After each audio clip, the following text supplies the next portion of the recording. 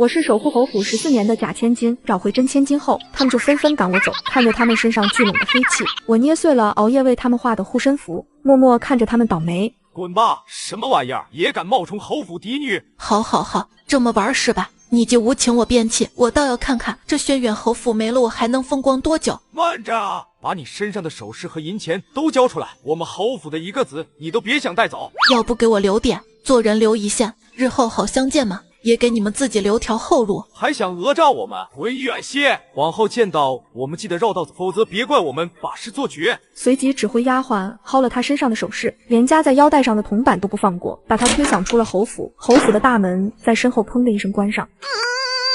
无情，好歹给我留点饭钱嘛！一想到钱，江淼整个人都不好了。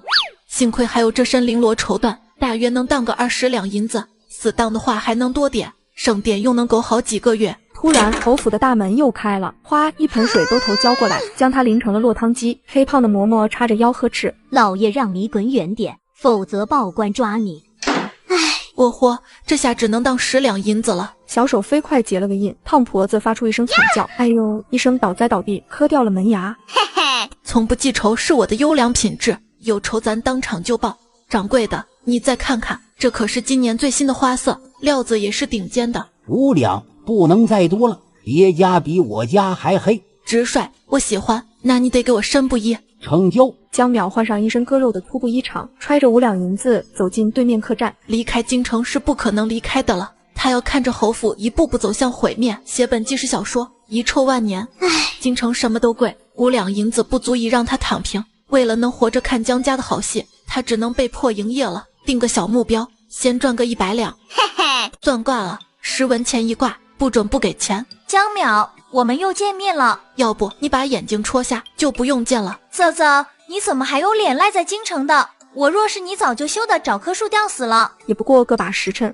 江淼冒充江家小姐，事情暴露，被赶出家门之事在各府中传遍了。轩辕侯为了不落人口舌，说江淼性情残暴，在得知侯府找到亲闺女时，更是扬言要收拾对方。本就不喜跟千金小姐们打堆的江淼，立刻被人打上贪慕虚荣、品行恶劣的标签。花儿，这就是冒充你在江家享受了14年的假货，就是他害得你流落在外，吃不饱穿不暖受苦的。侯府真千金将进化。江淼这才认真打量对方，眼前少女面若桃花，眸含春水，一身淡绿罗裙，衬得她如同82年的龙井。老绿茶了，只是这身上的气场极其混乱，是怎么回事？煞气中夹杂着怨气、阴气、血腥气，还有时有时无不杂稳定的护体白光，连他也看不透对方的生平往事，既招邪又辟邪。月儿，你别说他了，当初他被产婆换来的时候，也只是个不懂事的婴孩。虽说那产婆后来告知他真相，他舍不得离开侯府和爹娘也是常情，谁愿意出去吃苦呢？店娘们可不像好人呢。我错了，之前以为你是82年的龙井老绿茶，现在方知你还是百达翡丽。好表花儿，你别帮他说话了，你看人家有一丝愧疚的样子吗？这会儿心里指定在骂你傻呢。我今日才知苏小姐是我肚子里的蛔虫，这是才被我拉出来，怨气这么大。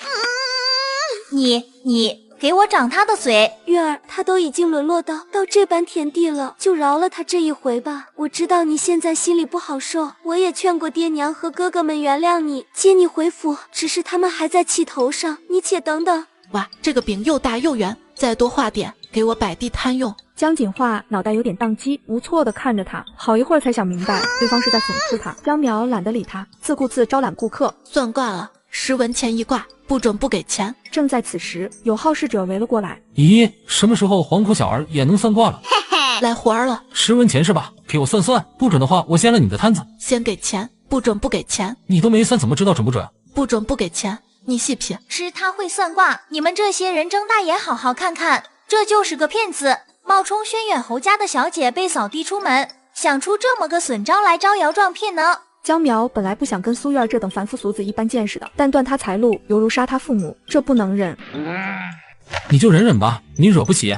我忍了。哼，终于认清自己的身份了吧？但没忍住，今日本大仙就教教你什么叫祸从口出。本小姐倒要看看你能话未说完，苏月眼眶中冒出大滴大滴的眼泪来，捂着嘴痛得直跳脚。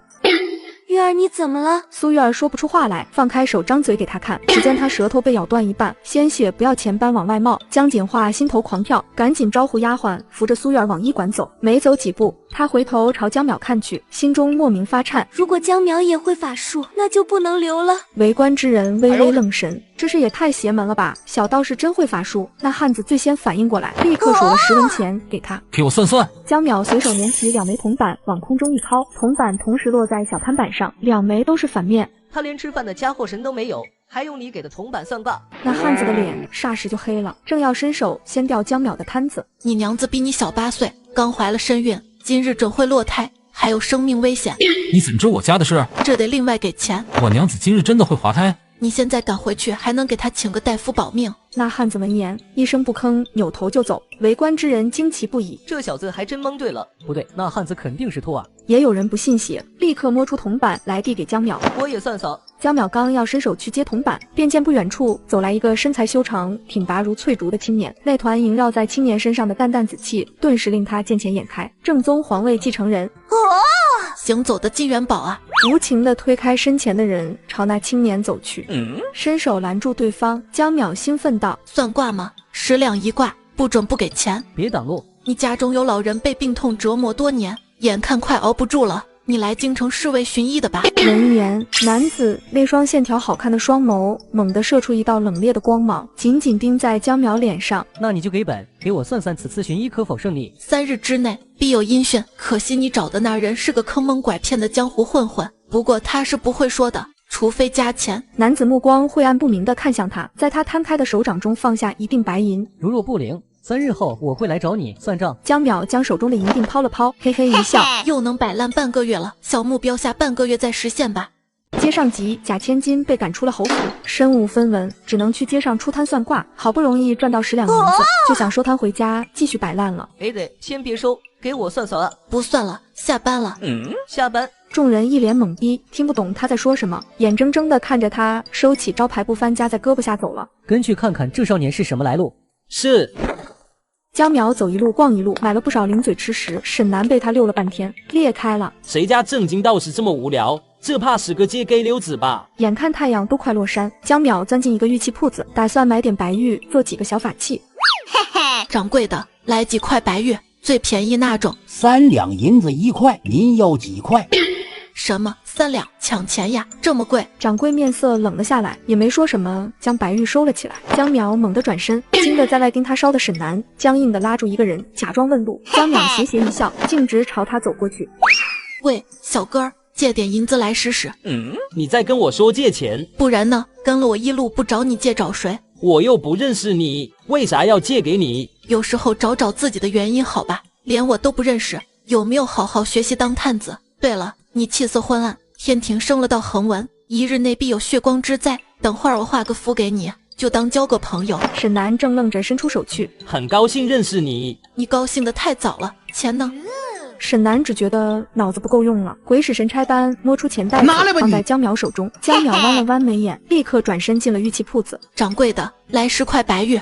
等江淼把钱袋子和符纸给沈南时，沈南这才回过神来。贴身放着，能逢凶化吉，大事化小，小事化了。你真是道士，师出名门。哪个名门？江湖上的事你少打听，你可以走了，有事再来找我。不过下次就不是10两银子的事了。你还欠我30两。所以现在我是你大爷。京城靖南王府内，叶郡王听沈南汇报跟踪江淼的始末，属下愚钝，没能查到他的根底。你说他画了张符给你？沈南急忙将符纸双手递上。他说能逢凶化吉，大事化小，小事化了。漠北叔接过符纸看了半晌，没看出什么门道来。倒是跟寻常符纸不同。你也看出来了，属下也觉得他是在糊弄我。谁家符纸画的跟鬼画桃符一样？30两都花了，扔了更亏。那少年你不必查了，我让京城的人去查。这2日你多打听一下那位神医的下落。沈南领命而去。夜里，王府的寂静被一道厉喝声打破。有刺客，保护小郡王！一群黑衣蒙面人仿佛从天而降。沈南仗剑拦下3个黑衣蒙面，突然一杀手从背后袭来，沈南来不及躲避，原本配合无间的同伙，竟也鬼使神差般生硬的转身朝沈南后背刺来。2柄长剑在半途相碰。漠北叔站在不远处，看到这一幕，震惊的眼眸倏然放大。这简直就是奇迹！必死之局居然生生被扭转过来。很快，王府侍卫占据了上风，杀手一个接一个的倒下。你跟我来。符纸呢？主子，您不会真认为这鬼画符有用吧？兴许只是巧合，这符先放我这里，我琢磨琢磨。说罢，吩咐沈南去善后。沈南听令出去，莫名觉得心头空落落的。江府，轩辕侯看着才被找回来的亲生女江锦画，越看越满意。画儿，叶郡王来京城了，圣上有意给他赐婚，你回来的正是时候。若是能嫁入靖南王府，这辈子就能享尽荣华富贵，爹也就放心了。可是封地在宁州的靖南王府。画儿知道靖南王府，女儿只是听人提起过，并不了解。你不在这个圈子里生活，不了解也不奇怪。爹就给你说说他吧。叶郡王出生之时，宁州天空布满了祥云，国师亲批此子身负大气运，与我大封朝极为重要，因此圣上也对他关爱有加。叶郡王也正气，能文能武，小小年纪就将宁州治理得井井有条，百姓盛赞不绝。若不是还有个兄长，圣上早就立他为世子了。不过他被立世子是迟早的事，不然圣上也不会压着这么多年也不立他兄长为世子。叶郡王虽优秀，但毕竟立嫡立长，也不见得就能被立为世子。若他最终没能承袭，那我们画儿嫁过去岂不是委屈了？夫人此言差矣，他兄长庸碌平凡，根本不能同他相比，圣上绝对不会立他兄长为世子。轩辕侯顿了顿，挥手让丫鬟嬷嬷都下去了。我还听说叶郡王其实是……轩辕侯指了指天上那位的亲儿子，此事事关重大。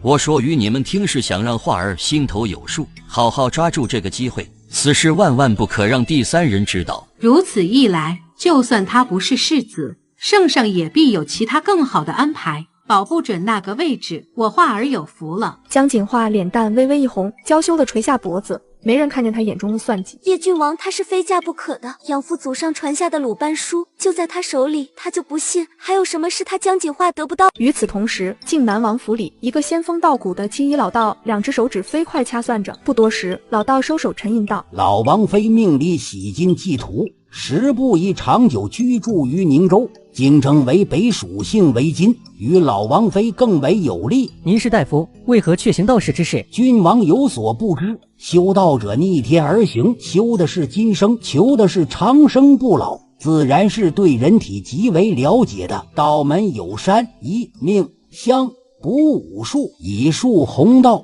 贫道我是道家医者，会算命，更会救命。多谢先生解惑。那按您的意思，本王应当将祖母接到京城来。不错，贫道刚才掐算过了，老王妃的病要想治好，还需的在于他有力的金位施行治疗，如此才能万无一失。如此，还请先生在京城多留些日子，等本王祖母赶来。好说。老王妃也是有福气，老道近日与城外清风关的关主约好论道，所以才会出现在京城，被君王寻到。漠北叔不善恭为人，只淡淡笑着，忽的心中一动，将江淼画的符取了出来，递给老道。先生您给看看，这符可是真的？这也能叫符？贫道修行近100年，从未见过这种符咒。君王拿这种东西来考验老道，是瞧不起人吗？先生莫要误会，这是本王属下在街头买的，只是请您辨别一下真假而已。奉劝郡王不要把这些乱七八糟的东西带在身边，以免破坏自身气运。老道说完也不啰嗦，留下个联络地址，便飘然离去。果然，他就知道那少年是个小骗子，这才是正经道士嘛，哪像那小骗子跳脱的跟个猴子似的，还道士。小骗子能安静打坐1刻钟，他倒立吃屎3斤。街上极目神医告别叶郡王，内心慌的一批，出了王府就往城外跑，直奔西山上的清风道观，找到正在打坐的观主长松子，扑通一声就跪了下去。哥，来大活了！长松子得知他行骗进行到郡王头上后，气得一脚将他踹出老远。骗骗普通人也就罢了，左右一不死人，当皇家的人是你能忽悠的吗？我也不想啊，可他们给的实在是太多了。我一听到100两黄金一，两脚决定不听使唤，跟他归家。你说什么100两黄金？狗蛋呐，这活儿咱接了，哥帮你打听那老王妃的病情去，你快去看医书。狗蛋心中大石落下，听话的去临阵磨枪，回来头发胡子该染了。摆烂几天后，江淼身上钱花没了，不得不扛起招牌不帆，出门去摆摊挣钱。算卦了， 10文钱一卦，不准不给钱。二哥，这就是你以为有道行的高人，她是才被轩辕侯赶出家门的假闺女，打小就蔫坏。漠北叔耳尖微微发红，原来他以为的少年是个女子。可这也不能怪我，她长着一张雌雄莫辨的脸，发型动间丝毫没有女子的做派，她看走眼也不奇怪。她能知道老王妃生病的事也不奇怪，定是听江侯说的。可她如何知道我回京是为寻安神医的？蒙的呗，她的话就跟老太婆的牙齿没几颗真的。听起来你跟她很熟。少年立刻划清界限，满脸嫌弃。谁跟她熟了？要不是什么？没什么。漠北叔了然的笑了笑，看样子吃的亏挺大，以至于怨气2个字就差写在脸上了。正在此时，前几日找江淼算过卦的高壮汉子急匆匆地走了过来，身后还跟着一大群人。江淼见他春光满面，给整糊涂了。小师傅，那日多亏您提醒及时，我找了个大夫随我回家，及时将我娘子救了回来。大夫说，若再晚片刻，我娘子恐会血崩，到时候神仙也救不了。江淼呵呵笑着，一脸八卦道：“还有呢？我娘子说了，往后就好好跟我过日子。”妈呀，我见着纯爱战士了，活的。他们都是我的街坊邻居，听说您算卦灵验，都要来找您算算。街坊们早就从汉子口中得知江淼的神算本事，争着把铜板往小摊板上放。别急，全体都有。他算卦的速度很快，平均3句话打发走一人，可以说是相当敷衍了。可算过的人皆是惊讶万分的表情，走时还对着他不住作揖，说明他算得准。漠北叔见到这一幕，讶异万分。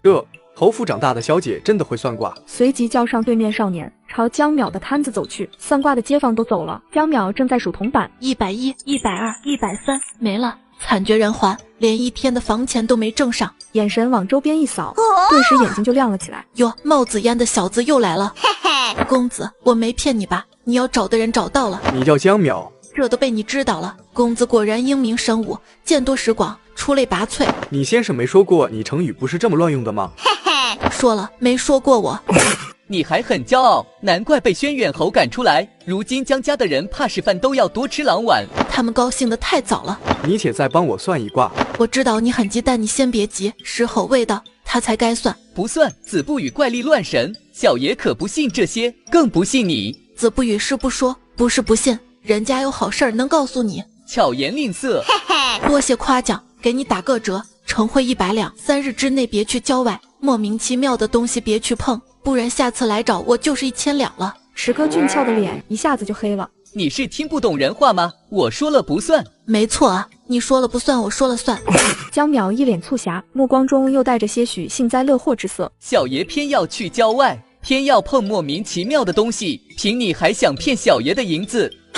还是跟小时候一样蠢啊，真招人稀罕。就欣赏你这一身反骨的气质。池哥气得拉住漠北叔就走。我们走。漠北叔深深看了江淼一眼，随他走了。到底是对江淼的话将信将疑，面色严肃的提点池哥：宁可信其有，3日而已，不要出城。去不去的得看我心情。漠北叔还想再劝，转念一想，这正是验证江淼是不是胡说的机会。江淼既这样说了，说明就算是出了什么事，他也能解决。大不了花上1000两，姑母有的是钱。江淼摸了摸咕咕叫的肚子，飞快给自己算了一卦，虽然不一定准，但有几率准。哟，今日还有进账，姑且饿着吧。几个时辰后，江淼有气无力地喊着：“算卦，10文钱一卦，不准不给钱。”可现实与卦象相反，整整1个下午都没人光顾，眼看太阳都落土了，江淼不打算熬了，收摊回客栈。刚跨进客栈，便见到一个熟悉的身影，正是江家的3公子江淮。你那日跟花儿说了什么，把他气哭了？就是你江家人跪着求我，我也不会再踏进江家一步，就这样子，一字不差。我以前怎么不知道你这么恶毒？亏得花儿还天天央求爹娘接你回府，你不领情也就罢了，还当着外人落他面子，你知道他有多伤心吗？不知道呀。江淼盯着他的拳头，琢磨着一会儿用哪种姿势躺好看点。小目标就靠这一躺了。这个人是被我们轩辕侯府赶出来的骗子，这种品行恶劣的人，你们也敢接待？他又不是没给钱。江淮异业，摸出一锭50两的银锭，往柜台上一放。赶他走！如果你不想得罪我们侯府的话，你要不要加钱？得我头上了，竟你是条汉子！掌柜的，你面部肌肤黑暗干焦，手指浮肿，脚不虚浮，所谓床上小旋风，办事不到1分钟。哎呦！掌柜立刻跳过来，一把捂住了他的嘴。轩辕侯了不起，也不打听打听我们东家是谁。江淮面色一凛，突然想起什么，放下一句狠话：江淼，你给我等着！祖宗，我给您免10天房钱行吗？您可别避了。50两，我能让你今日就重振雄风。50两，你怎么不去抢？我这不正在抢吗？1两就当封口费，奉劝你见好就收。嘿，瞧不起人不是？我若是治不好你，你拆了我招牌。这帆布还是我给你的。不要在意这些细节嘛，这样我先给你治，你行了再给银子如何？蜈蚣1条，丝瓜子30个，甘草8钱，枸杞生叶1两，羊肾1对，银洋货6钱。这不正是太医给开的方子吗？他怎么知道？莫非还真懂医术？这是你们这最好的大夫能开出的方子，效果嘛，难尽人意。而我就不一样了。你怎么个不一样？我有不一样的烟火，今日就给你长长见识。说着不等掌柜反应，手上凭空多了一支香，他纤细的手指在香头上一搓，那香便燃了起来。隔着衣裳就把燃起的香头往他肚脐下方1寸对了上去。行了，你现在就可以去试试，快去快回，我等你的银子不是好消息。这种事怎么能说快呢？当我看着店。说完便迫不及待地走了。用讨的，第一次见面，女子就要送给丫头1000两黄金。只因女子的儿子得了一种怪病，所有太医都束手无策，只有这小丫头能治疗。接上集，江苗只是点燃1支香，就治好了掌柜多年顽疾。掌柜客栈都不要了，立马跑回家找老婆交流去了。只等到次日天明，江淼才等到掌柜回来。多谢神医助我找回地位。江淼见他满脸意犹未尽之色，抽了抽嘴角，好像治过头了，谢倒是不必，钱到位就行。这些年为治病，实在是没存下那么多银钱，我先付您5两可好？过几日我找东家先预支年底的赏钱，一定给您补足。行吧，不过这几日你得负责我的饮食。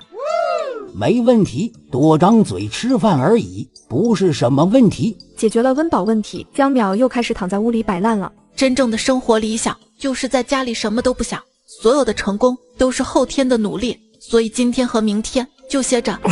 3日后，江淼熬夜看完一个画本，正梦见自己化身为弘扬爱与正义的光明使者，穿进画本里虐渣男，被一阵砸门声吵醒。江大师，救命啊！江淼把被子一卷，捂着头充耳不闻。只要我睡得快，梦还能续上。门外的敲门声越发急促。没个100两，这事儿没完。朋友，给我送钱来了。江大师，快跟我走，世子爷大不好了。江淼嘿嘿一笑，竖起一根手指，沈南秒懂。1000两，长公主殿下答应了。江淼这才满意的跟沈南去往长公主府。救下世子，这些都是你的。瞧您说的，没钱我也要救啊！若是救不了，本宫怕控制不住自己，治你一个坑蒙拐骗之罪。5000两。祖宗，您可真是贤命长啊！居然敢跟地位权势仅次于当今圣上的长公主殿下坐地起价。可以，有本事的人才有资格跟本宫讲条件。那么现在就让本宫看看你的本事吧。爽快，带路。江淼他们来到池哥寝殿时，床前已经站着3名太医，愁容满面。其中1名老太医正是苏月儿的祖父，太医院院正苏太医。他怎么都没料到叶郡王说要请来给世子爷治病的高人，竟是江淼。启禀长公主殿下，此人是轩辕侯府家的妻女，她冒充侯爷嫡女，事情败露后被赶出家门，如今正在街头打着算卦的幌子诈骗百姓血汗钱，请殿下为民除害，还京城一个朗朗晴天。你是在说本宫愚蠢吗？殿下您误会了，微臣既知道自己是微臣，那就别说话了。这老头治不好他儿子，还来断儿子的活路。淼淼你来，不用管别人。江淼小人得意，冲着苏太医略。老头眼睛都喷出火来，但顾忌长公主，只能憋着气默不作声。他倒要看他这臭丫头一会儿怎么收场。他不说话，江淼也就无趣了，去看他的大客户。只见池哥双手交叠于胸前，平躺在描金大床上，神态相当安详，身侧还有个女子，正用手肘支着头，痴痴地望着他。他这种症状多久了？2日2夜了，一动不动，怎么都叫不醒。太医说他应是受了某种刺激，自己不愿意醒来。是挺刺激的。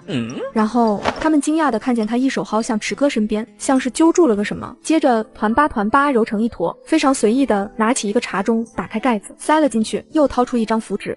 大爷，帮我打碗水来好吗？你要做什么？喝下符水，他就能醒过来。荒谬，你这是胡搞！殿下，我等几人心一起实在，确定世子只是受了某种刺激，假以时日，他就会醒过来。是万万不能让这种不学无术之徒祸害世子万金之躯的。活着才是万金之躯，死了就是一把白骨。本宫性子急，等不了，假以时日。长公主直接走到窗下月牙桌前，抬手抽出那白玉雕花瓶里怒放的白铃兰，把花瓶递给江淼。这水天天换，将就用吧。其实你也不用这么急，好歹是您亲儿子。无妨，这孩子打小就扛在，人亲妈都无所谓了。江淼自然是从善如流，把符纸放进瓶里搅动一会，直接走到池哥面前，粗暴的把水给灌了下去。想不到吧，臭小子，你童年的噩梦我又回来了。一不完，一巴掌呼在池哥脑门上，发出清脆的击打声。放肆，请殿下治这狂徒一个大不敬之罪。长公主却充耳不闻，几大步走到池哥床前，她刚才好像看见儿子的长睫毛动了。啊，你别过来呀！你娘花了5000郎请我来的，惊喜吗？嘿嘿。你竟敢乱涨价！你是万金之躯，我只要了一半，已经是有情价了。对了，我说的5000两是黄金。这会儿才补充说明，已经迟了。江淼丝毫不慌，冲池哥扬了扬下巴。你问问他遇到什么了？娘，我头痛，想不起来了。说是不可能说的，这辈子都不可能说的。你冷静，别跟熊孩子一般见识。熊孩子，他在说我。这词好，很形象。淼淼真聪明。您就是喵喵喵，这5000两黄金也一钱都别想少。殿下，您让他们出去吧，接下来的一幕相当吓人。老夫不怕，老夫就要看你还要耍什么花样。凭老夫的火眼金睛，还看不穿你的把戏。我倒不是担心你们怕，只是单纯的不想给你们看。你好了，淼淼，让他们留下吧，别让他们长长见识。也不是不行，就是待会儿他们吓晕的话，我还得急救。本宫给钱。公主很是上道，江淼满意了，又从包包里摸出2张黄纸，随即小手一晃，那符纸再次无风自燃，眨眼间就化为灰烬。滚出来！女鬼只听她的声音就开始瑟瑟发抖，歪歪斜斜的飘了出来。池哥两眼一翻，想要晕死过去。完了，他名节要不保。女子本是青楼花魁，掏空积蓄供男子读书，男子高中状元后却翻脸无情，抛弃女子，求娶丞相女为妻。女子死后不甘心去投胎，四处游荡。接上集，江淼在众人面前把女哒哒哒放了出来。说吧，你都干了什么？奴家飘零多年，实在是寂寞难耐，正巧遇见世子，对他一见倾心，便与他结了亲。这狗崽子要不成了。江淼，小爷跟你势不两立。说详细点，细节如何？过程怎样？细节还没来得及展开，过程就是奴家跟世子爷从相识到相知，正要进入正题，就被您打断了。怪我了，还知道培养感情，好事都被你耽搁了。奴家也不是只知享受肉体欢愉的肤浅之人。人鬼殊途，你可知他今日若是醒不过来，便会死。啊，那他死了是不是会有很多香辣元宝啊？原来你是打的这个主意。江淼手中凭空出现一条柳枝，抽打在女鬼身上。大仙饶命，奴家是真不知道世子爷会死，奴家可不是那种贪慕虚荣的肤浅人。那就重头开始说，你生前是什么人？为何死后不去投胎？女哒哒哒连声应允，原来他是京城最红火的一家青楼的头牌，名叫英哥。有一天，青楼里来了一个翩翩公子，那公子人俊嘴甜，信誓旦旦地发誓，一旦考取功名，便给老鸨施加压力，将他赎出去。英哥信了，倒贴银子供他念书。1年半以后，那公子兴冲冲地来找他，说自己高中3甲，很快就能官职加身，但急需大笔银子打点，才能做个有实权的官。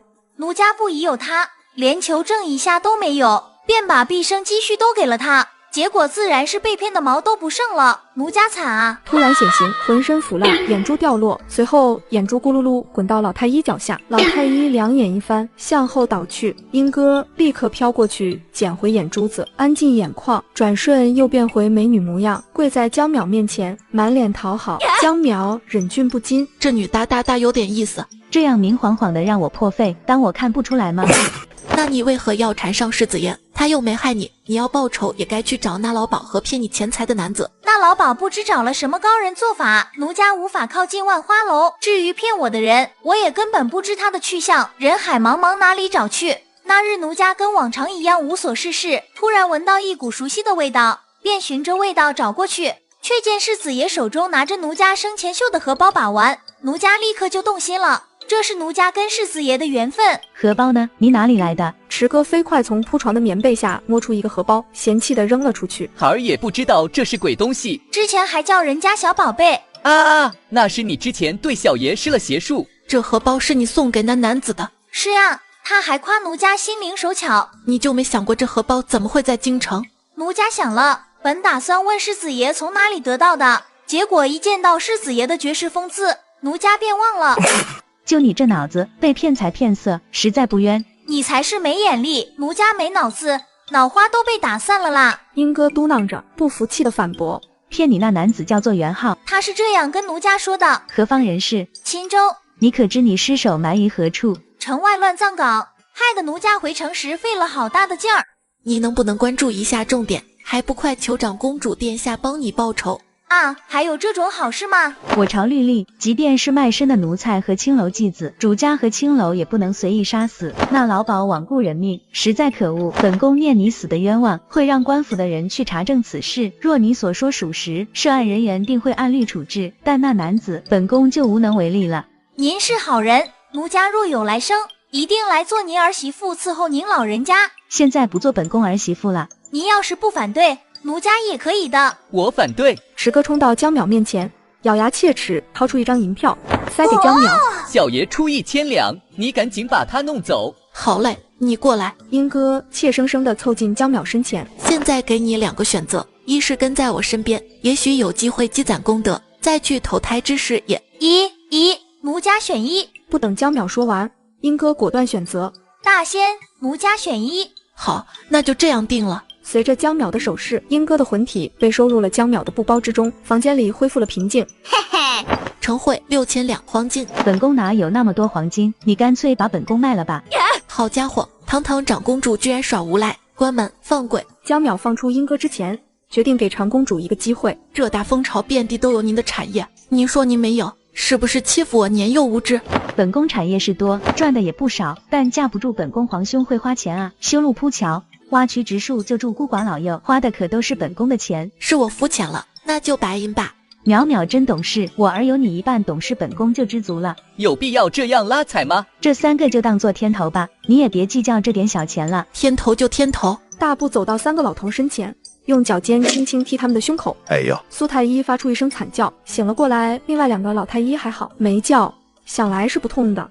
这真是江家那妻女吗？以前怎么没听说过她还能抓鬼？不行，得赶紧回家警告月儿，这丫头他们惹不起，千万别再去招惹。想到这一咕噜爬起来，急急忙忙跟长公主和世子爷告退，一溜烟跑了。你住客栈实在是不方便，这么多银子招人眼红，不如……您不用担心，我有办法。说着，小手一挥，那6000两白银竟都进了他那乞丐包。本宫本想送你做宅子，想来是不必了。大意了，他就装个逼，结果就失去了一套房。淼淼，收我为徒吧！江淼一脚踢开他，浑身上下都写满了拒绝2字。本来这里灵气就稀薄，我教了你，你吸一口灵气，我就少吸一口，那不行。难道你不希望传播大道，多吸收些信徒吗？传播大道，爱信信，不信滚，不要打扰劳资飞升。18岁大爷随随便便就赚了6000两白银，还顺手收了一个小迷弟。接上集，池哥看到江淼会法术，羡慕坏了，吵着要拜江淼为师。不过嘛，真想拜师也不是不可以。您说，老娘拳头又硬了。圣上亲自喂养的锦鲤沾了黄气，实乃大补之物。如果你能再搞2条来，我倒是可以考虑考虑。 4条，你2我2。当年我背锅你吃肉，这次必须分我一半。5条，你3我2。这还差不多。头好晕，怎么回事？可能要吃2条皇兄的锦鲤才能好。城郊城隍庙不大的后院，江淼正翘着2郎腿，悠闲地半躺在花坛上，叼着根草，指挥池哥烤鱼。你到底会不会烤鱼呀？该撒盐了。池哥白净的脸上黑乎乎的，那是江淼非要他烧火弄花的。我本来是不会的，这不是学会了吗？自然。一边去，好东西都被你糟蹋了。我有这么笨吗？等下讲你又不高兴。你以前怎么跟人说我的？忍了半晌，实在是好奇，池哥小碎步挪到江淼身边，笨呗，一点都不怕伤害少年的脆弱心灵，相当实诚。我哪儿笨了？不笨，就是你拿皇帝舅舅，至今都以为当年是你偷吃了他的锦鲤。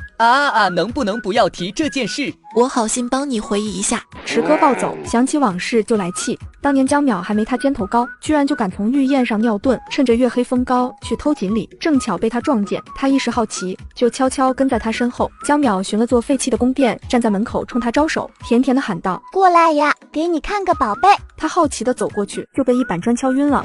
等他醒来时，江淼已经不见了。正在他摸着还隐隐作痛的脑袋懵逼之时，皇帝和侍卫太监们找到了他。皇帝看见了他亲手喂养的锦鲤的脑袋，两个当即悲呼一声阿顺阿岁，然后石哥就被皇帝亲自揍了。我至今都想不明白，你烤鱼就烤鱼，为何偏偏不把鱼头烤了？罪证太明显了，是鱼头不好吃吗？嘿嘿，我怕你英明神武的舅舅认不出那是他养的鱼，毁尸灭迹不更好吗？何必多此一举？主要是我走进锦鲤池的时候碰到人了，迟早都要东窗事发，我那叫未雨绸缪。奸诈！我还人面兽心呢。伸手抓起一条烤好的鱼往嘴里凑，池哥立刻闭嘴，凑过去抓烤鱼。啊，你不怕烫吗？趁热吃效果更好。江淼随口忽悠，池哥忘了江淼的话是老太婆的嘴，呲着牙哆哆嗦嗦的伸手去拿烤鱼。江淼就像只猫，很快就嗦完自己的3条烤鱼，眼巴巴的望着池哥剩下的那条。别想从我虎口夺食，这是我2顿打换来的，你不能这么没有良心。为何是2顿？舅舅已经打了我1顿，我爹娘那顿还记着呢。我娘说等我爹回来他们一起打，我娘就是嫉妒，她也想吃来着，我没帮她偷。偷都偷了，也不在乎多2条。那不行，我已经把舅舅的慎谨惠美德都偷了，就剩下繁荣安泰，这是舅舅的底线，吃了他的底线，我可能会被薅掉世子封号。这鱼还有名字，一家子奇葩，活的还不如几条鱼。这时他不想拜了，拜了迟早也要欺师灭祖。花园里忽然响起熟悉的猫叫声，江淼一下子蹦起，惊喜地朝猫咪发出声音的地方跑去。烫绝！黄色的胖团子从杨槐树上跳下来，稳稳当当地落入江淼怀里，大眼睛委屈巴巴地望向江淼，伸出爪子指着他喵喵直叫。猫肉又不好吃，你抓它做什么？这是胖绝，我以前养的猫，走了。抬脚往外走，江府小花园。江锦化打开苏院让丫鬟偷偷送来的信，看了2行，面色倏然一变。江淼竟能捉鬼，这怎么可能？他并非不相信世上有鬼，只是不相信江淼有捉鬼的本事。不，绝不可能。手中的信被他一把揉进手心，匆匆朝江淮的屋子走去。画儿，你怎么来了？快进来。画儿是不是打扰三哥了？没有，怎么会？我就不是读书的料，爹非要逼着我念书，头痛死了。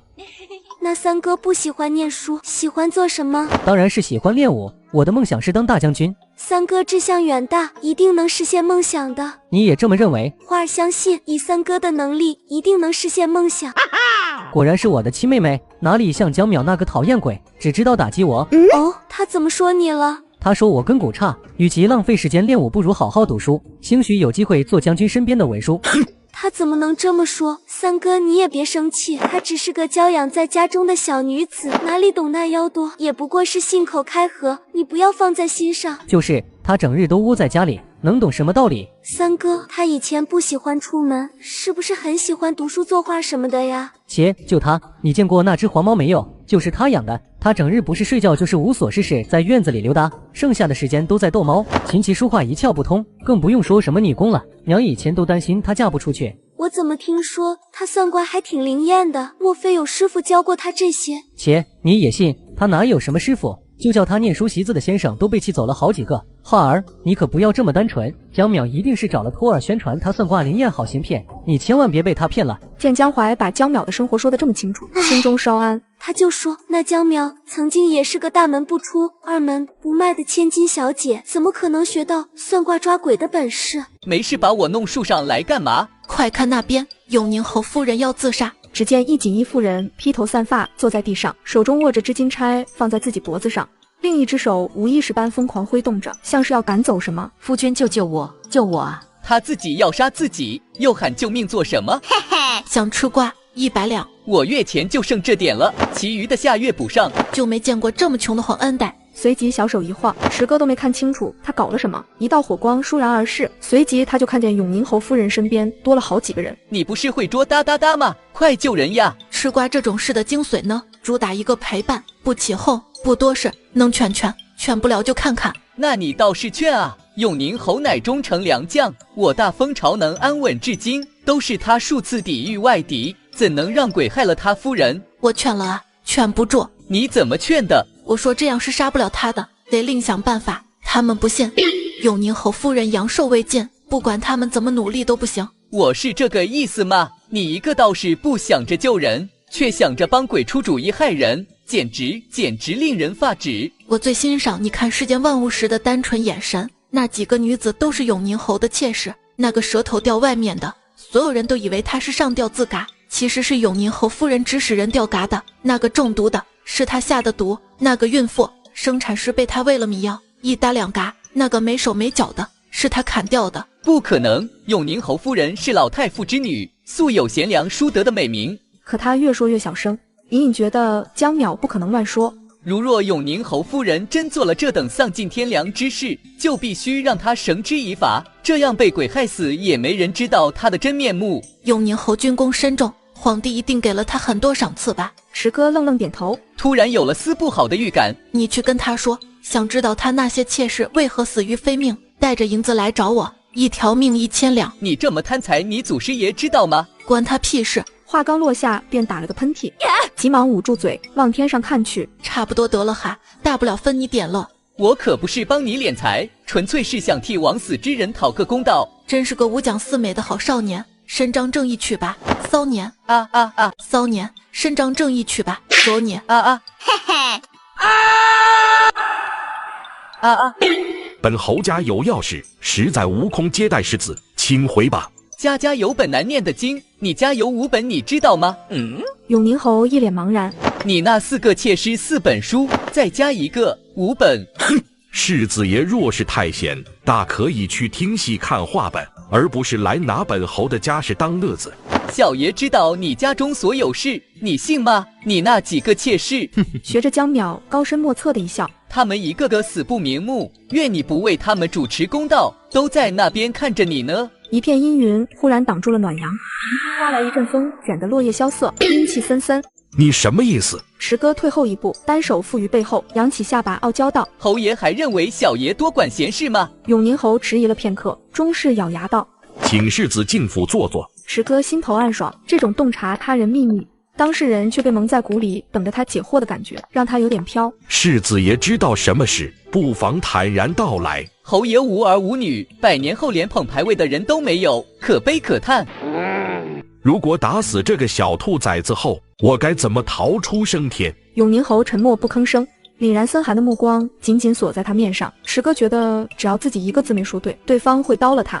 我有证据。世子如何能看见鬼？他们不巧，本世子刚刚被鬼缠过，是一位高人救了我，本世子索性拜他为师。家师不仅能捉鬼，还有让凡人看见鬼的本事。敢问那位高人是何方高人？江淼，我师父是江淼。可是轩辕侯府家那个江淼？池哥吞了口唾沫，浅浅点了下头。哼，那江淼品行不端，招摇撞骗，声名狼藉，你竟拿这种人来消遣本侯，你走吧，不送，趁老子还能控制住拳头。哎，你别不信啊，我师父是神仙，不信你去问苏太医，还有我娘，还有我二哥。永宁侯闭了闭眼，压下心中的怒火，甩袖离去。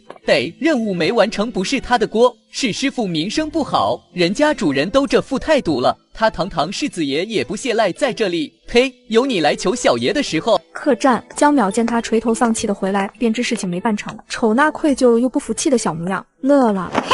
别灰心啊，每天都有新的打击，困难也许会迟到，但永远不会缺席。这么多年你也应该习惯了，生意做不成他倒无所谓，反正小目标超额实现，荷包鼓鼓的，节约点躺平一辈子。哼，这时他又不想败了。永宁侯说你品行不端，招摇撞骗，声名狼藉，不相信我。江淼气得胸痛，发现自己没有胸，气立刻消了。走了，该吃饭了。不是才吃过吗？1条锦鲤1尺长，你吃3条还不够撑？咋的？又饿了不行吗？漂亮又不能当饭吃。自己说自己漂亮，这无耻的样子有娘当年的风范。我没钱了，要不回家吃吧？不了，还是花自己的钱吃的踏实。心好痛，你的钱都是我家的啊，决定多吃一点。客栈房间，橘色的烛光下，江淼给胖菊读话本，胖菊听得津津有味，时不时发出不同音调的喵喵声，像是在点评剧情。乖，睡吧。马上就要读到书生和女鬼啪啪啪了，蜡烛都吹了，你叫我睡。下一秒就睡着了，江淼直接从窗户跳了出去，不走寻常路，施展缩地成寸术，很快就到了城隍庙。黑暗中，城隍也打了好几个激灵。妖兽啊，命运还是对他下手了。10年之期已到，该你兑现承诺了。跟我玩死猪不怕滚水烫。手指一搓，跳动起幽蓝色的火焰。等，跟你混，但你总不能不管你小弟的命吧？我只能给你提示，你自己去找答案。胆小如鼠，我有理由怀疑你是走了后门。自己说，顿时眉开眼笑，洋洋得意。他就知道揭开自己身份的契机就在京城，他的卦轻易不欺他，只不过不轻易的时候多了些。城隍心惊胆战地把江淼送走了。至于这祖宗最后发现被忽悠会对他怎样，他已经不去想了。人生艰难，不如去畜生道当猪。永宁侯府，侯府夫人段氏红着眼，委屈地望向永宁侯。妾身嫁给夫君15年，夫君还不知晓妾身的为人吗？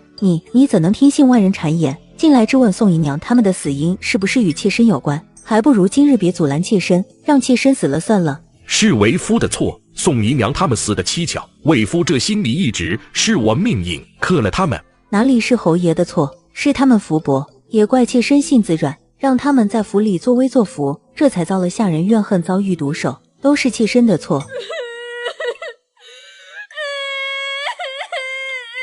我回京也有几日了，明日我们去看看岳父岳母吧。妾身身子不好，只怕回娘家让爹娘瞧见了会担心，不如等些日子吧。永宁侯深深地看着他，却什么都没说，应了下来。这天夜里，永宁侯府大门不时传来砰砰砰的敲门声。开门后，外面空无一人，起初嘉宾还以为是有人恶作剧，就守在门后。一旦有人敲门，便迅速打开门，可外面依旧无人，连只野猫野狗都没有。家丁吓坏了，连滚带爬的去禀报永宁侯。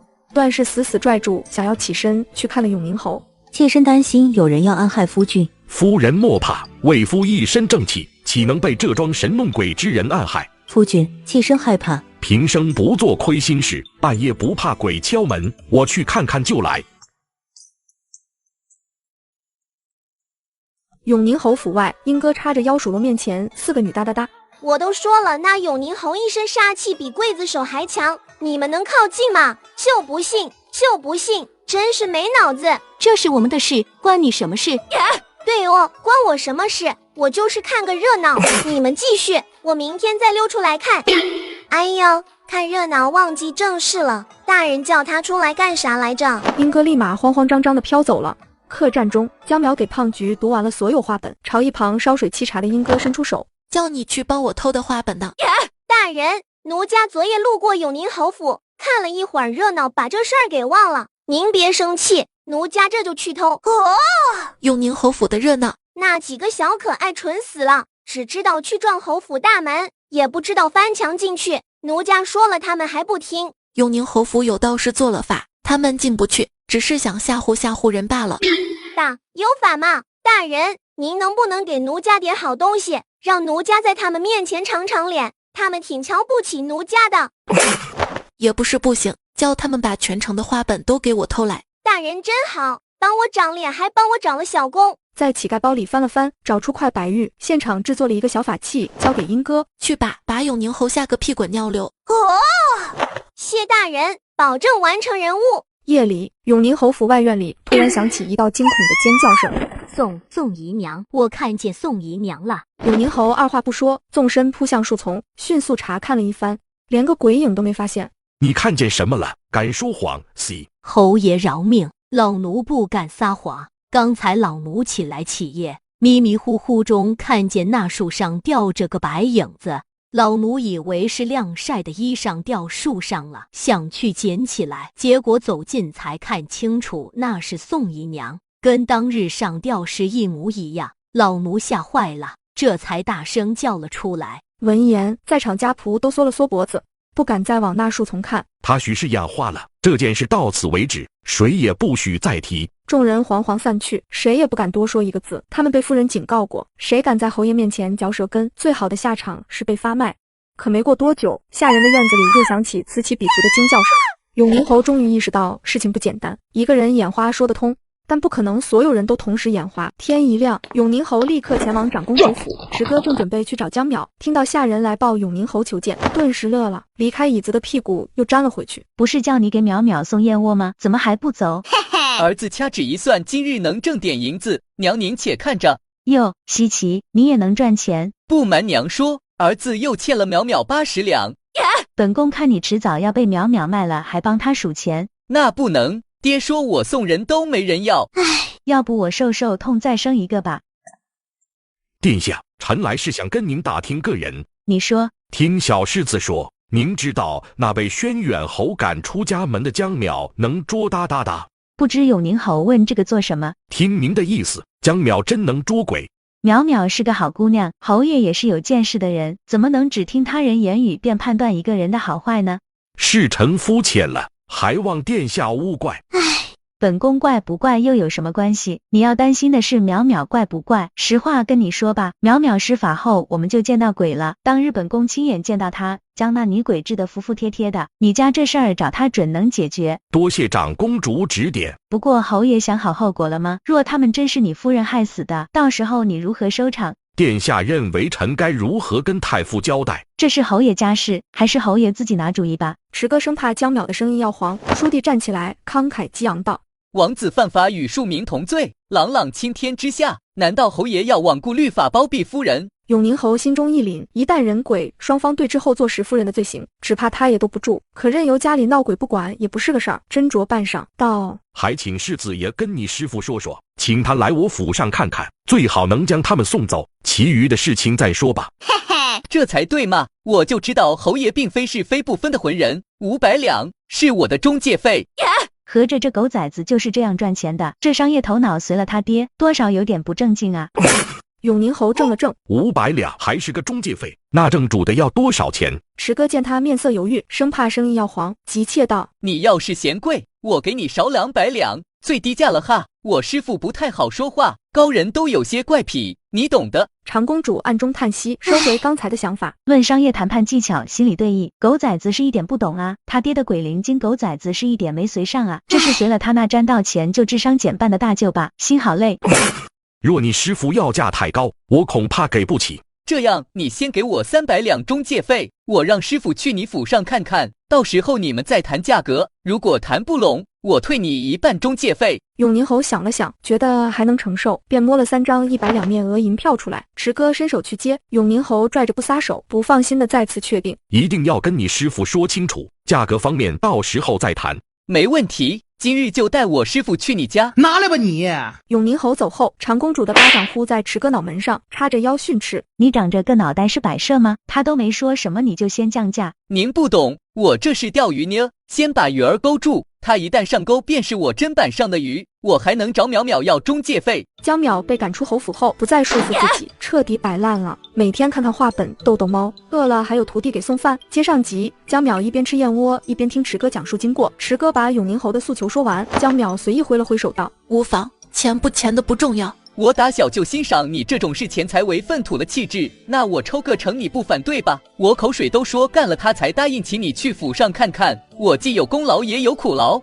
你看我像金子吗？你以前在轩辕侯府时只是个平平无奇的小废物，现在总算发光了，所以你的本质应该是金子。你看错了，我是老铁，铁公鸡的铁。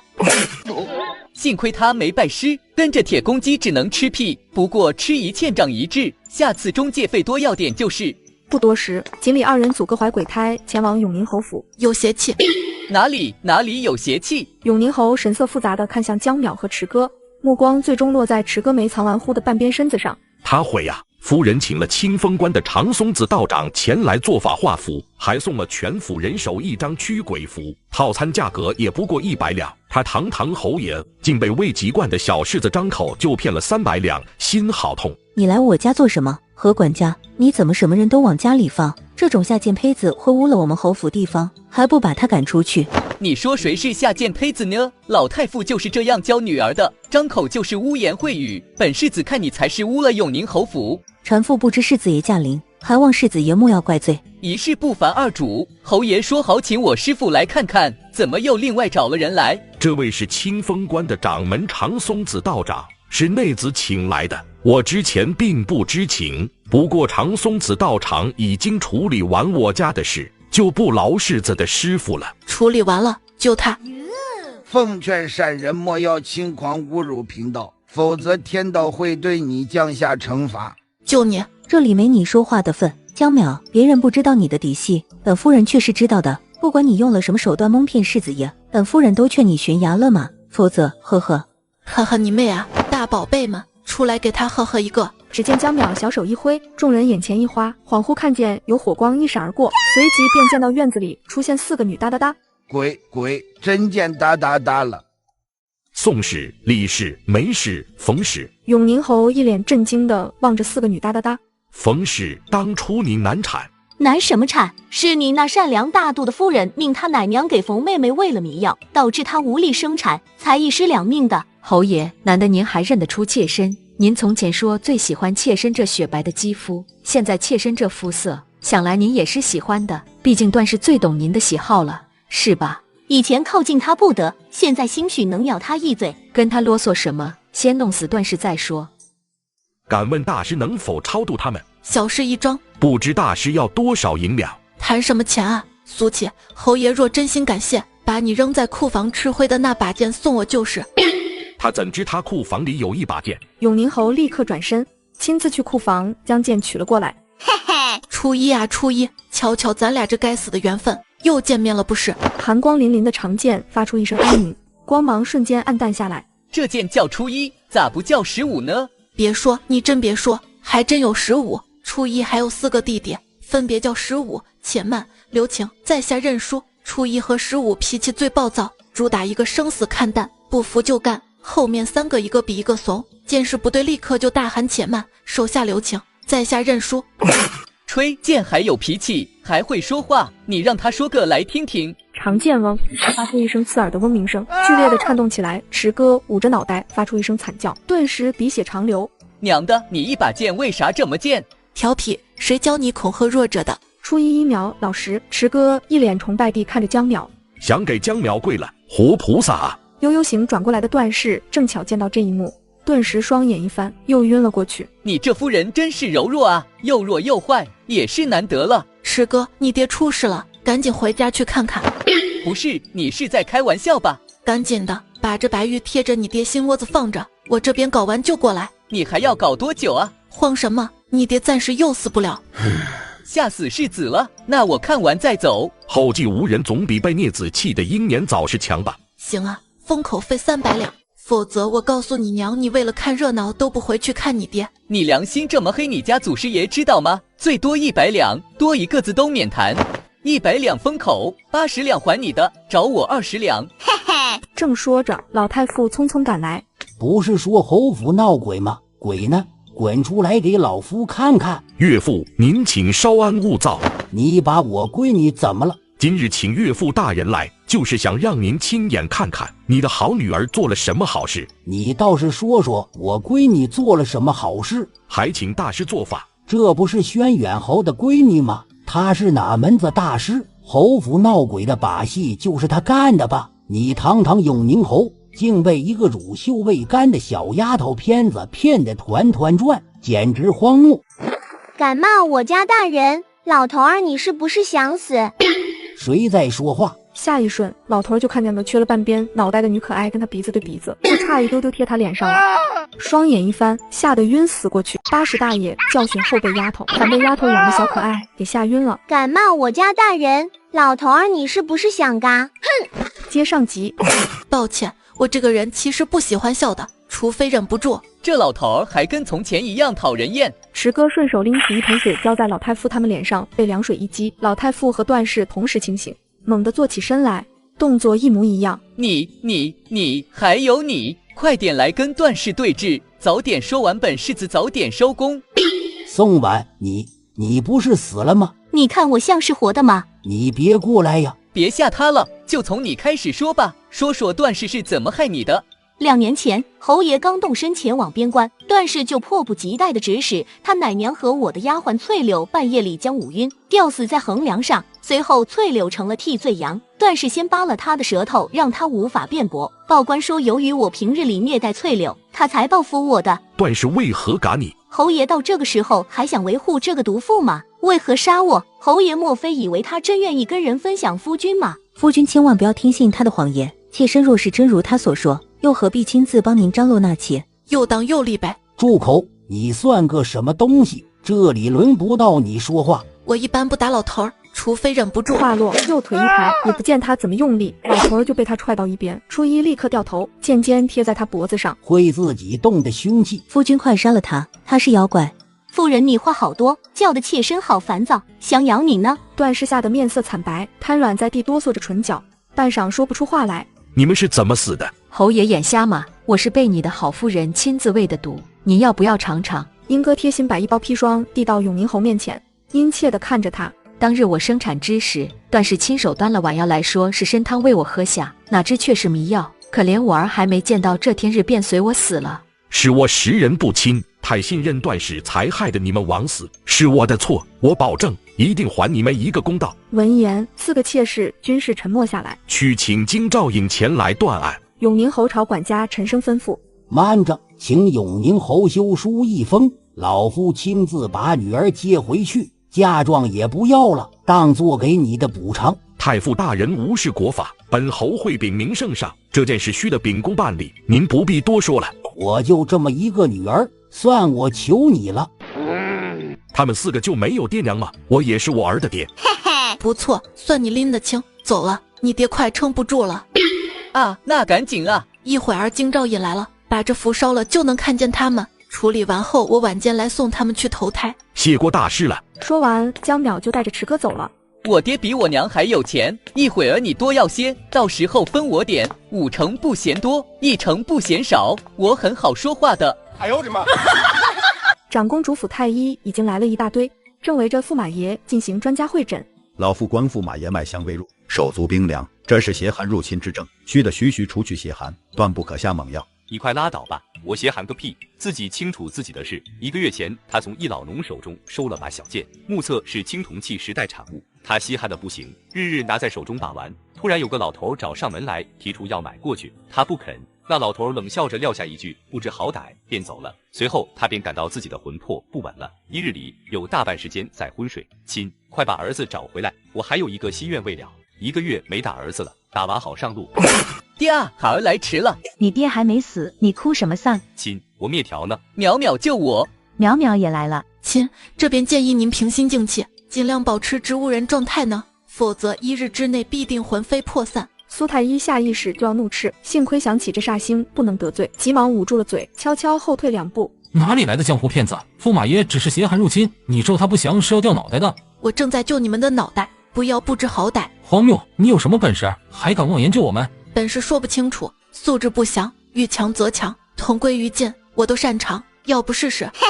这是什么滚刀肉？淼淼，你知道我夫君是怎么回事？长公主见江淼气定神闲的样子，心头大定，让他们散了吧。殿下，您万万不可听着小儿胡说，驸马爷病情严重，可不能背着庸医延误了。都回了吧，今日劳你们前来，本宫自有赏赐。苏太医第一个行礼告退，其他太医们只能不甘心地走了。敢问阁下曾就职哪个大厂？桃子批西西还是某东？江淼突然一指头点在池哥太阳穴上，小世子眼里冒出问号，瞬间就昏睡过去。大哥，你都快嗝屁了，还关心我在哪里打工？把你的宝贝拿出来吧。什么宝贝？把他怀里那小剑拿给我。长公主急忙去取了出来。莫非是这东西冲撞了驸马？不是，这玩意儿邪门，他压不住，我帮他保管一下。长公主殿下，您是知道你夫君怎么回事的对吧？淼淼，你不会当他是怪物收了吧？他被人收拾了，导致魂魄与这具身体出现了排斥现象。太医也没说错，他这种状态确实是邪寒入侵，但这邪寒却非寻常邪寒，说直白点，就是死人的状态。他不是有气吗？淼淼，你看他还有影子呢，不能是哒哒哒。男子本是21世纪霸总，意外穿越到古代成了驸马爷，因和一老道士抢夺一把古剑，被老道打伤，性命不保。接上集江淼偶遇地球老乡，性命垂危。夫君啊，你撇下我们孤儿寡母往后怎么办啊？银子在哪里？古董在何处？亲，你不哭也没事，不用掐自己掐得这么好。要死的人就是不一样，都敢揭穿本宫了。长公主1秒收声，尴尬的揉着大腿直吸气，嗔怪的瞥着他。淼淼，你快看看他还能抢救吗？恭喜殿下，本大仙掐指一算，有具好皮囊，今日丑时就要嗝屁。本大仙祝驸马爷借尸还魂。凡人看不见的角落，鬼叉拎着铁锁链瑟瑟发抖，委屈巴巴的看着江淼。合着这次他白跑了，这个月的业绩要黄。本宫还有这个福分吗？这样会不会不太好？不用麻烦了，让我死吧，每条给我。你死一个给本宫看看，本宫明日就招新驸马，然后新驸马花着你的银子揍你儿子。亲，我好像还能抢救一下。哎呦我的妈！行，借尸还魂难度 SSS 级，我得去搞点东西来才有保证。本次收费黄金5000两，可分期付款。实在没有拿皇帝养的宠物来抵。说完，拎着鬼差的后衣领就走。算了，不救了。长公主夫妇听到5000两黄金，异口同声的喊道：“听到可以用宠物，又同时眉开眼笑。”淼淼需要找什么物品？我能帮上忙吗？道上的事儿少打听。说完就一溜烟跑了。出了长公主府，江淼把鬼差放下，问道：“你很怕我？”鬼差怯生生的点头。那你知道我是谁了？您打遍6界无敌手，又扎了3位上神的英勇事迹，都传遍6界了。谁能不认识您啊？正要点头，突然想起之前听到的八卦，江大人欠了3位上神情债翻车，连夜跑路的事，顿时头皮发麻。好家伙，这是在考验他，不认识。那你干嘛怕我？江淼觉得他在欺骗自己。小的被您这神挡杀神，佛挡杀佛的王霸之气深深折服，情不自禁生出敬畏之心。小的一生顺遂，靠的就是这敏锐的洞察力。江淼有点沮丧，他也就能唬唬鬼差这种小虾米，都被迫借壳躲债了，必然不会是什么大人物，哪能一个小鬼差都认识？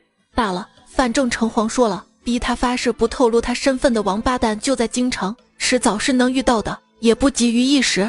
去永宁侯府等我，那里有4个鬼魂够你带回去交差了。驸马这个你当个屁放了。鬼差惊喜万分，原以为任务完不成了，没曾想竟能超额完成，感激的朝江淼鞠躬。谁说江大人难缠的？他人怪好的呢。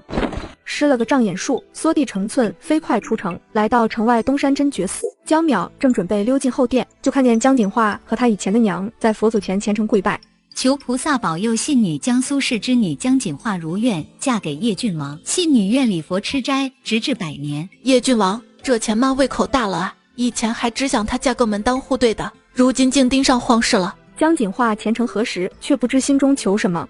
烧着几10块的香，许着几千万的愿，狗看了都摇头。向禁欲的寺庙求姻缘，向不出门的方丈问人生，痴儿啊！哎呦我的妈！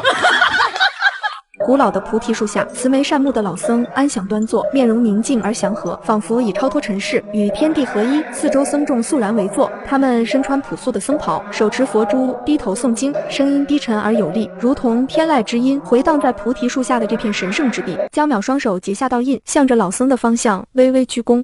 这位真正慈悲的高僧值得尊敬。施主来了。大师，我想借你样东西一用。施主是为持施主而来吧？可惜贫僧恐怕法力不够，帮不了他。非也，我来就是助大师一臂之力，以真火淬炼，必能留下舍利子。施主莫要诓贫僧，贫僧自问功德慈悲智慧皆有不足，不能生出舍利。我说能就能。驸马爷发展经贸，令大风潮无数黎民百姓丰衣足食，身具大功德。大师助他就是帮众生，您那些不足便能补足了。那便如施主所愿，能住持施主恩泽百姓，是贫僧所幸。大师功德无量。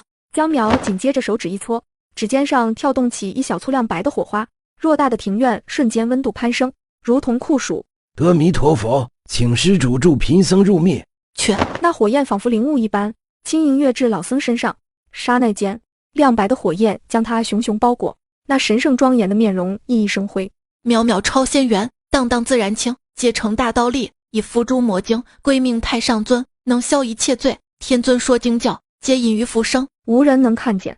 这一个个字汇聚成一道金色虹桥，落在老僧身下，另一头是那看不到尽头的通天之道。与此同时，城隍庙里，一红衣男子倏地抬眸，璀璨目光穿过无数阻隔，落在江淼身上。江淼，叫本尊好找。躲得过初一，躲不过15，千里上神还是找来了。千里上神不会把江大人一把捏死吧？他身上穿的什么鬼？也不嫌割的肌肤生痛，他不是最怕痛的吗？怎么瘦成这个样子了？这凡间就缺他一口吃食，不是还有点灵力吗？也不知道对自己好点。城隍爷提到嗓子眼的心一下子落回肚子里。得，他算是看出来了，好好的上神偏偏长了恋爱脑。问你话呢？回上神，这是江大人自己挑的命，说是来都来了，必须得体验一下凡人的喜怒哀乐和人生百态，小的劝不住。我看他真是好日子过腻了。女子同时交往3位上神，东窗事发，跑入凡间，借壳轩辕侯府假千金，失去记忆。接上级上神冷千里追到凡间来找江淼了。上神且慢，江大人为了完美体验凡人人生，封印了自己的神力和记忆。您要是逼他恢复记忆，想起您来，他立刻又要跑没影。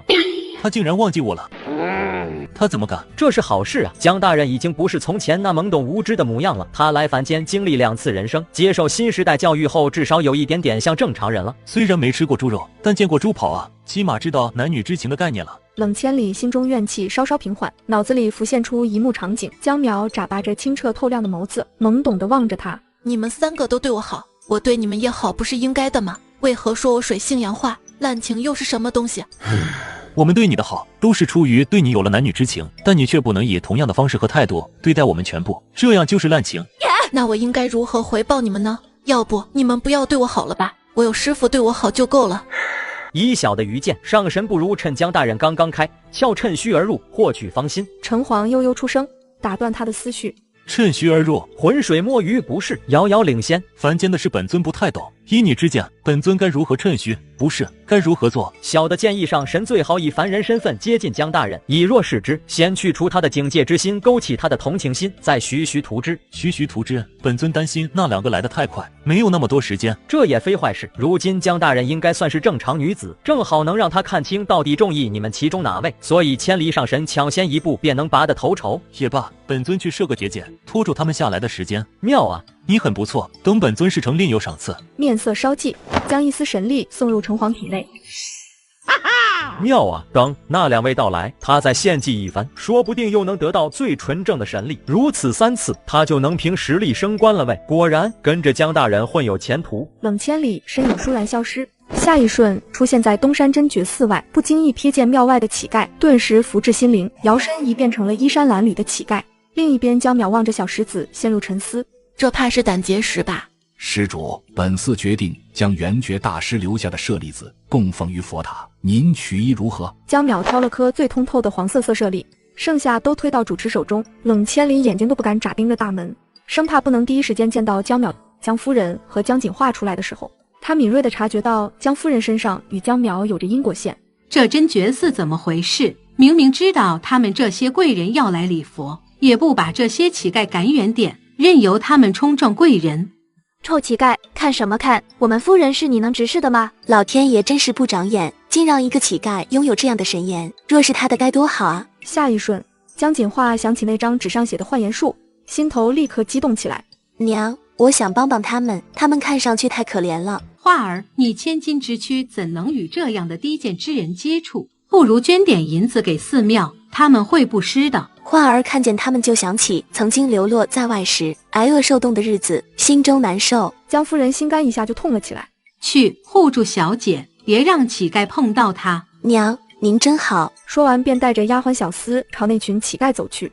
这个蝼蚁真讨厌，老看他做什么。江淼怎么还不出来？这里有些碎银，分给你们拿去买点吃的穿的吧。乞丐们顿时露出感激涕零的卑微表情，点头哈腰，连声道谢。江锦化将荷包取出来，将一颗碎银子倒在手心，最后才停在冷千里面前，正好挡住他看向大门的视线。你！冷千里子夜寒星般的眸子里浮现出一簇浓烈纷然的怒火，杀意乍现。这男子是什么人？莫非他跟他一样是流落民间的贵族子弟，更甚至是比贵族还要高贵的血脉？你也去买点。江锦化露出一个温柔的微笑，将银子放进冷千里的破碗中。哥！江锦化下意识就退后了2步，紧紧捏着帕子，暗中咬着后牙槽。江夫人正在与中极殿大学士的夫人说着什么，江淼出来时便看见他满面笑意，嘴巴不停，立刻竖起耳朵听八卦。我们化儿特别懂事，琴棋书画也是拿得出手的，如今女工也做得比我还好了。宋夫人正对着庙门，恰好看见江淼出来，装作不经意道：听说江淼离开侯府后，日子过得极其艰难，都靠在街头摆摊算命挣口饭吃了。好歹是自己养大的闺女，江夫人真的一点都不心疼吗？那也是她自找的，但凡她没有口出狂言说要对付化儿，我们也不会这么绝情。都是做母亲的人，换了宋夫人，你会放这么个危险在身边吗？再说她本性恶劣，府中下人没少被她折磨。不远处，冷千里终于见到了日思夜想的小冤家，正激动的不知该如何上前搭讪呢。听到江夫人的话，心中一阵冷笑。被江淼威胁折磨的神仙多了去了，你算老几？但凡被江淼威胁折磨的，那都是活该，连那些神仙都只能憋着。这个蝼蚁竟敢智慧江淼的所作所为，真是该死！原本想听八卦的江淼，竟听到自己身上，忍不住了，扬声道：“爷，你们江家是打开了缺德二脉吗？这么会造谣？”宋夫人眼唇敛目，压下笑意。她不止见过江淼一次，不信这丫头有江家传的这么不堪，今日倒要看看孰是孰非。江淼，你怎么在这里？关你屁事！这钱妈怎么肥死？以前也没发现她嘴这么贱啊！接上级钱妈在外人面前说假千金，不是被现场抓包。爷，你们江家是打开了缺德二脉吗？这么会造谣？你自己做的事自己清楚，本夫人不屑与你说话，让开！把话说清楚，我什么时候威胁要收拾江锦化了？我又几时折磨下人了？折磨谁了？是男是女？姓甚名谁？年龄几何？身高体重三围多少？籍贯何处？江夫人面色一僵，被他绕得快晕了。你不要跟娘犟嘴了，等娘消了气，我再劝劝她，把你接回家来。他说我扬言要收拾你，你怎么说？我知道你恨我，你想要收拾我也不奇怪。如果打我骂我能让你心里好受些，我也没有怨言。嗨，这可是你说的。江淼突然旋身抬腿，一脚踹在江锦化背上，走你！江锦化惊叫一声，吓得花容失色，顺着下山的道咕噜噜滚了下去。瞬间，庙门前响起一片惊呼声。江夫人顾不得理会江淼，招呼后，在一旁的丫鬟小厮赶紧去追江锦化。江淼，你太歹毒了！若是话儿有个三长两短，我必不会放过你。不是你说的我的说的吗？你教过我要言出必行，我若不听话，岂不是对不起你的教诲？嘿嘿，你给我等着！你太冲动了，他们不会放过你的。冲动使人心胸开阔，所以我从来不记仇，有仇当场就报了。我上面有人。这孩子，宋夫人摇头叹了口气，有些后悔自己跟江夫人多嘴，避开众人目光，塞了锭银子在江淼手中。你快从另一条路下山，离开京城吧。江淼冲他做了个么么哒，愉快地把银子塞进乞丐包，站在山道前，伸长脖子往下看。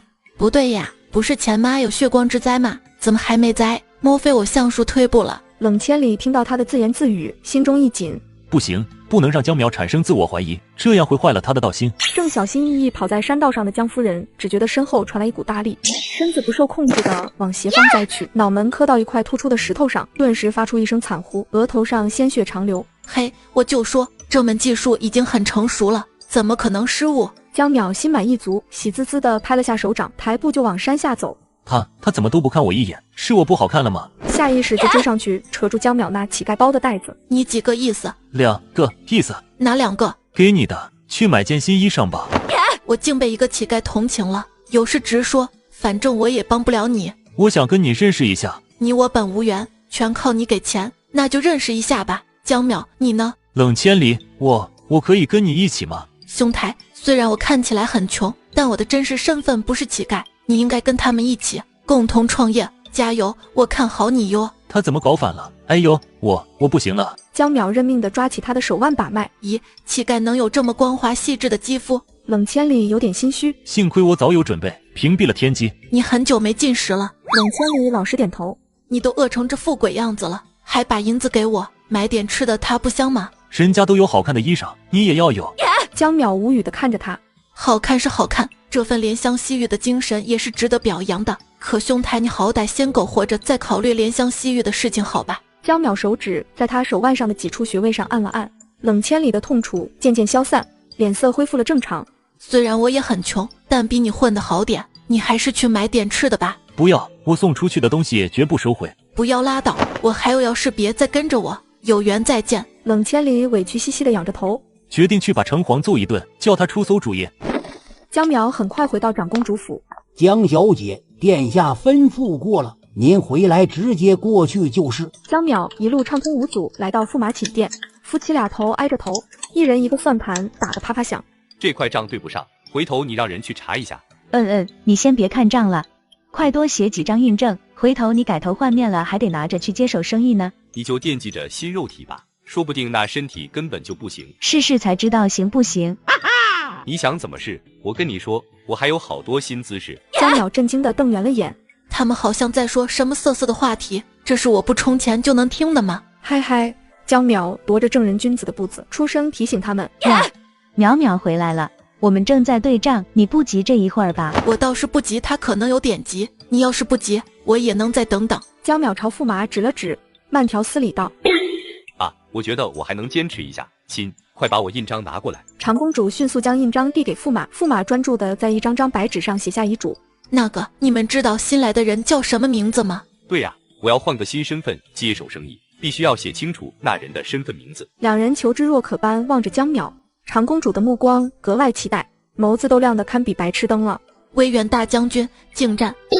本宫宁愿守寡，也不接受请战。江淼眼睛一亮，嘿嘿，哟呵，里面有事，怎么说？本宫跟他有仇。当年皇兄有意招他为驸马，本宫还没收到消息，他先从老太傅口中知道了，连夜偷跑去边关，扬言宁肯战死沙场也不上本宫。就这样子？你还想怎样子？本宫不要面子的吗？你们应该是有什么误会，才导致他不愿娶你的吧？哼，是本宫娶她好吧？当年本宫年幼无知，跟嬷嬷说要学前朝公主养一宫殿面首，正巧被她听见了。就这，你又不是想要天上的月亮，有钱有势的，养几个面首怎么了？怎么了？你哪头的？亲，虽然我思想不封建，但也没开放到愿意跟人分享老婆。换了我得连夜跑去敌国。也是哈，他好歹还忠心爱国，护的还是你墨家王朝。这真是你不对，只要是个正常男人都不能答应。不过只是一句躯壳而已，大不了我走走关系，让鬼差立刻把景战带走，头期都不给他回来，他就不知道还是委身于你了。你放心享用就是。好看的皮囊千篇一律，有趣的灵魂万里挑一。我们是灵魂伴侣，不用在意那些细节。长公主被说服，凄凄哀哀地点了头。那淼淼，你一定不能让景战的鬼魂回来，我亲自去把皇兄的锦鲤偷来烤给你吃。成交。侯府真千金，私自拿走了师傅的鲁班书，师兄追上门讨要。子柔，季柔，我有重要的事跟你说。站住！你什么人？子柔，我有重要的事跟你说。他是谁？娘，他是画儿从前养父的徒弟。我们侯爷给了那么多银子，就是为了断了画儿跟你们的联系。你怎么还找这里来了？你走吧，做人不要的贪得无厌。我们不贪图那点银子，师傅收下银子也是为让你安心。我来是找你要一件东西，师傅的东西。他家的一根针我都没要，你们丢了什么，竟找上我了？鲁班书。那可是他的宝贝，怎么会不见了？师傅最信任的人是你，家里所有值钱和珍贵的东西，你哪样不知道？我画儿贵为侯府千金，什么宝物得不到？稀罕你一本破书，说出来也要看有没有人信。那东西对你没好处，还给师傅吧。我说了我没拿，你血口喷人，想要讹诈何必找这样拙劣的借口？给我把他绑起来送官！小厮立刻行动，抽出棍棒准备包围青年。青年下颌紧绷，目光复杂地看着江锦华。哎爷爷，有话好好说，打人是不对的。江夫人看到江淼，眼中似要喷火，将他二人一起绑起来送官府。江淼对江夫人比划了一个不敬的手势，然后大喊：哎呦喂，轩辕侯府杀人了！小厮疑惑地互相看了看，犹豫是否该动手。永宁侯急步赶了过来，听到江淼的话后立刻行动。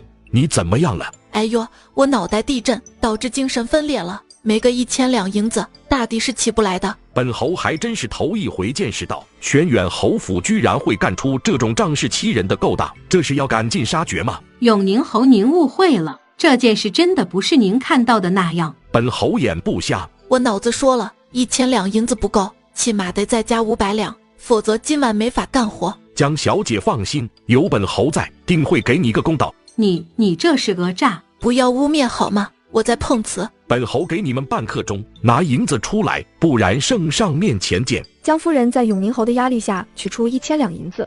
1000两打发叫花子呢？没个2000两，这事儿完不了。刚才不是说1500吗？2500。江夫人惊呆了，震惊且疑惑。这孩子以前没这么不要脸了，是鬼上身了吗？急忙将银票塞到江淼怀中，都给你。江淼拿到钱，开心地领着青年去了永宁侯府。大师可还有需要我帮忙的？江淼点头，认真地说：记得帮我揍轩辕侯一顿。永宁侯沉默片刻，表情复杂。开玩笑的，借个地儿，我跟他说几句。永宁侯带着二人来到小厅后离开。你叫什么？刘温。牛温，我劝你千万别养牛。你想把曾经欺负你的人踩在脚下吗？没有人欺负我。那换一个，你想要泼天的富贵和美女成群吗？都想。那长生不老呢？我只有师傅一个亲人，长生不老有什么意思？你可以拜我为师，我能陪你长生不老。多谢姑娘识才仗义相助，但我已经有了师傅，就不劳您神了。江淼白了他一眼，不死心继续道：你不是想要找回鲁班书吗？我能帮你，条件就是拜我为师，跟我混有前途，我保证有我一口饭吃，就有你一个碗刷。多谢姑娘好意，其实那书不是重点，师父是担心对子柔不好，修习鲁班术必会缺一门，鳏、寡、孤、独、残必占一样，这还不算最严重的，书中还夹着一页邪术，修习后更是有走火入魔风险。晚了，他已经开始了，并且早就开始了。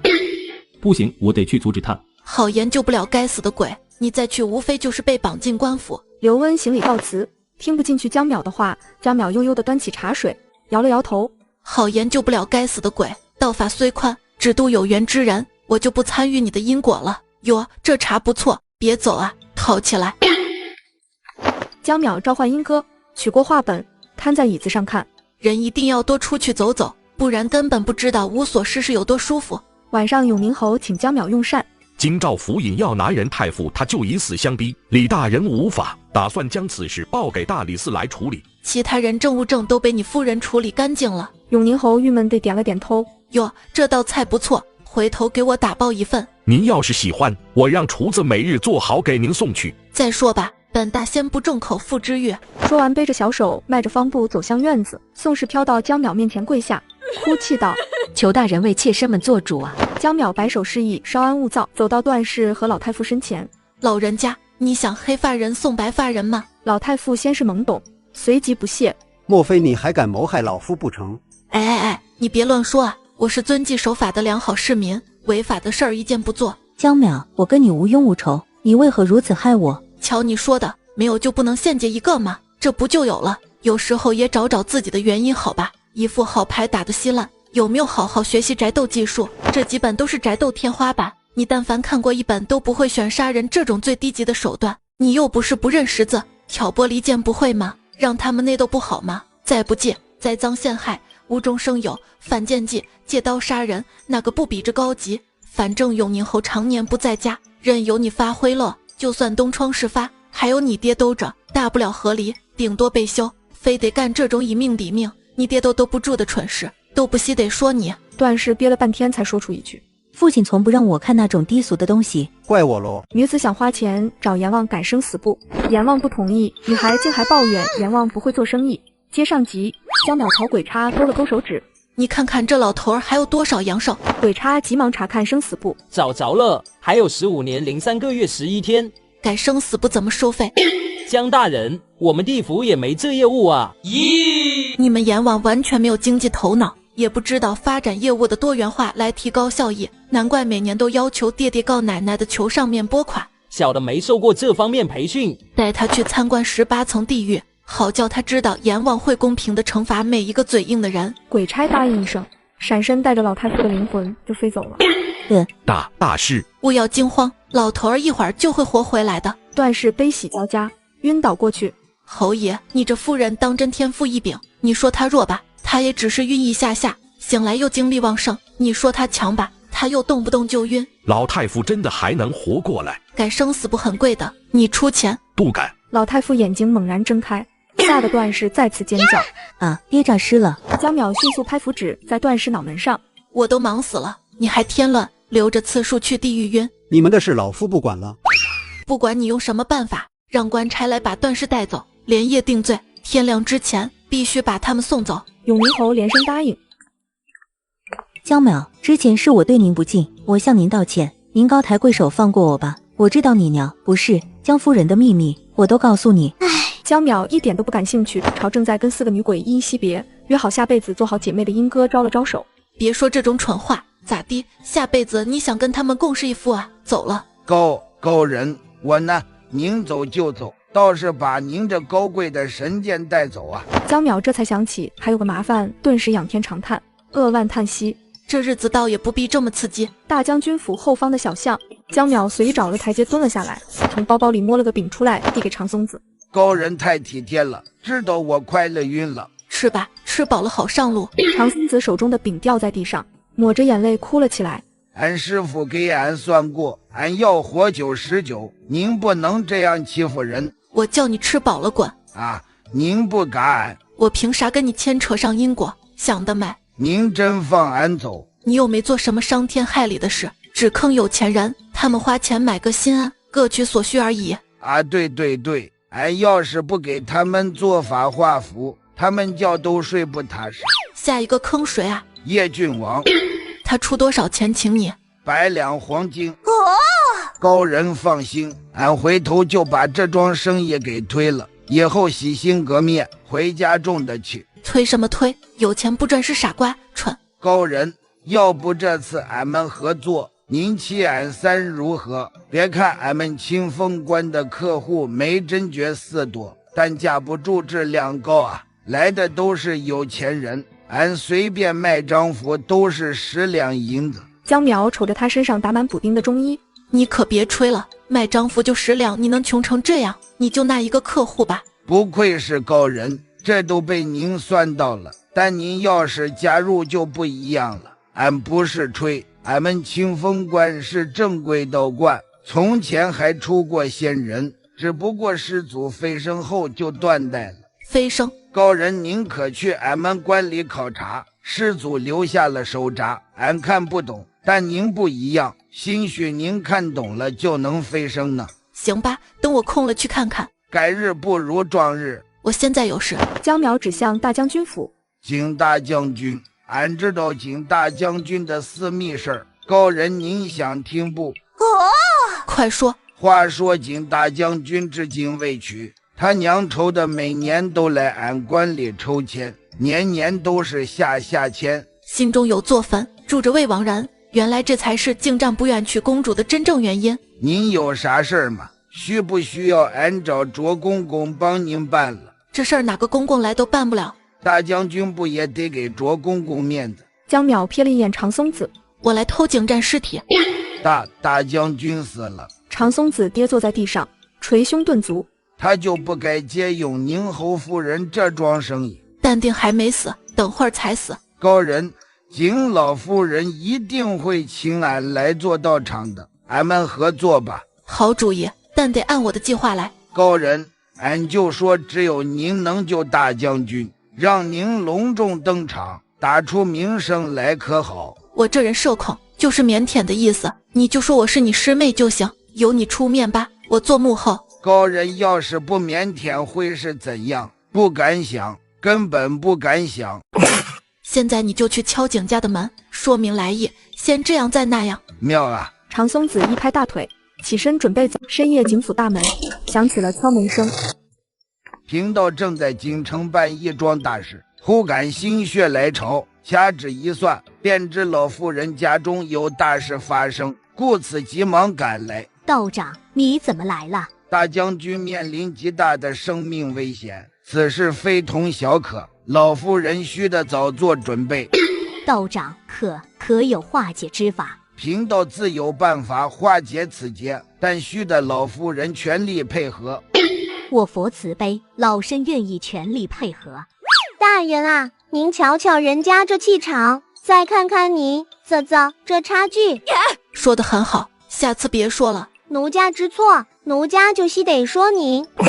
事不宜迟，贫道须立刻去探望大将军。大师请进。众人来到景战卧室，战儿，娘请了魏大师来帮你瞧瞧，一会儿就不疼了，你一定要挺住啊！不愧是亲妈，安慰到点子上了，他确实一会儿就不疼了。英哥飘过去看景战，顿时吃住。恕他没文化，一句卧槽走天下，这样好看的人儿站出去，尼姑庵都得倒闭。大人，您就不能救他一命吗？他有他的命数，你出钱给救啊！人造化大着呢，这个不能瞎干预。英哥立即闭嘴。再给男人贴钱，我就是棒槌。娘，儿子刚才梦见阿鱼了，他叫儿子去接他。好，娘明日就进宫求圣上允你去接以安公主回朝。小鱼，好家伙，景战的白月光要回来。景战终于得到老娘的承诺，露出心满意足的笑容，心头一松，合上了眼皮。霎时，老夫人双腿一软，直接跪在床前，悲痛地揪住胸口，发不出声来。老夫人，该贫道出手了。你能救活我儿的，对吧？你说过你可以的。长松子镇定地点头，将他扶起来，往门口走。你在门外稍等片刻，贫道立即施法将大将军从鬼差手里抢回来。记住了，事关重大，老夫人千万不可窥视，避免冲撞神灵。景老夫人被长松子忽悠出去后，江淼不慌不忙地走到床前，双手飞快结印，嘴唇开开合合，飞快念着无人能听清听懂的法咒。不一会儿，景战的灵魂从身体上飘了起来。你是谁？别问，问就是神仙。说着，一张符啪地贴在对方脑门上。外面的，进来把他带走。鬼差急忙穿墙而入，做事就要套住景战的灵魂往外拖。慢着，回头把他脑袋上的符给我送回来。黄知几十文一刀呢？一刀黄只够您做几十张符了吧？至于这么抠门不？等鬼差领着吉景战走远，江淼才从包包中摸出驸马附身的舍利子。舍利子随着江淼越来越大声的法咒，变得透明起来，轻飘飘地朝景战那具挺拔的身躯移动而去。最终，舍利子带着驸马的灵魂与景战的身体融为了一体。俺胡汉塞又回来了。矜持，矜持！如今你是景战大将军，记得保持人设。对，要保持人设，免得被人拖去烧了。虽然，但是你的白月光要回国了哟，所以这个人设该如何维持？想必以你的智慧不会穿帮吧？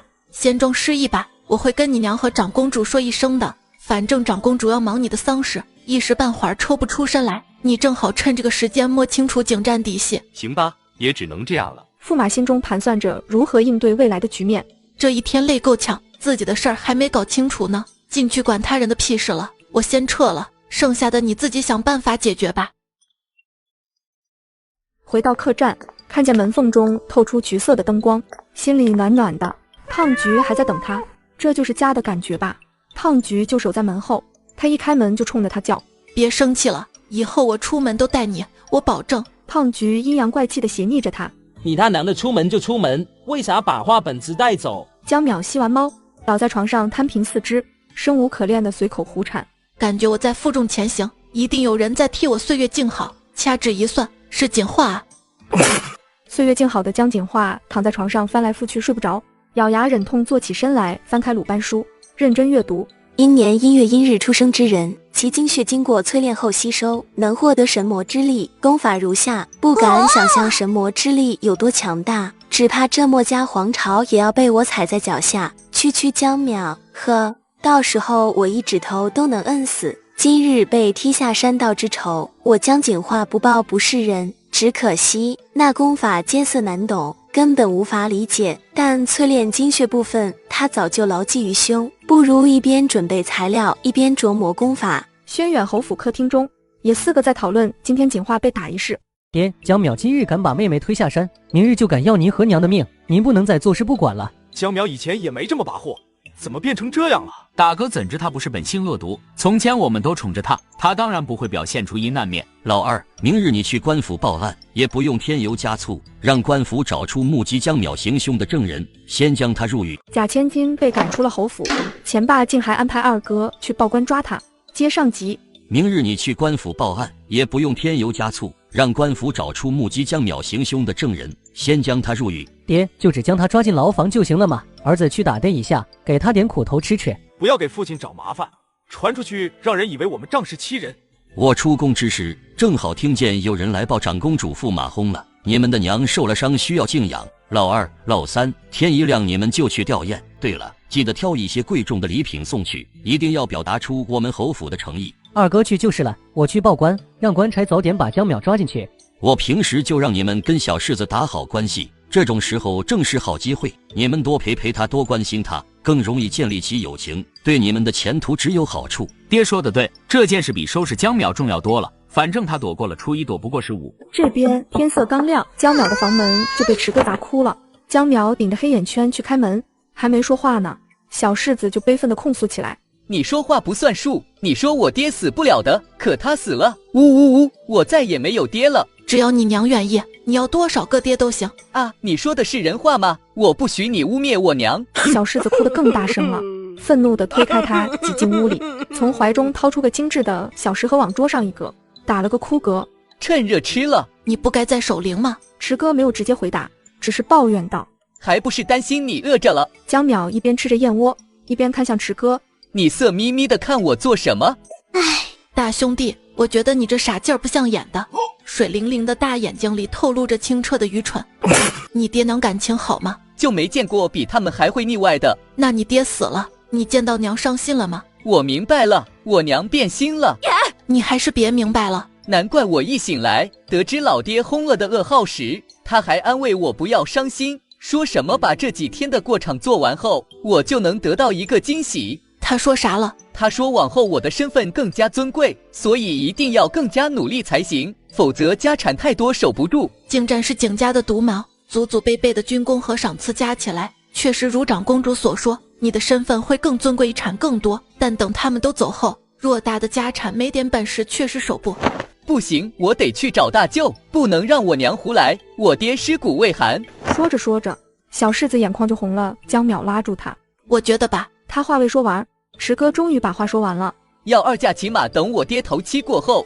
要求这么低的吗？正准备随小柿子去闹，突然看见他脖子后有个诡异的黑色小圆点，伸手摸去。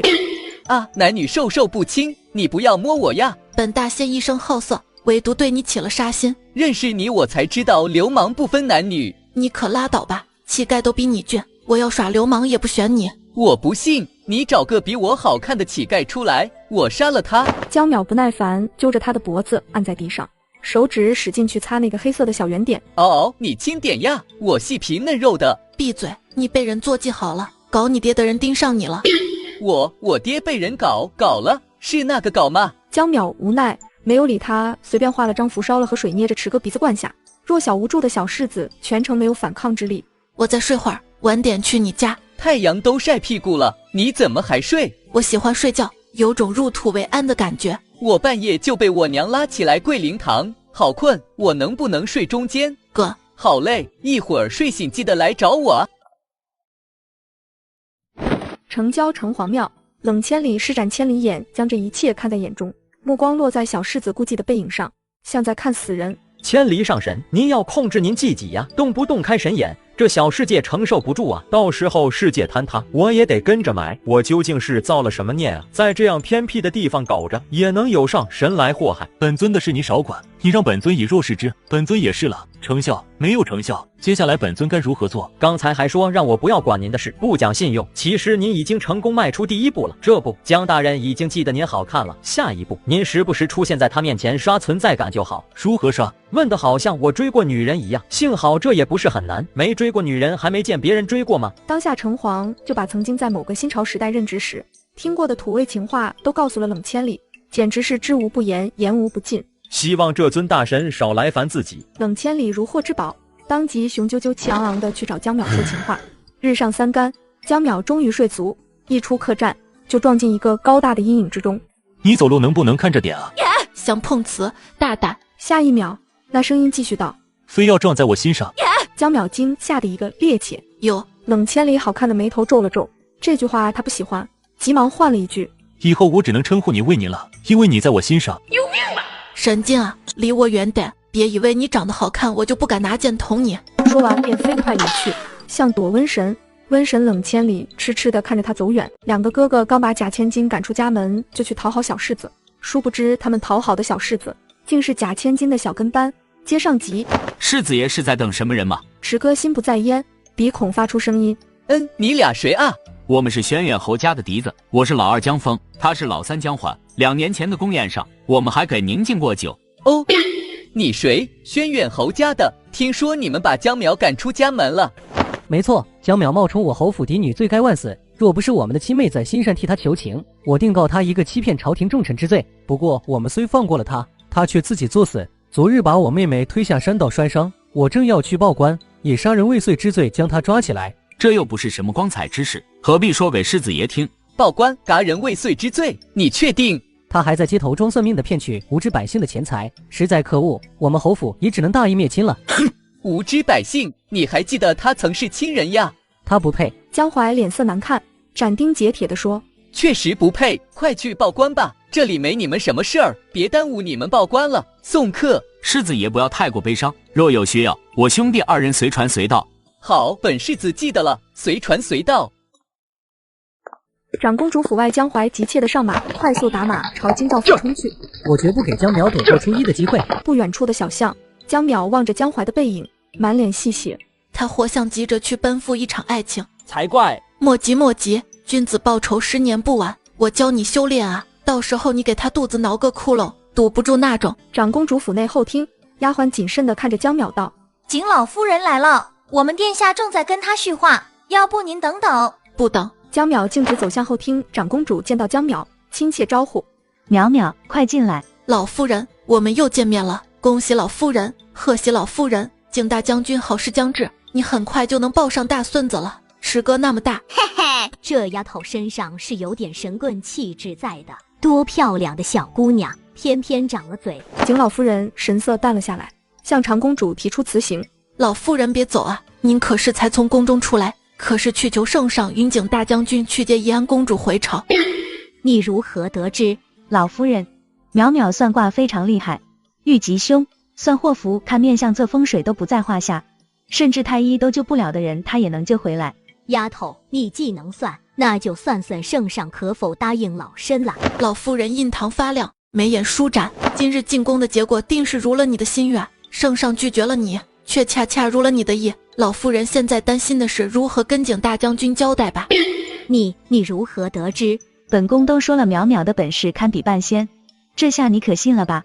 别胡说，什么半仙？我是活神仙。我这不是人老疑心重吗？那淼淼，那你能不能算到我儿子会不会生我的气？嘿嘿，这得付费咨询。应该的，应该的，你说个数。承蒙惠顾，100两足矣。嘿嘿，没问题，这个数还能问问。你说不用算，景大将军非但不会生气，还会告诉你他有了意中人。不过这次不管他说意中人是谁，你都万万不可反对，否则过了这个村还有下个店。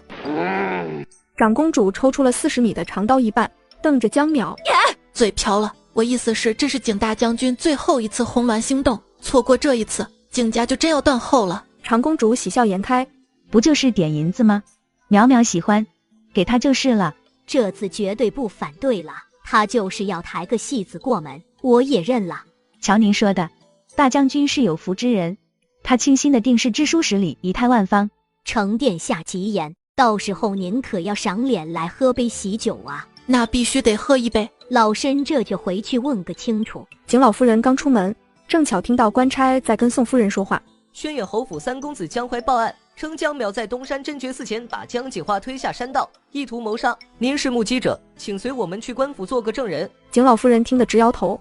现在的人谋财害命都不背着人干了，真是人心不古，世风日下，人都不像人了。宋夫人没想到事情竟闹得这么大，明明是江夫人背后污蔑江淼，那江锦华又故作姿态，话里话外暗示江淼人品恶劣。江淼是冲动了点，但也是顺应小狐狸精的意思，他求人得人，还怪上江淼了，小题大做，无非就是欺负人小姑娘势单力薄，无依无靠罢了。等本夫人吊唁完，驸马爷再好好想想，当时我也没看得很清楚。你快去作证吧，我爹不会怪罪你的。你这个棒槌！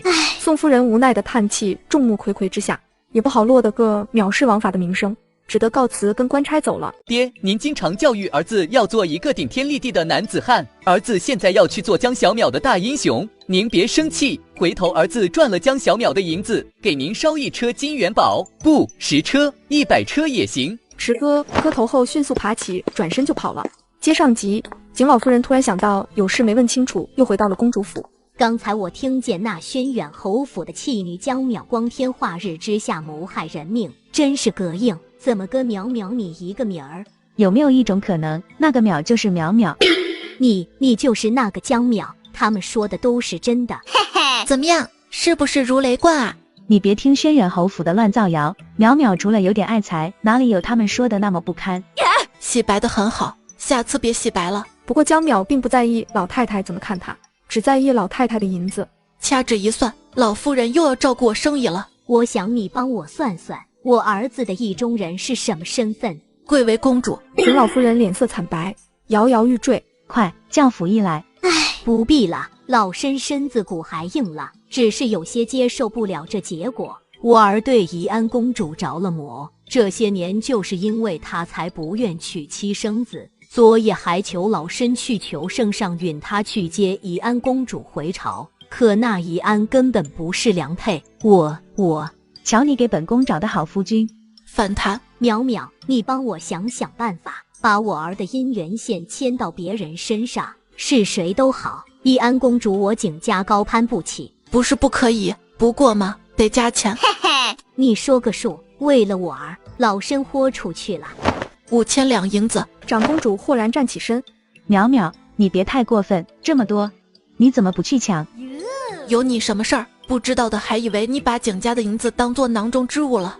本宫只是觉得，你别觉得了，还是让老夫人表态吧。5000就5000，但你得保证我儿子心甘情愿地接受其他女子。长公主仰天长叹：“您这简直是追着淼淼塞银子啊！”殿下来了批官差，说要抓江大师归案。你就没算到自己有牢狱之灾吗？江淼瞬间眼睛发亮，期冀地问道：“牢里管饭吗？”难道这就是传说中的生死看淡，临危不惧，每遇大事有静气，泰山崩于前而不改色？你去坐牢吧，本宫管饭。那没意思，我就是想体验一下吃公家饭的感觉。殿下，现在怎么办？不慌，我去坐牢就是。坐牢禁止带宠物，这猫挺不错，本宫帮你养肥点，给你炖锅汤。你可真贴体，我去坐几天牢，你要是不让我跟他们走，传出去人家会说你妨碍公务，显得你特不懂事儿。江淼从包包里取出黄纸白毫笔，龙飞凤舞的画下一张鬼画符，神秘兮兮地递给长公主。我走后，您这样再那样，然后我这样再那样。这黑芝麻小白汤圆能治鬼也就罢了，竟连城隍爷都敢使唤，精神状态正常。京兆府衙宋夫人一脸愧疚。当日若不是我多嘴，江夫人不会主动提起江淼，江淼也不会受到刺激出手伤人。我认罪，我伏法，别打我。瞧把孩子吓的，周大人这是要屈打成招吗？宋夫人慎言，本官秉公执法，不会轻易对犯人动刑。单凭江家一面之词，如何能将他定为犯人？本夫人当日并未看见他动手，那江锦画本就弱不禁风的样子，又站在山道风口上，怕是自己被风吹的站立不稳摔下去的。多谢夫人，不用为我解释了，倒是您赶紧回家好好休养，你有身孕却不自知，这胎怀的不稳，别出了差错才后知后觉。我有身孕了。女子出孕时面相会有些许变化，您双目比前日微圆，耳廓更开，唇瓣也更红，这便是怀孕之象。但您子女宫微微暗色，说明此胎较弱，需得好生将养。宋夫人疑不定，惊的是她生了女儿后便再也不能怀上孩子。太医瞧过也说她生产时伤了身子，再孕的几率极为渺茫。那你怎么办？我没事，我相信府尹大人是当代青天。听宋夫人这一丝，是铁了心要维护这个小骗子了。我刚不是说了吗？我认啊！快到饭点了，中午吃什么？你当这是饭馆子吗？嘿嘿，火气不要这么大，一会儿晕倒后让人给你耳垂上扎个洞放血，否则等大夫来就晚了。你会偏瘫。大胆，竟在本官面前耍蒙骗无知百姓的伎俩！来人，把他关进大牢。很快，江淼就知道中午吃什么了。江淼望着一碗凉水和硬馍，眼见为实，电视剧里啥都假，就这是真的。来人啊，给周大人传句话，我要吃4海阁的包子，鲜肉馅的，再加3碗鱼片粥。找打是不是？装疯卖傻的我见多了，再喧哗板子伺候。江淼乖巧坐下，接上集。江淼被关进了衙门大牢，刚进去就又不安分了。来人啊，给周大人传句话，我要吃4海阁的包子，鲜肉馅的，再加3碗鱼片粥。找打是不是？装疯卖傻的我见多了，再喧哗板子伺候。另一边，江淮激动地把江淼被抓进大牢的消息分享给江锦画。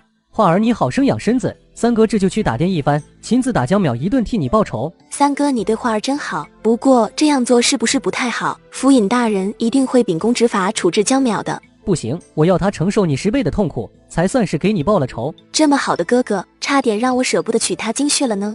京兆府尹正在冥思苦想，如何在轩远侯府与宋大学士之间寻个平衡，突然觉得眼前一黑，随即一头栽在地。大人，快来人，去请大夫。大人要是有个好歹，我这个师爷也不用做了，回家种田吧，这可如何是好？师爷突然就想起江淼之前在堂前说的话，匆匆找出自己缝补衣上的针，狠狠扎进府尹大人那已经发乌的大耳垂。你想做什么？大人您醒了，大人您莫怪，我也是急得没法了。想起那江淼说的，生怕等大夫来就真迟了，才大着胆子按他说的法子做的。据江家公子所说，江淼品性恶劣，不学无术，如何能学得这些人一辈子都难学好的本事？大牢里，江淼揉了揉饿扁的肚子，大意了，该蹭完饭再跟官差走的，属实太心急了点。江淼右手点了下左手，你说这次是不是又算错了？狗官还没送包子来。哎呦我的妈！大人，您打错了，之前您不是算的，是拿眼睛看的。这么简单的事都能看错，要你何用？大人，您别屋漏怪瓦西，白歪怪闹邪了，这是眼睛的锅嘛。我去，果然是青楼出来的，言语粗鄙不堪，简直不堪入耳。这算什么？奴家都没正常发挥呢。大人您真是少见多怪。显得你了，以后不许乱说，不然抽你。大人，奴家刚才闲的没事儿，在大牢里转了一圈，您猜奴家瞧见谁了？见到谁了？那个长得很好看的叫花子。您说这世上怎么会有人连球衣都穿得这么好看的？什么球衣？为什么我没有球衣？他们是不是看不起我？大人这脑回路跟缺了半个脑子的我有的一拼。大牢另一边，好看的叫花子冲一旁凡人看不见的城隍扔眼刀。你说江淼含冤入狱，叫本尊来英雄救美，又不许本尊用法力，结果本尊也折牢里了，你是不是想死？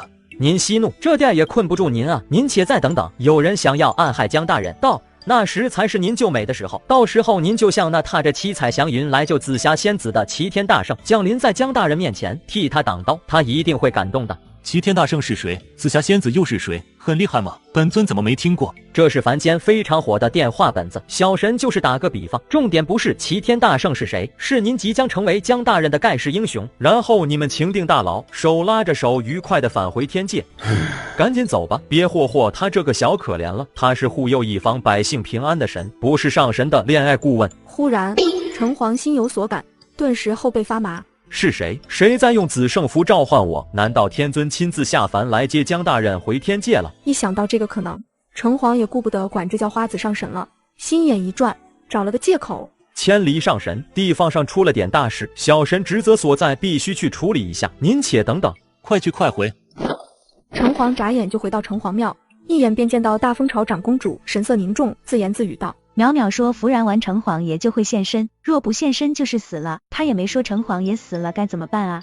被死亡的城隍爷两眼发黑，还以为是天尊来接江大人回去，顺便解救我这个小可怜了。是我想多了，心好累，要不装死啊！自己现在的状态就像是在家族企业里打工的社畜，兢兢业业干完本职工作后，还要被迫伺候老板家的亲戚。装死是不可能装死的，后果可能是想死都死不了。城隍收拾好破碎的心情，突然发出冷漠又威严的声音：何人惊扰本神？回城隍爷，江淼让您给办个事儿。问。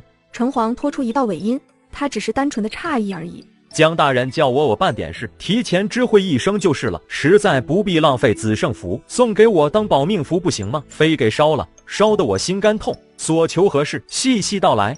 他叫城隍给全城活物投梦，梦里先展示他在江家10几年里一家人相亲相爱的生活，随后便是当日东山真诀寺前，江夫人污蔑江淼，江景化站出来装大度，被江淼踹下山道，江夫人扬言要江淼付出代价那一幕。他真是这么说的？不敢有一字虚言。本神知道了。说完便陷入了沉寂。长公主等了一会儿，没见他有指示，才拜别离去。别人坐牢喝白粥啃馒头，这丫头坐牢却是顿顿大鱼大肉不断。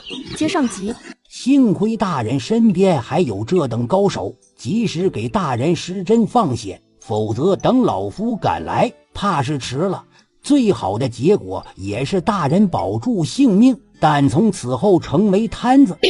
那小姑娘看起来像是随口胡诌，说的竟然全对。不等大夫离去，府尹立即动身前往大牢，救命之恩必须当面道谢。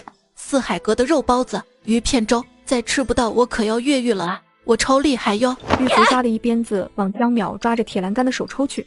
哎，打不着，气死你！在老子的地盘就没有老子打不着的人。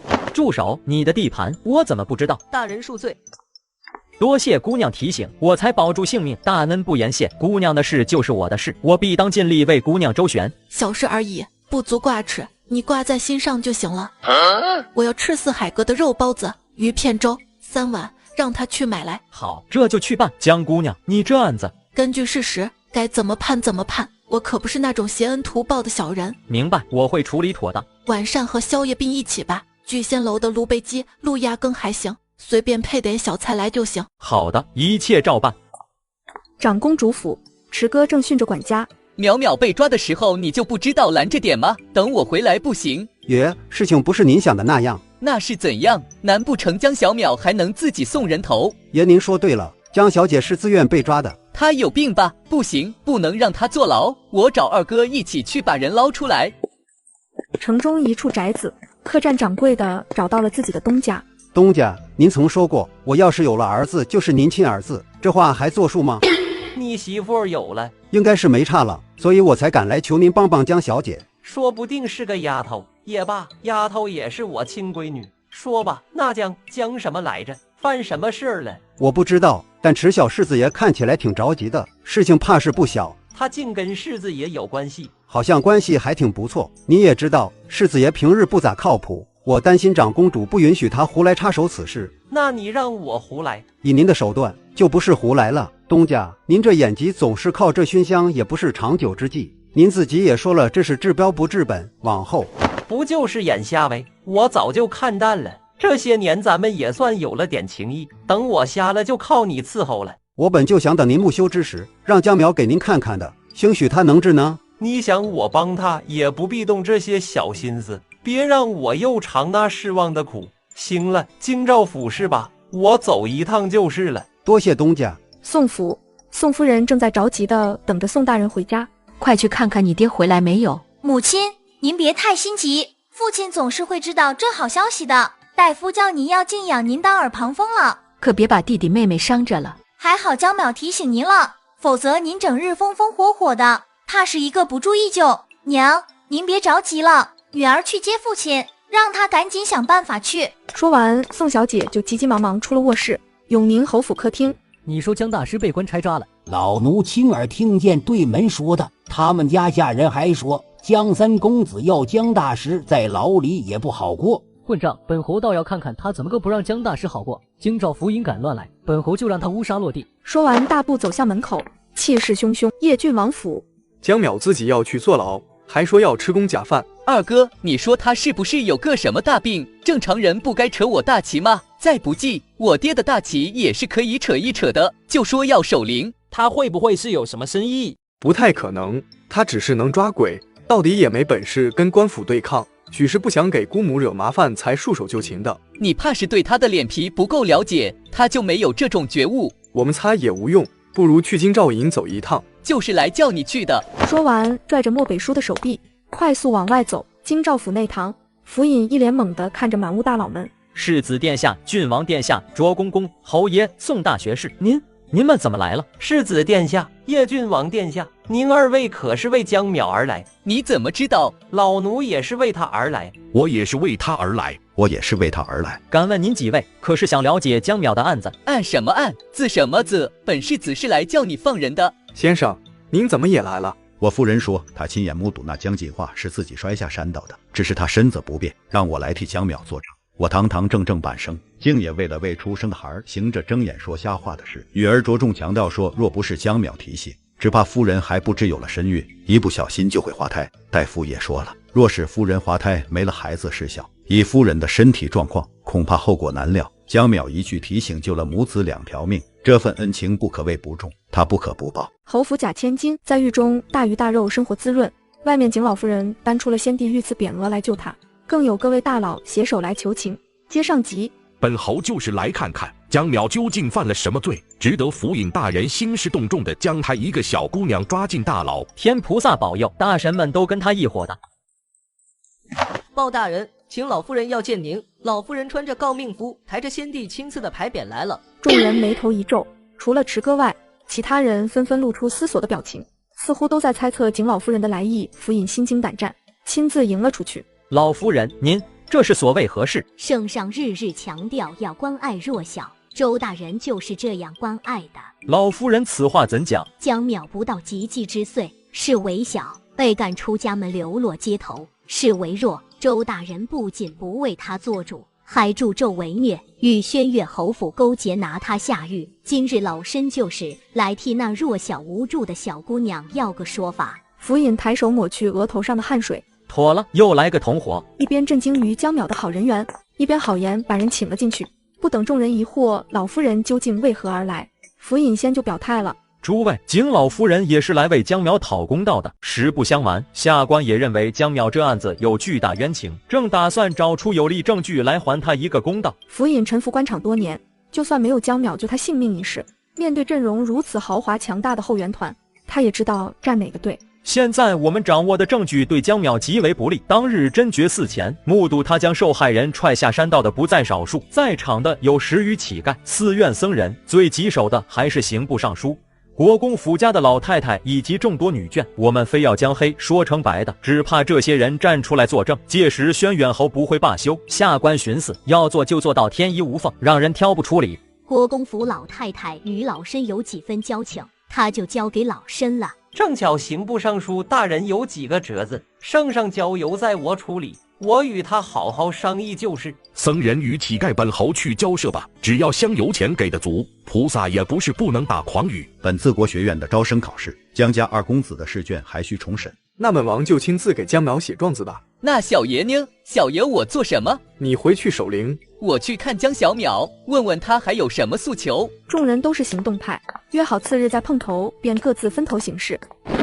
小神见过居月上神，这又是冷千里的把戏，真是拿他没办法。虽早有心理准备，另外2个上神要来，却没想到来得如此之快，都不给我喘口气的时间。这位可不像之前那位好忽悠，看起来最是温和无害，好说话，实际就像那魔鬼中的天使里唱的，你让我笑到最后1秒为止，才发现自己心口插了一把刀子。这么说吧，天尊座下弟子，独独他没被训斥过，所有的锅都让师兄弟们心甘情愿的主动背了。桑居月打量了结界一会儿，自言自语道：破还是不破？居月上神手下留情，这结界别说破了，就您碰一下，这方生灵都承受不起，必当流血万里，求上神三思啊！可若不破，本尊就得见不着淼淼。若让冷千里抢先一步，那可如何是好？小神一定把千里上神的后腿给死死拖住。您放心，目前江大人都没正眼瞧过他。这样啊，那本尊再想想别的办法。凡人的命也是命。桑居月很好商量的样子，瞬间消失不见。但凡我多考虑1秒，就知道对方不会做出这等祸害生灵的事来。只怪居月上神的手段太震慑人心，导致我无法正常思考。天尊啊，您就不能管管他们吗？啊！打工人的心情是自己收拾的。城隍麻木地将梦境植入每一个活物的梦中，垮着肩头回了城隍庙。这一夜，全京城的活物都做了同一个梦，带入进江淼在轩辕侯府那温情脉脉的10几年生活里，沉浸在温馨的氛围之中。江夫人猛地掀开被子下床，跌跌撞撞往外走去，口中喃喃念叨着：淼淼，淼淼，这是梦吧？淼淼还在她最喜欢的屋子里睡得香甜吧？娘，您忘不了她对吗？江夫人猛然清醒，几番翕动唇角都未说出一个字来。江锦化红着眼眶上前：娘，您若是放不下，将她接回来吧。血脉亲情比不过10几年的相处，对吗？化儿，娘只是做了一个奇怪的梦，受到些影响。娘保证娘心里只有你一个女儿。其实化儿也不是排斥她，只是现在她将我们都恨上了，只怕她回来也……到底不是我们江家的种，养不熟的，算了。皇宫太极殿，皇帝双手负于背后。昨夜他稀里糊涂地做了个梦，竟梦到那个叫做江淼的小丫头的一生。这个名字他印象深刻，小丫头鬼灵精得很，小年纪就让哥儿替他背锅，吃了大亏，能干出踹人下山的事儿不要太正常，5里都要占3分，何况他还占了理。倒是这轩辕侯府一家子铁石心肠，这江锦化能是个好的？想了想，将江锦化的名字从为漠北书挑选的王妃候选人中划去。就算是个梦，也不是好兆头，兴许是老天爷降下警示。清晨起来，城里发生了奇怪的一幕，人们发现昨晚都做了同一个梦。你们也梦见了江淼？我原以为只有我一人呢。是啊，连我都梦到了。听说从王公贵族到贩夫走卒都一样。人们自动分成了2派，第一派支持江淼。轩辕侯府绝情寡义，江淼是在被言语刺激之后才冲动行事的，这可以原谅。第二派反对江淼。不管怎样，将人踹下山道就是不对。如果江锦化运气不好，后果不堪设想。到处都是争论不休，甚至有人为此大打出手。大牢里，池哥与江淼隔着铁窗两两相望。江小淼，你知道吗？昨晚我成为了你。狗子也跟你有同样的错觉。现在所有人都知道是你把那什么话踹下山的，连我大舅都知道了。怎么捞你出来？老实说，是不是你搞的鬼？我哪有那么大的本事？绝对是城隍干的，他就见不得我好。你能被城隍爷记恨上，说明你厉害。我决定了，拜你为师。不收，你没有慧根。我有，不信你看。池哥把脑袋顶到铁栏杆前，指着自己头顶上的旋。我爹说的，一个旋就是一个慧根，我有3个。那我换个说法，你资质不行。江小淼，我宣布与你割袍断义。说罢，气呼呼的跑了。江淼安详躺下，悠悠叹气。这一笔赚到手，大概就能养得起那几个废物了吧。忽然，大地一阵晃动，大牢的铁栏杆咔咔乱响。江淼猛地坐起身来，卧槽，地震了！急忙掐指算了起来，算不到，这不正常。正准备越狱，便瞧见池哥跌跌撞撞的跑回来，手里拿着一大串钥匙。哪把钥匙是你的啊？我不认识啊！江淼伸出手，握着门外的铁将军，轻轻一拧，就开了门。我勒个去！早知道他就不去敲狱卒闷棍抢钥匙了，手臂都被反噬酸了。拜师，一定要拜师！不是断义了吗？你又回来干嘛？跑啊！小爷想起断交仪式没做完，跑！大牢外广场，叫花子，你怎么出来的？干什么？干什么？想越狱吗？冷千里一个掌刀劈过去，打断官差的手臂，对方的刀掉在地上。哎呦！来人，去把这个人捆起来！蝼蚁！停！我们赔钱，医疗费、误工费、护理费、交通费、住宿费、住院伙食补助费。霎时间，场面又乱了。一部分官差朝冷千里和江淼围了过来，有几人去看那受伤的官差。精神损失费，美丽废物，只会花钱不会挣钱。1号出现了，这特么的什么妖孽，竟让我莫名其妙控制不住地说出赔钱这种话，这严重违背了我做人的底线。冷千里耳尖泛红，冲他露出惊喜羞涩的笑容。他说我们验，这怕是个脑残吧？有钱了不起，知道打伤官家的人是什么罪吗？死罪！兄弟们，给我上！你怕是要上天？都给本世子住手！3件世子爷，叫他们把人送去医馆。哦，把人送去医馆。惯常只有我们打犯人的，今日反被犯人打伤，此刻我们跪了一地，那凶手竟还趾高气扬、高高在上的站着。西山下，狼狈不堪的居岳上神从地里冒出个脑袋来，谨慎地审视了4方良久，确定没人，就连只鸟也没鸟他，才放心钻了出来。呸！冷千里，你可真会给本尊找麻烦，怎么回报你才好呢？见到本尊开不开心？我就知道是你搞的鬼，你来做什么？监督你，免得你伤害凡人性命。冷千里气得想暴走，若不是封印了神力，只怕立刻隔空一巴掌拍了过来，与他决一死战。你刚才的动静已经伤了凡人性命。本尊与你一样封了神力，这点微末力道，连只蚂蚁都没震伤。本尊一向拿捏的恰到好处，不像你总是用力过猛。比如做乞丐，本尊就不一样了，本尊会以独特的方式出现在淼淼面前，让他惊为天人，一眼万年。冷千里心中警铃大作。桑居月一向心思诡谲，可别真被他后来居上，入了江淼的心吧。你打算以什么身份出现？桑居月的声音说不出的魅惑。你猜？冷千里差点心肌梗死。第1回合惨败，你遗传病发了。江淼狐疑地看着气得直哆嗦的美丽废物1号，寻思要不要给他扎上2针。我很好啊，刚才跟他们谈妥了，我帮你赔钱，走了点关系把你捞出去，你去乞讨吧，记得每天把乞讨的钱上交给我。出门左转，出了这条街左转再右转，穿过下一条街就是京城最繁华的花街，是我为你量身选定的风水宝地。运气好的话，你很快就能还完欠我钱。这么好看的油囊，指不定就被哪家老鸨一相中，油不油腻我不管，大妈喜欢这一款，再不济英哥这种人傻钱多的花痴也能够上1、2个吧。每天都能来见你吗？他会放你进来的。我知道了，那我去了。冷千里贪婪地看了江淼最后一眼，依依不舍地离去。每天都能见到江淼呢，幸福。你信命吗？信，我爹说生死有命，富贵在天，又说阎王要你3更死，不会留你到5更。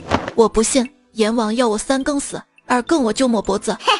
就你能，你坐牢还坐上瘾了，你有钱把自己保释出去不香吗？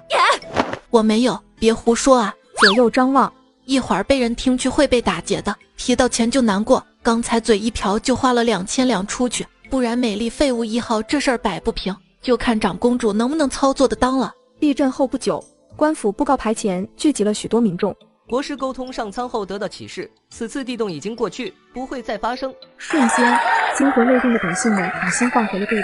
与此同时，京城最大的赌坊博通赌坊开出了前所未有的新盘口。赌江淼会不会被判刑？赔率如下：判刑1赔3，10两银子起下注，胜不封顶；不判刑1赔100，1两银子起下注，胜不封顶。黑心的资本家转行做慈善，就问你怕不怕？怕够了，有便宜不占是王八蛋。赌房背景不小，极有可能已经得到内部消息，所以判刑赔率放得低。我压判刑100两，少赚也是赚。这些年加起来都没见过这么多银子，这若是输了，东家怕是要破产。江淼的案子本就成了全城百姓关注的重点，谈口一开，就连卖菜的阿婆也关注了起来。京兆府银府邸，几位重要人物正围坐讨论。老太傅发话了，他会紧紧盯着案情进展。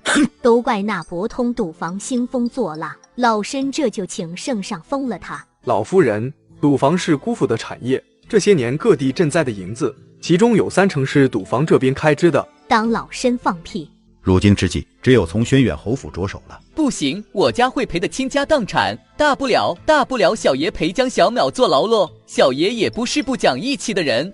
圣上已经得知此事始末，刚才发话了，谁也不能偏袒任何一方，也不许搞小动作，并命太子殿下全程监督，按章程进行调查审判。闻言，所有人的心都凉了。得，轩辕侯府这条路也堵死了。唉，都散了吧，这是那丫头的命，天妒英才呀！不然为何所有人都能梦见那丫头踹人的犯罪事实？被天妒的英才正在大牢最隐蔽的最后一间牢房外，没事人一样坐在小板凳上指挥工人装修。这里修一个净房，还有这里留一块地方出来，我要放一张软榻。大人，预算不够了，有个大工程，我有路子拿下，你有兴趣吗？什么大工程？长公主驸马的陵墓，你就说大不大，牛不牛逼吧？我特娘的谢谢你全家，这他娘的大工程我敢接，哪个修皇陵的不是修完就埋？驸马的陵墓也差不多。怎么说，不满意，不合心意吗？江淼没别的工程能介绍了，在自己贴钱装修和放弃舒适之间，选择了辛苦劳动。少花钱多办事儿，不花钱也办事儿，最好是花别人的钱办自己的事儿。当下直勾勾地盯着工头，10根手指跟翻花似的掐动起来。忽然，江淼眼睛一亮，卧槽，这家伙运气这么好的吗？你过来，我有个秘密讲给你听。你现在立刻回家，在你家院子那棵枣树北方10步处往下挖20尺，有个装满银子的箱子。你可拉倒吧，我家上数十8代都穷得叮当响，靠卖身为奴才保住这座破宅子，还是我挣了点钱翻修的。这宅子的地皮原是前朝一贪官的资产，改朝换代后才被你祖宗得到，银子自然是他埋的。你要是不挖，我可去挖了啊！那不行，不管有没有吧，也得是我去验证。连个招呼都不打，一溜烟跑了。这事儿没个席梦思摆不平。随后懒洋洋地躺在小板凳拼成的躺椅上，也不嫌硌得慌。咸鱼在哪儿晒不是晒？长松子慌慌张张地跑进来，丝滑无比地扑过来，想要去抱他大腿。江淼把脚一收，社交距离懂不懂？高人，大伙儿来了。上回跟您说的，叶郡王殿下的祖母到京城了，需俺家狗蛋去给老王妃治病呢。看去呗，我看了那小子面相，短期之内没有丧亲之痛，不乱用药不会死人。不是的，俺收到消息，老王妃的状态有点不对劲儿。据说老王妃好像变了个人，经常对着身边伺候的丫鬟上下其手摸人家关键部位。俺寻思这是色鬼上身了。我正在坐牢，去不了，这会儿回头再说，让老人家尽尽兴吧。事情传到圣上耳中，圣上亲口许了500两黄金的赏赐，还有据可靠消息，圣上决定让国师出关来处理此事。咱要是去晚了，魂儿就跑了。越狱是我长项，走，赶紧去。江淼一个鲤鱼打挺翻身下床，钱不钱的无所谓，主要是喜欢竞争上岗。别人坐牢白粥配咸菜，江淼坐牢大鱼大肉不断。接上集，江淼和长松子一起出了监狱。高人，这是景家给的3000两，请笑纳。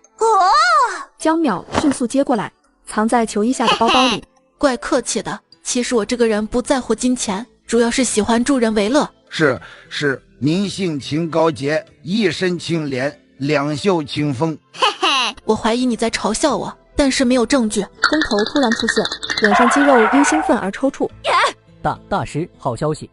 搞一张金丝楠木罗汉床，垫上10床蚕丝被，铺张金镶玉竹篾席，先降子对，意外之财去了一半，好嘞，包您满意。能结交到这样的高人，价值岂能是金钱可衡量的？就是这么大格局。郡王府，漠北叔远远站在门口，望着气鼓鼓的老王妃，神情相当复杂。被捆成粽子一样的老王妃倔强地坐着不肯倒下，粗着嗓子质问道：“你把金莲、平、雪娥、月娘藏哪儿去了？”祖母他们不叫这名儿，他们就叫这个名，把人还给我。先把人带进来吧。明烟和红袖都上过一回吊了，那就先把玉川和汉竹叫来吧。主子，让属下好朋友来看看老王妃娘娘吧。你还有好朋友？我怎么不知道？江淼啊，您忘了？你个二愣子，人家那时把你当朋友吗？你还好上了，倒也不必。圣上说让国师提前出关前来处理，可圣上许了500两黄金的赏赐，这钱必须得让江淼挣，他太可怜了，最便宜的玉都买不起。合着他眼都不眨敲姑母几千两的事儿，你是选择性失忆啊？我看你是中了江淼的邪。国师活了100余年，还不如一个小丫头厉害。好朋友，我真的尽力了，只能帮你到这里了。正在此时，管事一脸喜色，匆匆来报：殿下，国师大人来了。漠北叔大喜，疾步迎了出去。快请国师大人。郡王府前厅，看上去约莫50，清俊白皙的中年男子，任谁也看不出他已是100岁老人。国师大人，许久不见。郡王风采更甚从前，我大封有福了。承国师大人谬赞，原也不胜惶恐。郡王客气了，咱们还是先去看看老王妃吧。国师大人请。只是我祖母她可能正在对丫鬟耍流氓。无需多言，我看看便知如何化解。金莲坐过来点，让我看看你今日的肚兜是什么颜色。大胆妖孽，是你自己现身，还是须本国师亲自相请？来了个装神的，刺激，老子还没玩够。你说出来就出来，老子岂不是没面子？虽忌惮伤害老王妃的身体，但是你妹，逼话多过文化，不打就滚。老王妃霸气侧漏，老态龙钟的身体竟快若闪电般朝国师飘了过来。国师面色倏然一变，猛地后退，大袖一挥，无数白色细粉如天女散花般飞散开来。老王妃半路硬生生一个倒翻，避开这蓬白粉。国师迅速带着漠北叔退出了大殿。装你妈呢！弱的批报，能动老子的这地儿就没有。我可是考察了100年才放心出来的。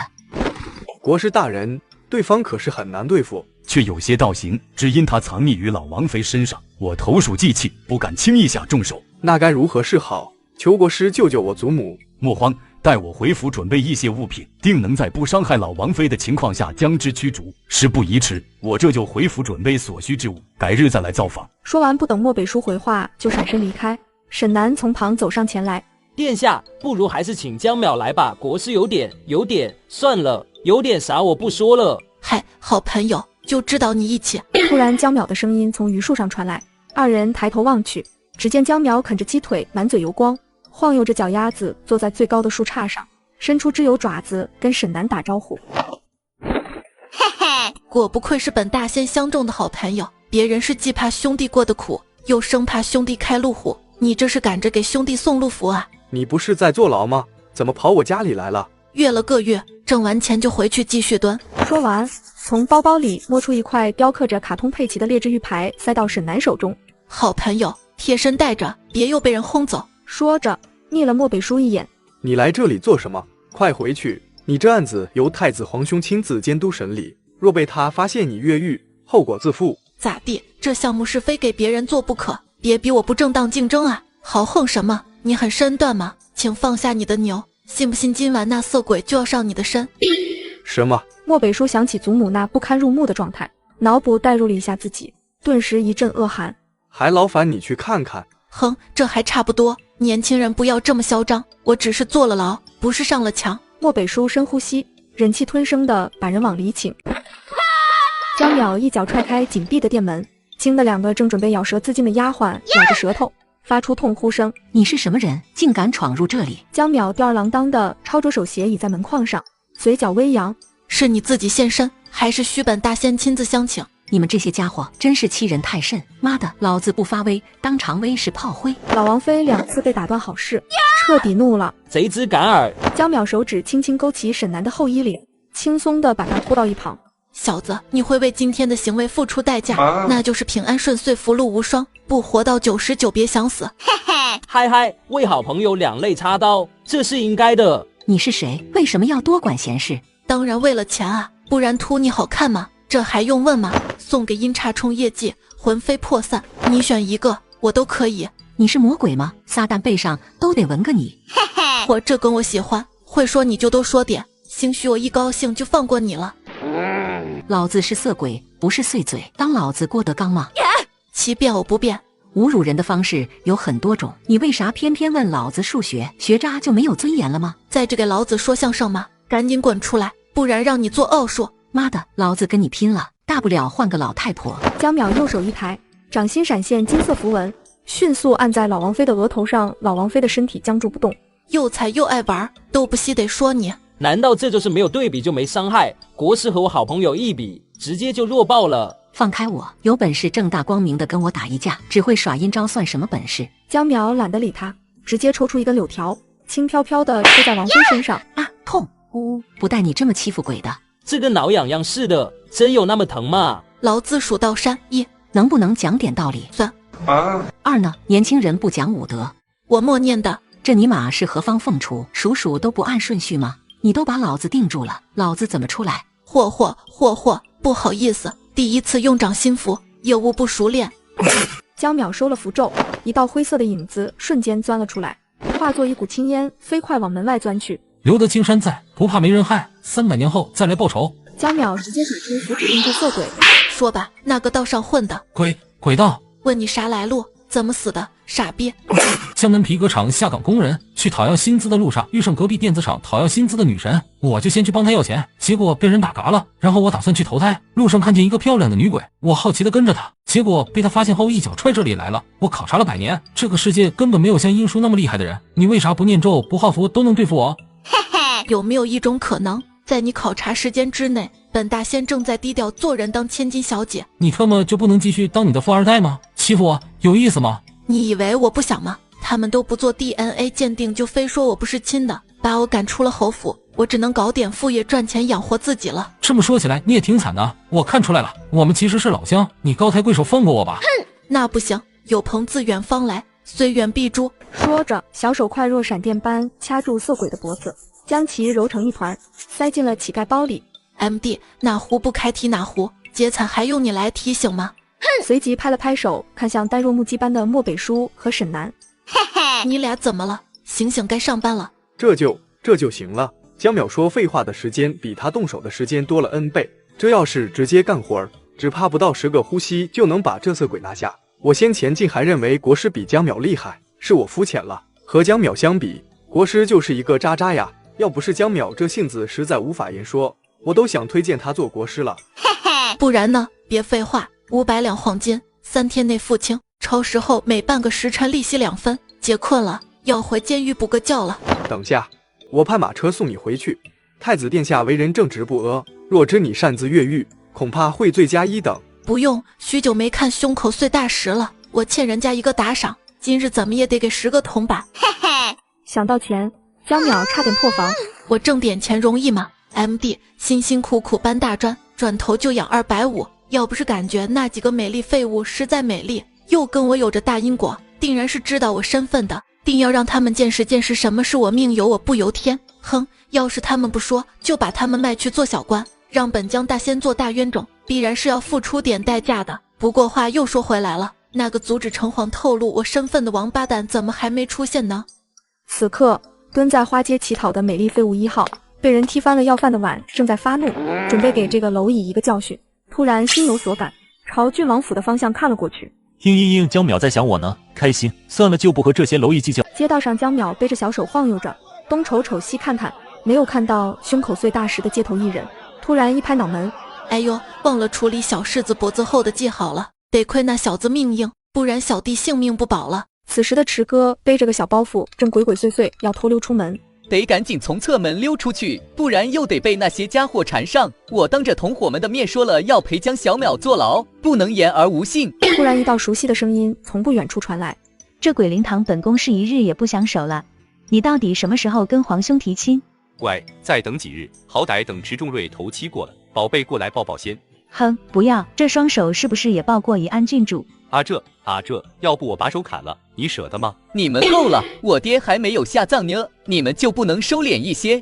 儿子，既然你看见了，娘就不瞒着你了，这就是娘打算给你的惊喜。你不是要跟这个人不共戴天吗？爹还帮你出过主意怎么收拾他，原来你一直在迷惑爹，我不管，是谁都不能是他。亲，要怎么才能让儿子相信我就是他爹？你休想做我爹，本世子与你不共戴天，还有不许学我爹说话。景家有良田千亩，珍宝无数，现银数百万两，你确定不愿当我儿子？哼，你休想收买我，本世子富贵不能淫。儿子，别生气了，你听娘解释，他就是你爹。休想我认贼作父，我给舅舅告你。你傻不傻？淼淼是不是跟你说过你爹不会有事的？你爹确实是死了，那天景战也死了，所以淼淼就施了法让你爹用了景战的身体，虽然外貌不同，但爱你的灵魂是不变的哟。你爹教你的金句还记得吗？手握明月摘星辰，世上无我这般人，天苍苍野茫茫，外焦里嫩烤全羊，山无棱天的河，谁吃铁锅炖大鹅？慈母手中剑，游子身上披，一披18剑，剑剑出暴击。说完意识到不对，急忙跑开。长公主掐着腰河东狮吼：“本宫剑呢？爹娘，我去陪江小淼坐牢，坐完牢再跟他回来喝喜酒哈。”小世子一边盘算着回头要求涨多少月例，一边悠哉悠哉行到京兆府。哥儿，太子皇兄，您怎么在这里？好巧啊！听说你跟那江淼很熟，还打算陪他坐牢？草，同伙中出内奸了，千万别被我查到是谁，不然要他好看，谁跟您嚼舌根了？景老夫人刚走，这个内奸不能惹人有钱，往后祖母还得叫得甜。哎呦我的妈！当年就是江淼害得你被父皇揍了一顿，随后姑母姑父又揍了你2顿，怎么你就不记恨吗？恨怎么不恨？他阴险狡诈，我这不就去守着他，看着他不让他有机会越狱。你看我好不好骗？太子皇兄，您要是不让去，就算了，我不去了就是。让？怎么不让？难得哥儿懂事了，皇兄怎么能不支持哥儿？去吧，走左边，右边道暂时封着。谢太子皇兄。池哥如蒙大赦，都不及细想太子皇兄为何同意他去大牢，一溜烟跑了。若我是哥儿该多好，就不用整日装正经，背着太子的身份谨言慎行了，还可以想干嘛干嘛。京城文库我称第2，没人敢称第1。京兆府外的转角处，江淼看着太子的马车走远，才现身出来，眼露疑惑之色。跟洪苗正、皇后嫡子，皇帝从小就悉心培养的接班人，为何身上不冒紫烟？这人也不是早夭之香啊！可他往后的人生，竟如同一团迷雾般，让他看不清，想来想去，只有一个可能：太子主动把皇位让给了漠北叔，就挺不合理的。他就不怕漠北叔登上皇位后刀了他？毕竟有他这个正统在，漠北叔名不正言不顺，贵圈复杂，洗脑回路不是我这么单纯的人能懂的。收回思绪，背着小手径直向大牢走去。老远就听见池哥的声音：“再加一张软榻，本世子将就睡，把床让给江小淼。”工头点头答应。幸亏世子爷没点名要名贵木料，买个差不多的得了。你要跟我带一间牢房？不然呢？小爷转了一圈，就你这儿能住人，莫非让我睡干草？哟呵，父子相认了。领哼，本世子的阅历很快就要高涨了，手指缝漏点出来就够你花的。够哥们儿，四海阁、聚仙楼的菜给安排上，让姐看看你的实力。你先垫着，回头我拿了阅历给你就是。过来，让我看看你。本世子不是那样的人。池哥抱着身体，满眼警惕地看着江淼。哪样的人？就是你想的那样，我把你当兄弟，你可不能对我动邪念。要点脸部，好看的皮囊你养不起，有趣的灵魂看不上你，自知之明会写吗？想要嫁给本世子的小娘子从京城排到了南岳，你有眼光吗？你要是再不过来，很快就要去跟英哥圆房了。池哥下意识朝脖子后摸去，终于想起江淼说过他被下记号的事儿。江小淼，你快给我弄掉这鬼东西，我家好多钱要我继承。就你这脑瓜子，还是让你爹娘再生个继承人吧，否则这家产迟早要姓江。嘿嘿，那不能，我脑子不灵光，还不能娶个脑子灵光的夫人了。清晨第一道曙光划破天际，落在池哥面上。咦，我怎么睡在地上？梦游了。翻身坐起，侧头对上江淼睡得香甜的脸蛋，下意识伸出手指头在那 Q 弹的小脸蛋上戳了戳。何人胆敢偷袭本大仙？看见是我，大姐饶命！吓死本大仙了，还以为修仙的来追杀我了。修仙的在哪儿？我要拜师，我要修仙。搞你爹那个，你确定要拜师吗？还想搞我那个？是的，要不要去拜师呢？那我还是不拜了，我还是拜你为师吧。你之前说过吃了我大舅锦鲤就收我为徒的，你不能言而无信。去，一边玩去，别打扰姐睡觉，睡醒再说。就知道骗小孩。另一边，长公主一早就进了皇宫，赖在御书房不走。皇兄，我开盘口的事您知道吧？简直胡闹！真听太子说了，买江鸟判刑的比买他不判刑的多很多。你这是打算赔个底儿朝天？所以这不是找皇兄您商量来了吗？你离我远点，我害怕我国库真没多少银子了，你就别惦记了。瞧您说的，您那点蚊子肉我能看上。蚊子肉你少吃了，走，别在这里烦我了。皇兄，送您一个大宝贝，这可是我那学富五车、智慧无双的王夫研究好久才写出来的呢。妹夫都亡了，妹子怎么还挺欢乐？驸马都没了，你开心个啥？王夫曾说过，别为感情掉一滴泪，只为钱财夜不能寐。他让我好好活下去，反正每天都有新的打击，不要试图转移话题。您先看看这个。皇帝无奈认命的翻开手抄本，这要是不满足他，这个都别想亲近。不气，气出病来无人替。原以为这一册要看许久，结果不到半刻钟就看完了。全篇就写了一个内容：如何修改律法，让江淼在除了判刑与不判刑这两条路外，还有路走。驸马头七位过，真去送他一程吧。我竟不知驸马居然如此大才，此等才华却只用在经商上，实在是大材小用了。一家人不必这么客气，有这功夫赶紧宣人来，连夜改律法。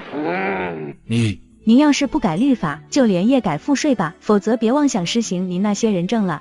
说完，趾高气扬地走出御书房。你看看他，都威胁上阵了。这么多年，圣上您还没有习惯吗？长公主去而复返，皇帝慌忙调整表情。对了，皇兄，您的锦鲤养的太少了，就剩下2条，我都不好意思偷。你好意思说你要偷？王夫曾说过，若您只养1条鱼，鱼死了您会很难过，可当您养了1池子的鱼，您还会在意死几条吗？好题，安没有道理。此时锦鲤2人祖弓着背脊，鬼鬼祟祟的从牢头眼皮底下走过，打算集体越狱。要我把眼睛戳下吗？这都不避人了吗？他们真的有修仙秘籍？小世子从听到这个消息到现在，已经问了无数次同样的问题。我太激动了，我要是修仙了，就把家产全给你。哈哈，真的吗？那高低得让你先看秘籍。长松子殷勤地将2人迎进大殿。高人，俺去取师祖留下的手札，您先参观参观。师祖曾留下话，说咱这三清殿里有大机缘，兴许您就撞上了呢。我怎么感觉有些眼熟，好像曾认识他。今天的风好大，和你一样，真会吹。我没吹，我好像奏过他烟。不想跟妄想症患者说话。长松子蓬头垢面的捧着一个满是灰尘的匣子，小跑过来。高人找着了。你家这位师祖贵庚？师祖约莫3000岁是有的。3000年前这个世界怕是灵气充裕的令人发指，能是现在这稀薄的灵气能比的吗？我去，你家师祖是生怕你们能修成仙吧？这尼玛英文修仙秘籍，你敢信？合着是个外国人穿越来，最终修成仙飞升的吧？这个世界好奇怪，穿越人士都如狗。这话可不行说啊！上一回说这话的师公被雷劈死了。我不信，除非他劈我一次。话音未落，万里无云。卧槽！但凡杀不死我的，必将杀不死我。说着，朝天空竖起中指。长松子和池哥吓懵了。江小淼，你死了吗？洒水了，小事不用担心。高人就是高人，师祖都劈不死您，您必有后福。MD， 价值2500的袍子，说没就没了，你俩先出去吧，谁也别打扰我。小世子面色担忧，他不会把秘籍毁尸灭迹吧？江淼把自己关在大殿里整整3天3夜，可把京兆府尹和后援团急坏了。你怎么不看着他点儿？他还这么小，跑出去被坏人欺负了怎么办？众人无语，老夫人对江淼的误解是不是太大了？她那性子虽不是任人欺负的，可毕竟也只是个小姑娘，江府若要来阴的，她也无力反抗。要不要让人查查？我亲眼见过江淼的厉害，2根手指头就能把沈南拎着人开，她无力反抗。别闹了，有那把自己会动的初一剑在，我都担心谁把江淼惹急了，尸横遍野，血流成河。你们都不担心世子爷的吗？世子爷也不见了，赶紧找啊！很快，官府官差、朝廷特务机关齐齐出动，展开寻找世子爷和江淼的秘密行动。江淼只是附带。3天后，清风观大殿的大门吱呀一声缓缓打开。拿去，你修吧，记得把家产留给我。有句话不知当不当讲，那就别讲。池哥为了修仙，还是说出了口。你真的认识那些字？你信爹也认识，不信你问他去。呵呵，没必要，我就随口问问而已，怀疑谁都不能怀疑你啊！趁机溜进大殿，将竹简收入怀中。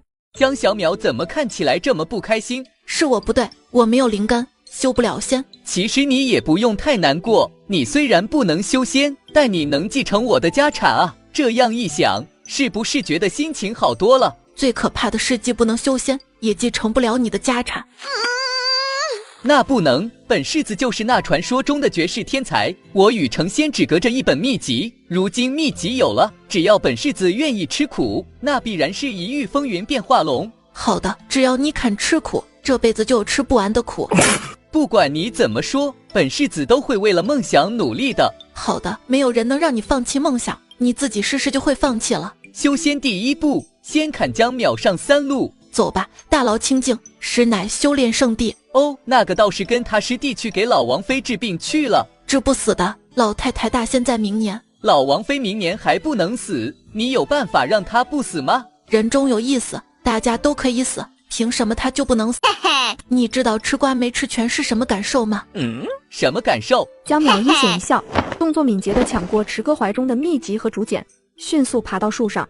如同你修仙没有秘籍的感受。小世子愤怒，脸蛋通红，双手握拳。江小淼，叫你爸爸作甚？爸爸，你别拉啊！我说还不成吗？这还差不多，不过你得发誓不外传。江淼麻利竖起手指，我发誓我若乱传，天打雷劈。不行不行，换一个，你又不怕雷劈？我发誓我若乱传，我男朋友就是狗。你就我一个男朋友，为什么要害我？行，我发誓我若乱传，就叫我打一辈子光棍。这个狠，这世上没有什么比女子嫁不出更惨的事了。山道上，江淼和池哥蹲在一起啃着香瓜。漠北叔是前一位晋王妃的儿子，如今的晋王妃之前只是侧妃，正妃死后，晋王才立他为正妃。如此一来，庶长子变成了嫡长子。晋王在世之时也极为偏心，喜欢长子，对次子漠北叔不闻不问。老王妃心疼漠北叔，才将他送到京城，与太子为伴接受教育。晋王妃手里握着晋王主义长子袭爵的遗书，老王妃却以长子无能，无法治理好封的为由，坚持让漠北叔袭爵，如此就僵持到现在。江淼听完故事，露出就这的表情。你知道个屁！晋王是怀疑我二哥不是他亲儿子。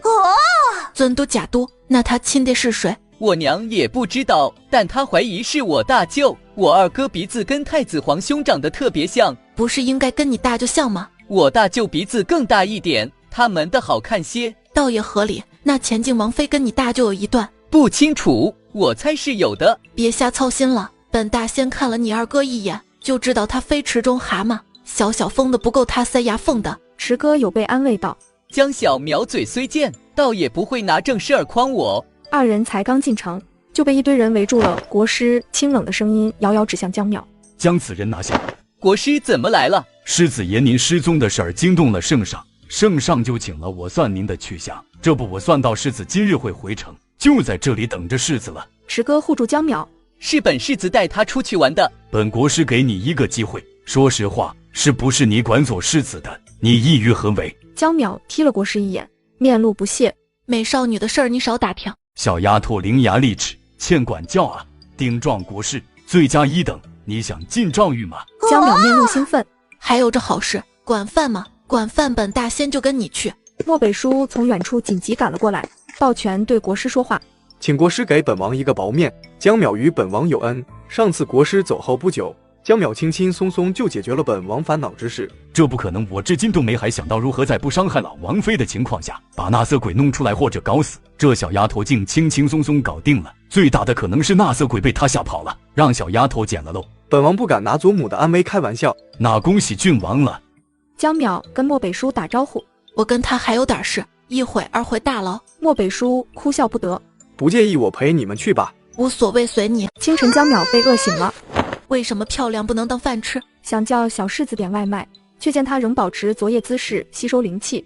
MD 不吃了，极度诗人保障。江淼突然想起什么，表情变得严肃。美丽废物1号没来上交所得，牢头。江大人有何吩咐？这几日美丽废物乞丐有没有来过？回大人，小人已经3天没有见过他来了。江淼赶紧掐算，半天没算到冷千里的下落。谁说的挣钱是件细水长流的事？我就该把它卖了，一夜暴富。这波血亏打今年有，今年特别多。江淼反身躺回床上，安详地闭上眼。只要我不出去了，打击就找不上我。早早起床真的可以做很多事情，比如说再睡一觉。京城西郊废弃宅子，昏暗潮湿。3天，整整3天。你知道我怎么过来的吗？你说江淼会来找我们，他人呢？哎，你总是这样心急，几千年都等了，还差这几日吗？你怎么能对淼淼这么没有耐心？那你算到江淼到底什么时候来吗？天尊警告过，不允许我们在凡间使用法术，一旦被发现，天尊会亲自把淼淼带走，去一个我们再也找不到的地方。本尊只用了1次法术，应该没发现。使用小法术也不行，我们的一举一动都瞒不过天尊，他给了3次犯规的机会。你，嘘，你听。冷千里竖起耳朵，倾听屋外传来的动静。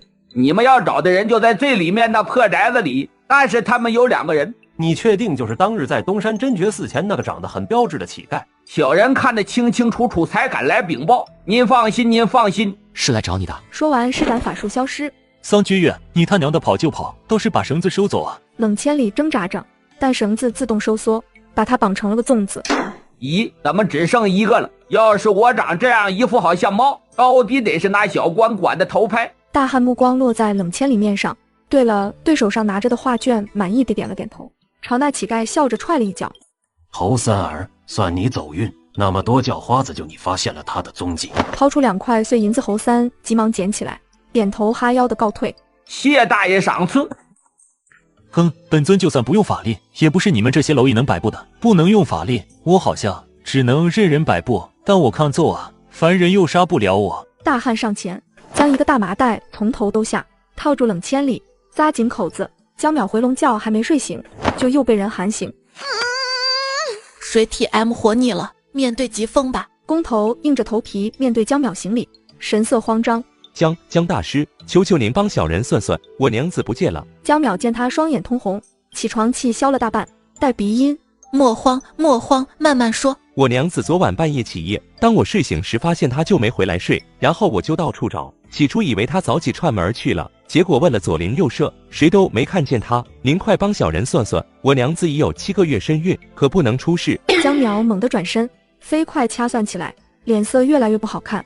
糟糕的买嘎，魔法怎么失灵了？大师怎么样？我娘子可是出了什么意外？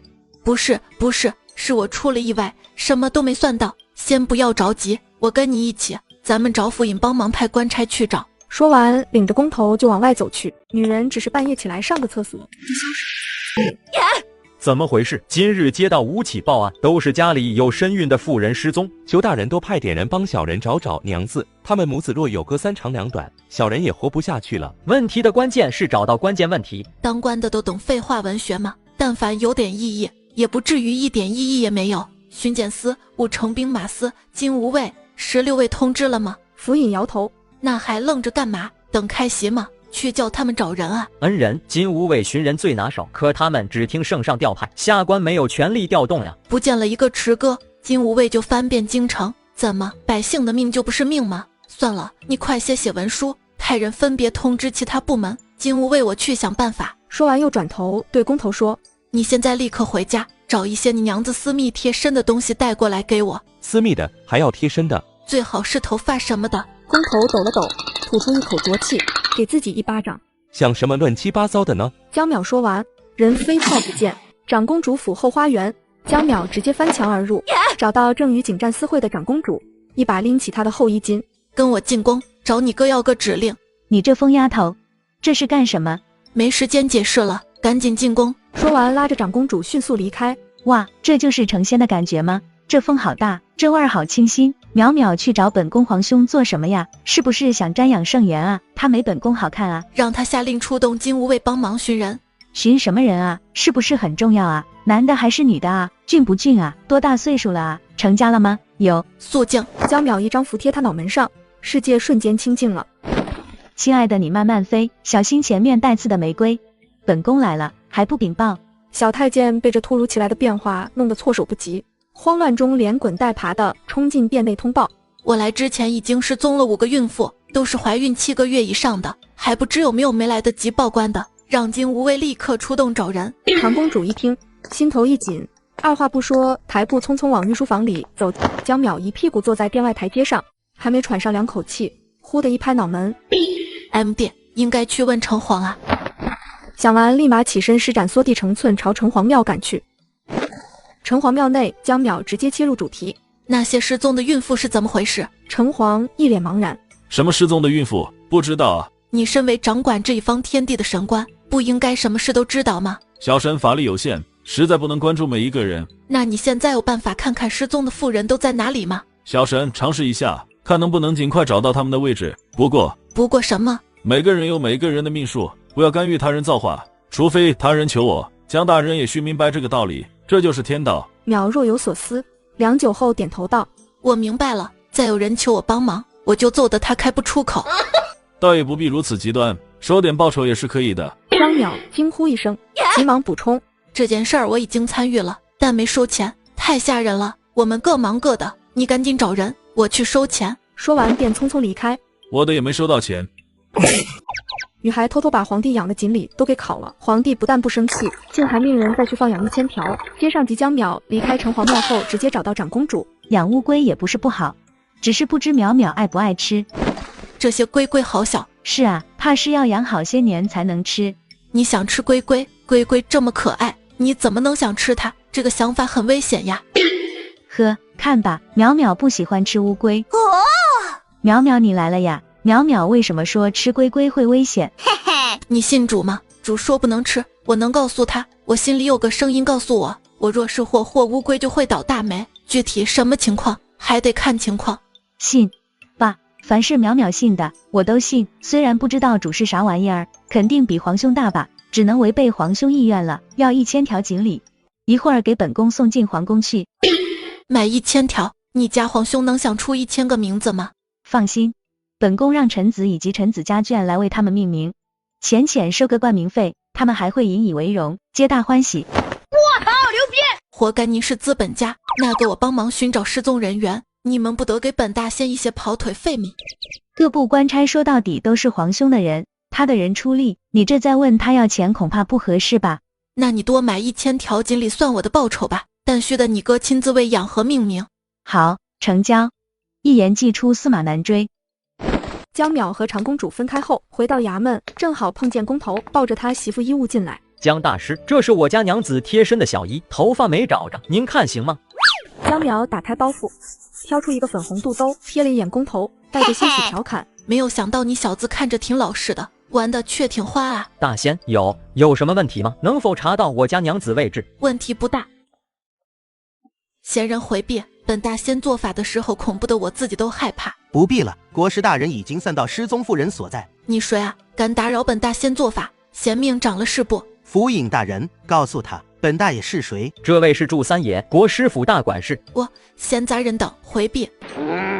你是不是在嘲笑我？竟敢忽视我的存在？你是不是不想活了？首先我没家教，其次你很好笑。说完揪住男人的头发，让他转了半圈，抬起一脚踹在他屁股上。翻滚吧，牛宝宝！你竟敢打我！你这是不把国师放在眼里？你等着，藐视国师等同死罪，国师一定不会放过你的。给本大仙好好揍他。好嘞，大仙你放心，小的让他好好见识一下花儿为啥这样红，保准他3天下不了床。嘿嘿，先来一个左正蹬，再来一个右鞭腿。小子竟然敢惹大仙生气，我看你是活腻歪了。江淼则回到桌前开始施法，只见一缕青烟升起，开始向外飘去，到了城外10里，那青烟突然开始原地打转，像个无头苍蝇。出现这种情况只有一个可能，对方是个高手，设法屏蔽了失踪孕妇的气息。看来敌人太强，只能暂避锋芒，回去再想他法。村里发生奇怪的一幕，人们都从家里走出来，成群结队的朝一个方向走去，每个人脸上还都挂着愤怒的表情。接上集，江淼发现劫走孕妇的人法力高深，自己只能先回去找城隍帮助。你的意思是，我就这样等着，天上就会掉下来馅饼吗？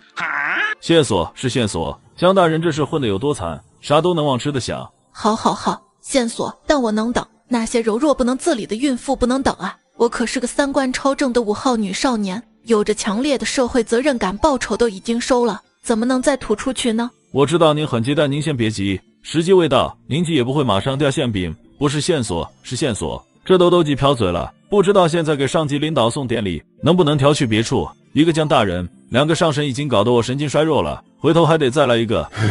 这画面太精彩了，真想驱车去现场看看。说到车，我最近就在瓜子二手车上买了台宝马无锡，只花了8万多。现在新车掉价，快上瓜子买二手特划算。年底瓜子有100亿补贴活动，5万多就能买奔驰、宝马、比亚迪。瓜子每台车都经过官方专业检测，可以试开3天。要是有旧车还能放瓜子拍卖，买卖二手车上瓜子就对了，快点开评论区看看吧。江淼有点愁，又有点饿，把手伸进包包里掏个饼出来吃，突然眼睛一亮，随即取出初一和小铜剑。你这小贱货，今天非要跟你分个高下不可！妖艳贱货，看剑！青铜小剑迅速飞起，插在江淼道士髻上。好奸诈的小贱货，你出来呀！我今天必须整死你，或者被你整死。你这么会认路，那就去给我找人，本大仙不收留废物。好的。这样也行，闻着味儿去找人能行不？行就跳2下。Nice， 你带着他去找人，不是你牵着他去找人，找到地方就回来告诉我。这要是成了，奴家配享太妙。想，去吧。我超厉害，我也要去。行，你也去，但轻易不要动手。好了，小的遵命。特别行动组出了城，青铜小剑扯着鹰哥，鹰哥扯着初一，一路狂奔，直到80里外的朱崖山才放缓了速度。要不奴家就在这等你，同意你就跳一下。整快点，死磨的，吃屎你都赶不上热乎的。前面5里有个山洞，洞口有阵法，你一剑下去，阵法就破了。你也知道爷的本事，阵法破了，山就塌了，咱就该吃席了，一吃一整天都不带重样的。没有别的法子破掉阵法吗？我承认我头脑简单，也没有手。别看我，你看奴家有脑子样子吗？爷也没有，得先回吧。寻找任务是完成了，剩下的事还是让大仙想办法吧。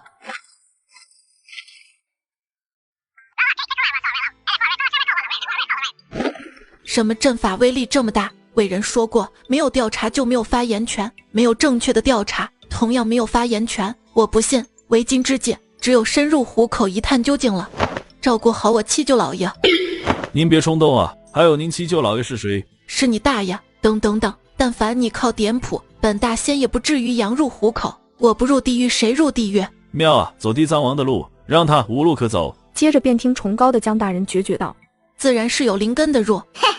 这画面太精彩了，真想驱车去现场看看。说到车，我最近就在瓜子二手车上买了台宝马无锡，只花了8万多。现在新车掉价，快上瓜子买二手特划算。年底瓜子有100亿补贴活动，5万多就能买奔驰、宝马、比亚迪。瓜子每台车都经过官方专业检测，可以试开3天。要是有旧车还能放瓜子拍卖，买卖二手车上瓜子就对了，快点开评论区看看吧。江淼为了给小世子打造一个精彩造型，不惜花费重金穿梭于各个市场之间。我这机智，连自己都惊艳到了。布衣、胭脂、木簪、棉花，7钱8花出去了，值。大牢内，江淼看到小世子后脸色骤变。你倒是没挪屁股啊！谁家修仙这么勤奋？梦想就这么重要吗？神仙都没这么逍遥好吗？如果一个人没有梦想，跟无忧无虑有啥区别？何方妖孽找死！修仙的就是不一样哟，口气都大了，敢吃妖孽了。江小淼，我引灵入体了，你感受到了吗？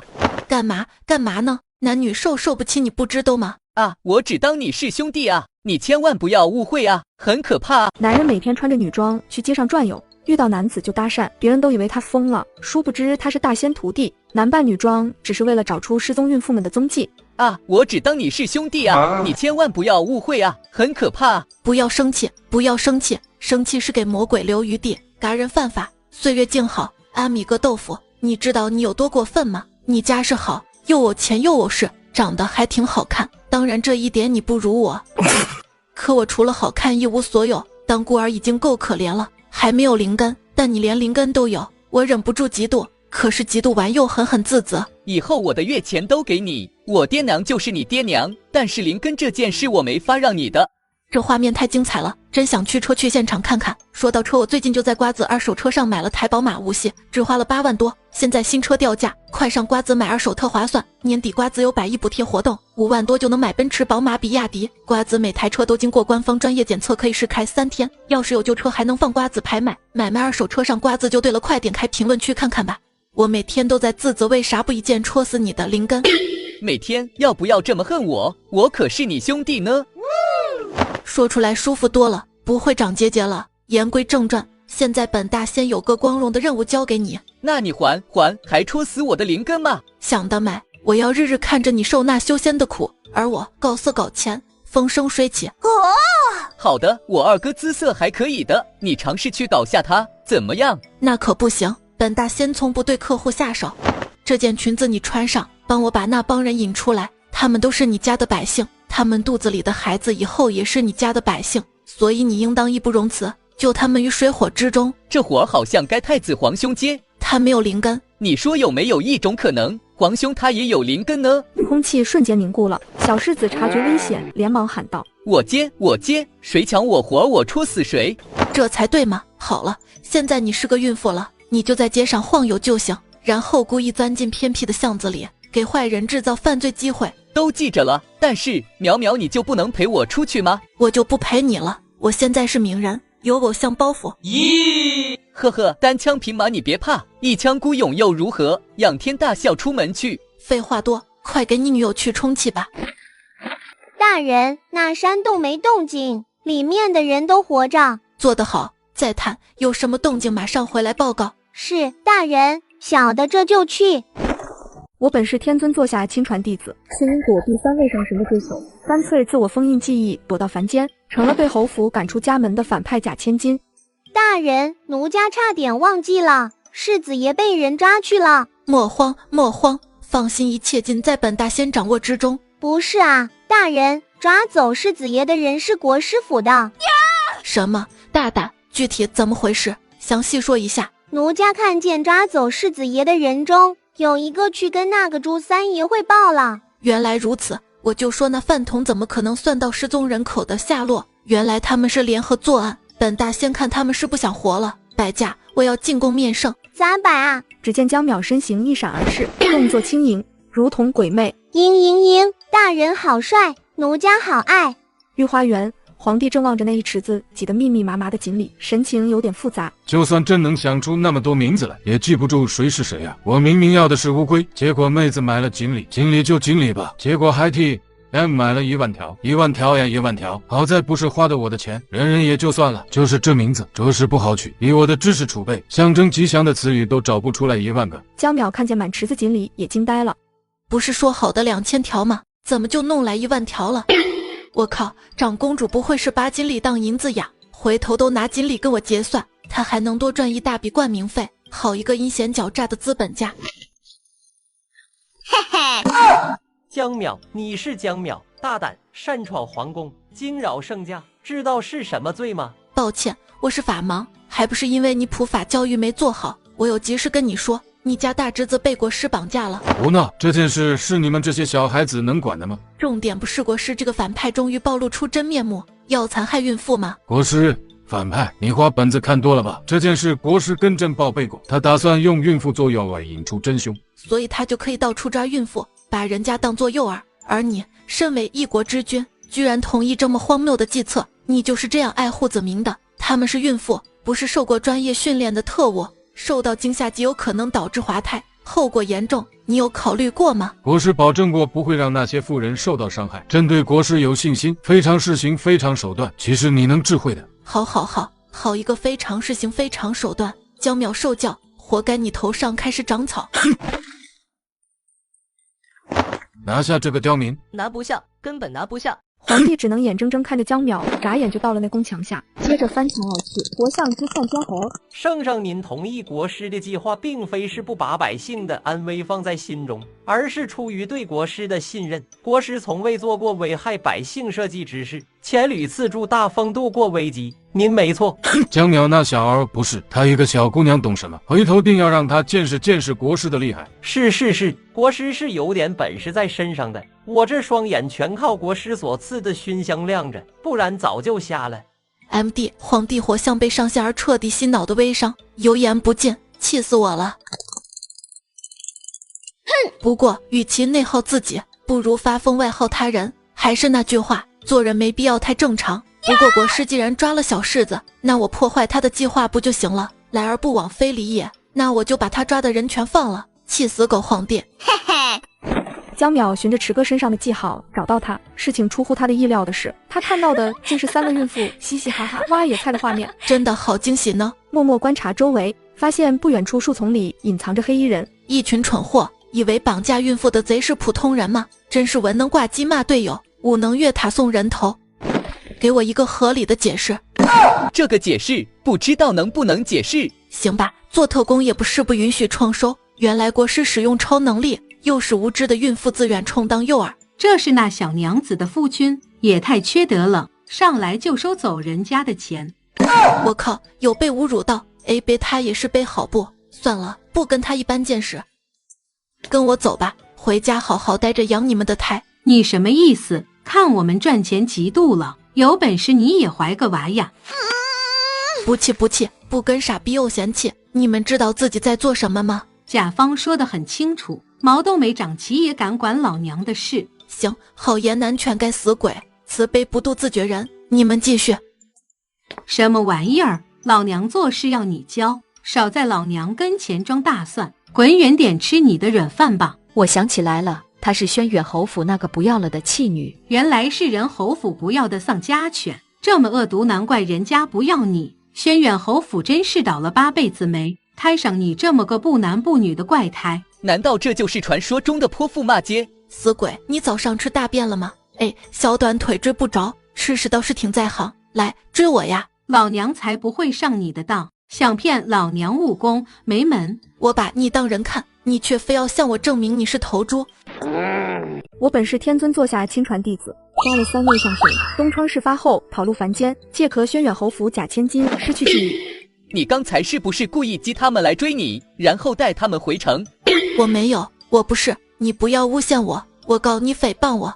好，你没有，那我们现在怎么办？指望你是指望不上了，只能是本大仙亲自出马了。你脸太嫩了，不像妇人，很容易就穿帮了。不要着急，本大仙有办法。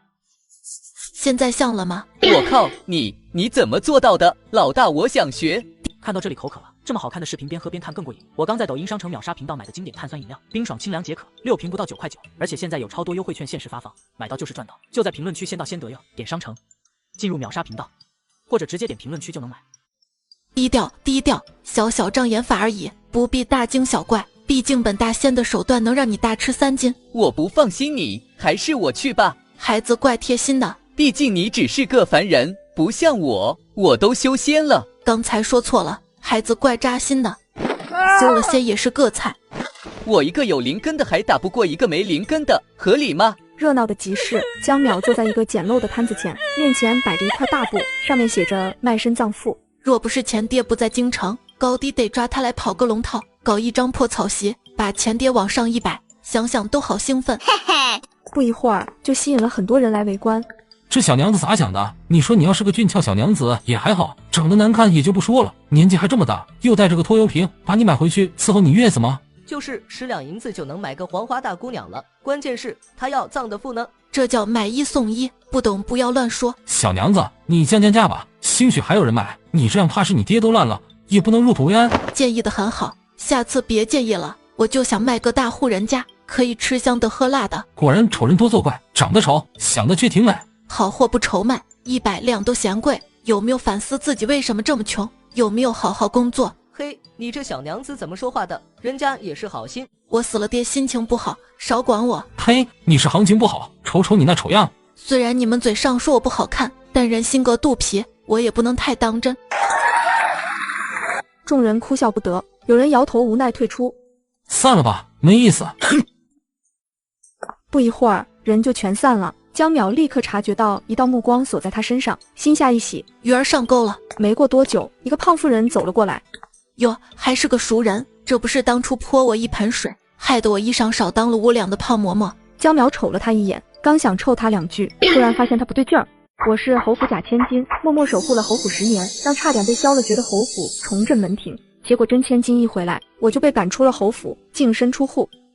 小娘子，这是有7个多月了吧？你夫家吗？死光了。哎呦，这可真是太苦命了。这样吧，你跟我走，我出银子安葬你爹，也不要你卖身，真是可怜哟。这胖子可不是这么好心的主儿，有诈！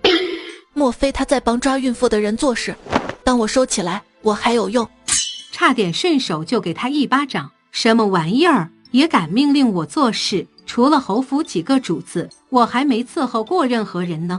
这么好看的视频看饿了，没有零食怎么行？这个麻辣王子辣条就是我刚发现的零食，解馋香辣，太适合看剧了。我最近都在抖音商城大牌试用探索好吃的零食，身边的朋友嘴馋都直接在这里试吃，超多好吃的零食都有上新，基本领券后才不到9点9。趁过年回家前，大家记得提前选好吃的零食，提前给家里置办好吃的零食年货。点商城，进大牌试用，或者直接点评论区就能直接开选。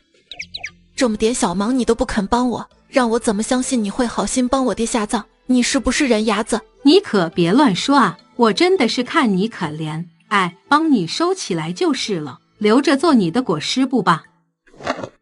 江淼这才跟着他走，故意用力靠在他身上。小样，看我累不死你！出了城，胖嬷嬷见周围无人，一改之前的慈祥态度，把江淼重重推开。你个小婊子，蝙蝠身上插鸡毛，装个鸟，敢搓磨你姑奶奶，看我扇不死你！来人啊，救命啊！该人了！胖嬷嬷心头一紧，可别被人发现了，赶紧把他拽起来往前推搡。你还帮我埋爹吗？埋怎么不埋？连你一起埋，蠢货！那你骂我吧，反正我也听不进去。算了，这小婊砸脑子不好使，要不然也轮不到我空手套白狼。两人继续赶路，走了一会，胖嬷嬷累了，在一块石头上坐了下来。累死了，休息会儿。坐过去一点，我也休息休息。你全家都是被你气嘎的吧？啊，这都被你猜到了。我这是造了什么孽鬼，到这么个奇葩？两人说话的功夫，来了3个孔武有力的大汉，二话不说，一个麻袋兜头就将江淼装了进去。别出声，否则嘎了你，你也跟我们走。一行4人走了没一会儿，上了马车，朝朱崖山的方向驶去。2个时辰后，马车在一个山洞处停了下来，3个大汉把江淼抬了下来，走到洞口前，重重咳嗽了2声。孩子咳嗽老不好，多半是装的打一顿就好。须臾，那洞口开出一道裂缝，3人才扛着这麻袋走了进去。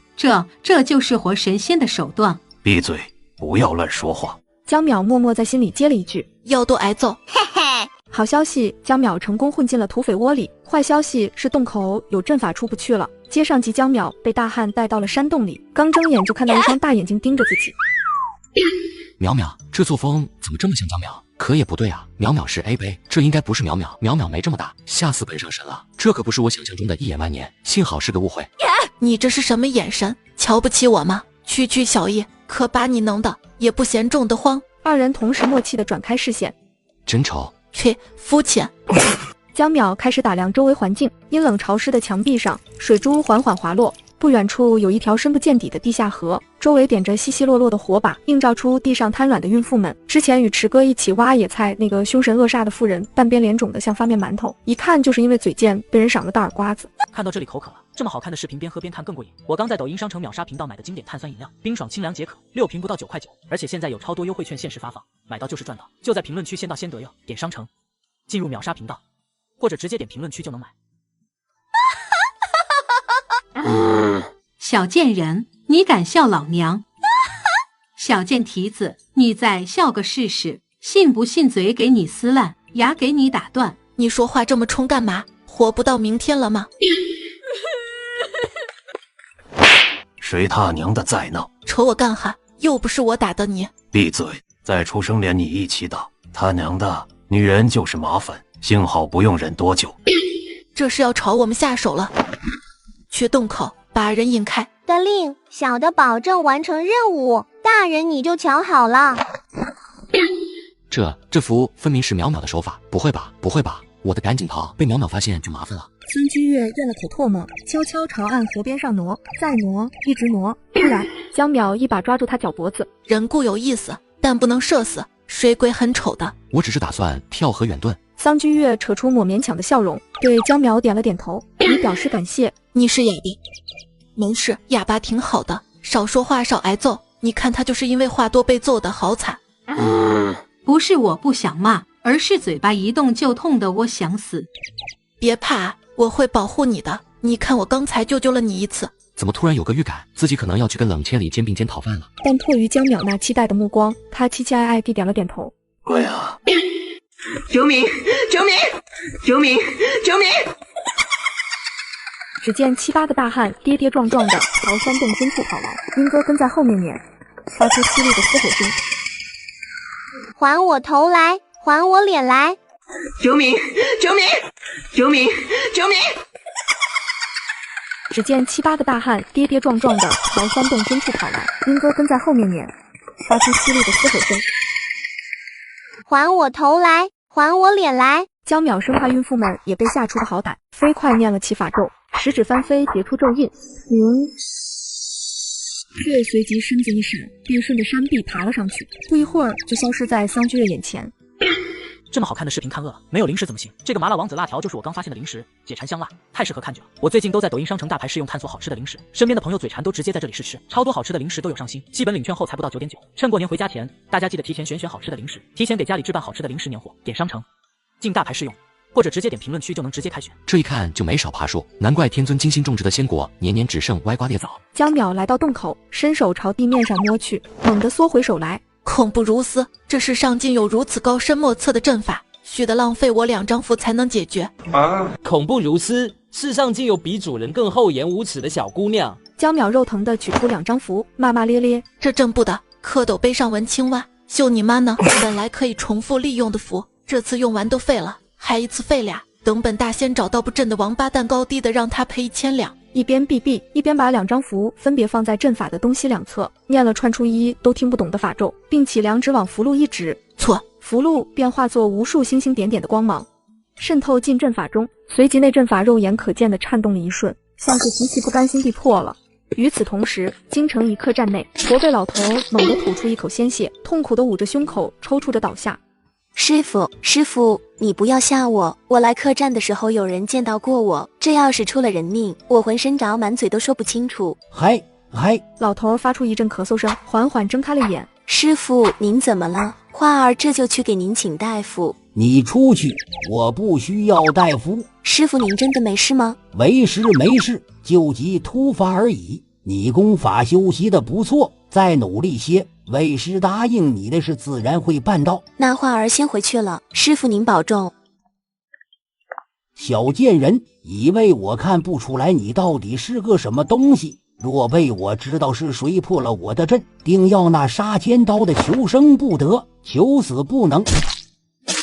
嗨，这大风潮除了国师萧一，绝不会再有第2个人有能力破我的阵法。但据我所知，萧一并不擅长阵法，绝没有能力在破坏阵法的同时对我造成反噬。莫非这些年他长进这么大？不管了，肯定是萧一破坏我的好事。萧一，不管你有多长进，老夫也要你血债血偿。江淼以身犯险解救出了所有被困女子，结果功劳却被国师抢了，女子们都在跪谢国师救命之恩，对他这个救命恩人却恶语相向。是国师大人，国师大人亲自来救咱们了。天哪，我家祖坟冒青烟了啊，竟能得到国师大人亲自搭救，快跪下迎接国师。莫非这就是传说中的信仰？我靠，你们为什么不谢我？是我不配吗？你干啥了？我们可什么都没看到。好，你们雪亮的眼睛只会对别人的隐私洞察秋毫是吧？说完拎起泼妇就往山洞里走。啊，你做什么？国师大人当前你竟敢行凶，你眼里还有国师大人吗？你快放我下来！江淼垮着脸把泼妇扔下，迅速返回洞外。看到这里口渴了，这么好看的视频边喝边看更过瘾。我刚在抖音商城秒杀频道买的经典碳酸饮料，冰爽清凉解渴，6瓶不到9块9，而且现在有超多优惠券限时发放，买到就是赚到。就在评论区先到先得哟，点商城，进入秒杀频道，或者直接点评论区就能买。双手结印封住洞口，我倒要考验一下国师大人的阵法水平，看看凭他能不能破阵救人。都起来吧，你们受苦了。多谢国师大人挂怀，国师大人恩情深似海，我等无以为报，回家必定为国师大人您立下长生牌，日日求神拜佛保佑您平安顺遂。这是本国师该做的，你骑马回去，赶紧调派马车过来接送他们回城，务必要挨个送到他们家人身边。国师大人先别忙着鞠躬啊，洞子里还有人呢，就出来再鞠躬不迟。是他，之前那个大姐已经出来了，又被他抓回去了，他一定就是绑架我们的背后黑手。有眼光，我就是黑手党。本国师会查清真相的，不会冤枉一个好人，也不会放过任何一个坏人。正义也会惩罚每一个装逼失败的人。国师不屑理会他，朝朱三挥手吩咐道：“去将人带出来。”是，老爷，小的这就去把人带出来。朱三傲慢地瞥了江淼一眼，朝山洞走来。小心正义！朱三看都不看他一眼，迈着坚定的步伐走进山洞。尔等无需惊慌，本国师需的准备些物件，才能将人万无一失的救出来。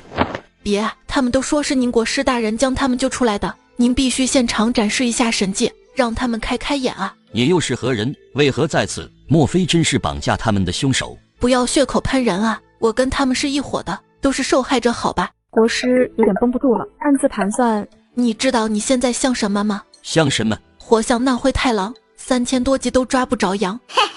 本国师所作所为，上不愧于天，下不作于地。钟阙藏奸诈上装大业，根本大仙耍嘴皮子。在座的各位都是弟弟，心中有键盘，我自立神坛，也没啥能耐，专搞你心态。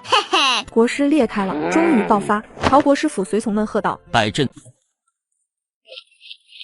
接上集，国师抢功不成，要对江淼下手。池哥带着莫郡王及时赶到，让他们消停会儿，呜呜的吵死人了。江小淼呢？江小淼，原来那刺头就是江淼，我就说那声音怎么有点熟呢？这狗东西天生就是来克我的吧？不然怎么遇到一次被打一次脸，一次比一次疼？叶郡王不是说江淼厉害吗？那我正好把这个烫手山芋甩回给江淼，他不是喜欢出风头吗？让他去跟那个修士死磕好了，我倒要看看这狗东西是怎么死的。住手！江小淼，你没事儿吧？我琢磨着你肯定很快就能完事儿，叫二哥一起来接你了。我就知道只要你出马，就没有解决不了的事。看到这里口渴了，这么好看的视频边喝边看更过瘾。我刚在抖音商城秒杀频道买的经典碳酸饮料，冰爽清凉解渴，6瓶不到9块9，而且现在有超多优惠券限时发放，买到就是赚到。就在评论区先到先得哟，点商城进入秒杀频道，或者直接点评论区就能买。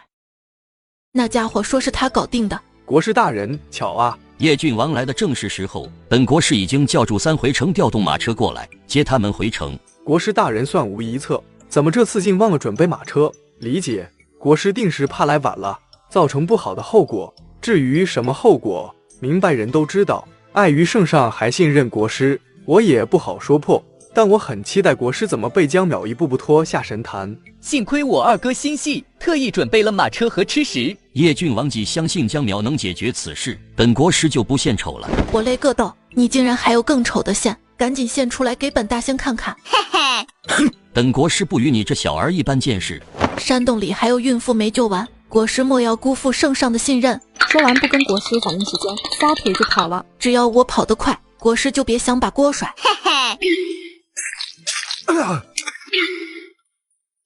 国师大人，随从们惊慌地围了上去，掐人中的掐人中，画符水的画符水，喂药的喂药。国师牙关咬得死死的。一群蠢货，那符上有灵粉，想毒死国师吗？怎么回事？国师大人强行出关伤了身子，定是救急突发了。学到了，回去就整个救急出来，必要时就突发。你们先送国师回城养伤吧。就这样让他走了，里面还有人呢。江淼挖的坑你跳吗？先说好，我可能拉你不起来。石哥飞快摇头，猛地翻上马背，马鞭一甩。二哥，我先去跟大舅报个信。这孩子以前也没这么狗啊，这都跟江淼学坏了。江淼一口气跑回城，打量了一下桑居月，语气担忧道：“男孩子在外面不安全，我有义务送你回去，管他是男是女，反正他就他2次是事实，该要的钱还得要。我不打探你隐私，只是单纯的想送你回家。”你本是天界上仙，天尊座下亲传弟子，却散尽全身修为，从此落入凡间，踏入红尘，当个逍遥小道姑。接上集，刚回城江淼就迫不及待向桑居月讨要报酬。男孩子在外面不安全，我有义务送你回去。我不打探你的隐私，只是单纯的想送你回家。怎么突然对我这么好？你还是别对我这么好算了，攒着以后一起给吧。我是从家中偷跑出来的，绝对不能回去。实话跟你说吧，我现在的怨气一点都不比厉鬼少。等天亮我就把这些东西当掉，感谢你的救命之恩。呵呵，这么客气怪不好意思的，不过我更不好意思拒绝你。对了，现在我们去哪儿？这家伙身上都是好东西，鸭子还没煮熟，别给飞了。城隍庙吧，那地方我熟，走。我也挺熟的，但我不说。城隍正在享受信徒的供奉，飘飘欲仙，猛地看见这2尊胎神，吓得一个机灵。这就是巨月上神特别惊艳的出场方式，倒是成功了一半，好歹占了个镜。江淼故作看不见他，一把扯下城隍塑像上披着的红布铺在地上，招桑居月看去。你要邀请我一起睡吗？你怎么能把不要脸这件事干得比我还熟？去外面捡点柴火来。不开心，被淼淼骂了。不要乱跑啊！我变成厉鬼的契机取决于你回不回来。一个舍得死，一个舍得埋，没眼看。次日天一亮，江淼就迫不及待地带着桑居月去当首饰。嘿嘿，掌柜的，我又来当韭菜了，开不开心？江淼，呵呵，是我，这次少割点哈，都这么熟了。掌柜嘴角轻抽，打开小包袱看了几眼，瞬间神情就复杂起来。这东西真是你的？必须是我的。你且等我片刻，我有点拿不定主意，须得再找人鉴定。鉴定好，鉴定准确了才能给个卷死同行的价格嘛。这一等就等了小1刻钟。要不我们换个当铺吧？我就喜欢当他的韭菜。要朝哪个方向磕头才能遇到你这么优质的韭菜？在天界时想喝你一杯茶都要买。抓住他们！国公府夫人的首饰就是他们偷的。什么国公府夫人？你是国公府的？我是国师府的梁上君子。半刻钟后，江淼与桑居月被押往京兆府。府尹看见他，额角一阵猛跳。祖宗哀，咋又来了？不是，咋还2进宫了？要不让景老夫人去说说，把东西还给国公府，这事儿就算过了。是他偷的，与我无关。我问得清清楚楚，你坚定说东西是你的，我们铺子里的人都能作证。干啥不行，弃人第1名。国公府夫人闻讯赶来，气势凌人地站在公堂上。这2个贼谁也别想包庇，否则就是圣上那里，本夫人也要去讨个公道的。这事儿有多大？盗窃太后亲赐之物，嘎头之罪。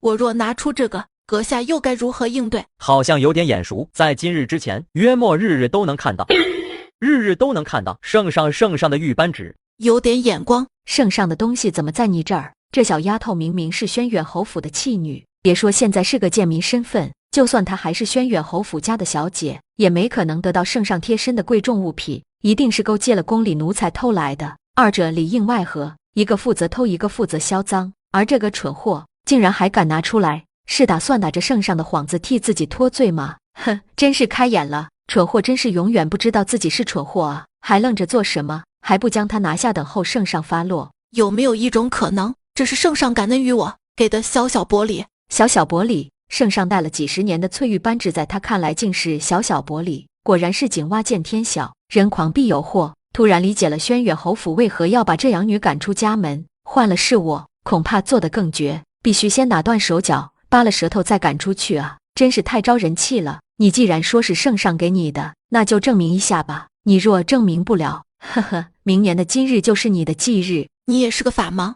死刑哪有这么快的？一套流程走下来，怎么也得是秋后啊！嘿嘿，这是重点吗？这不是重点吗？今日死和秋后死之间隔着好多的饭呢。二位冷静，据我看来，这2件事一定都是误会。我反对。祖宗，您是真看不来我在拉偏架啊！接着，国公府夫人与江淼又你来我往，唇枪舌剑开了。你本是天界上仙，天尊座下亲传弟子，却散尽全身修为，从此落入凡间，踏入红尘，当个逍遥小道姑。哎呦，淼淼，玉溪，这是怎么了？他诬陷我，非要说我偷了他的珠宝首饰。老夫人，事情的经过您一问便知，那些珠宝首饰您也见我戴过，太后娘娘赐给我的项链您不会不认识吧？想当年太后在宫宴上当着所有官眷的面赐给我如此贵重之物，可是传遍整个权贵圈了呢。我那些妯娌嫉妒的眼珠子红了几个月。这么好看的视频看饿了，没有零食怎么行？这个麻辣王子辣条就是我刚发现的零食，解馋香辣，太适合看剧了。我最近都在抖音商城大牌试用探索好吃的零食，身边的朋友嘴馋都直接在这里试吃，超多好吃的零食都有上新，基本领券后才不到9.9。趁过年回家前，大家记得提前选好吃的零食，提前给家里置办好吃的零食年货。点商城，进大牌试用。或者直接点评论区就能直接开选。这我没法狡辩。淼淼啊，这里面是不是有什么误会呀？你跟我说实话，别害怕。你问他吧，东西是他给我的，说是感谢我救命之恩。你说，兄台，坦白从宽，抗拒从严，争取宽大处理。没错，是我偷的。坦白从宽，牢底坐穿。兄台保重啊！你刚才明明说坦白从宽的，我那是在考验你，很遗憾，你没有通过组织考验。淼淼到底在凡间学了些什么鬼？东西是他偷的，赃是你拿出去销的，你以为你能置身事外？你们这种属于盗窃团伙，团伙作案罪加1等。我有权保持沉默，在我的壮士团来之前，将不会再说任何话。我若相信您的嘴，不如相信男人不是骗人的鬼。老夫人，您先别站队，这丫头胆大包天，竟还敢勾结宫中奴才盗窃圣上之物。景老夫人面色一白，拄着拐杖就往外走，健步如飞。这事儿太大，老身也兜不住，老身这就去请长公主殿下。这事儿跟长公主殿下有什么关系？倒是不知这事儿跟殿下有没有关系，但这人跟殿下有关系。有什么关系？我长话短说，但说来话长，你还是自己问长公主殿下吧。老夫人以前也不会这样说话呀，这废话说的。老夫人不必去找姑母了，她一早就进宫见父皇去了。刚才的事本宫都听到了，不如你们各退一步，庭外和解吧。有2个方案，一是江淼赔点钱。2啊，我选2。你好歹等本宫说完。其2嘛，江淼赔偿500两银子加盗窃。2，我也选2。和解协议达成，不接受反驳。我不服，明明是他偷的，凭什么我赔钱？因为你们是团伙呀，他要是给钱也行。你本是天界上仙，天尊座下亲传弟子，却散尽全身修为，从此落入凡间，踏入红尘，当个逍遥小道姑。我赔，他们都是我身上刮下来的肉，你可要好好多待他们呀。没问题，本夫人一会儿就去压你的注。感动，好人一生平安，李太白诚不欺我也，果然是千金散尽还复来。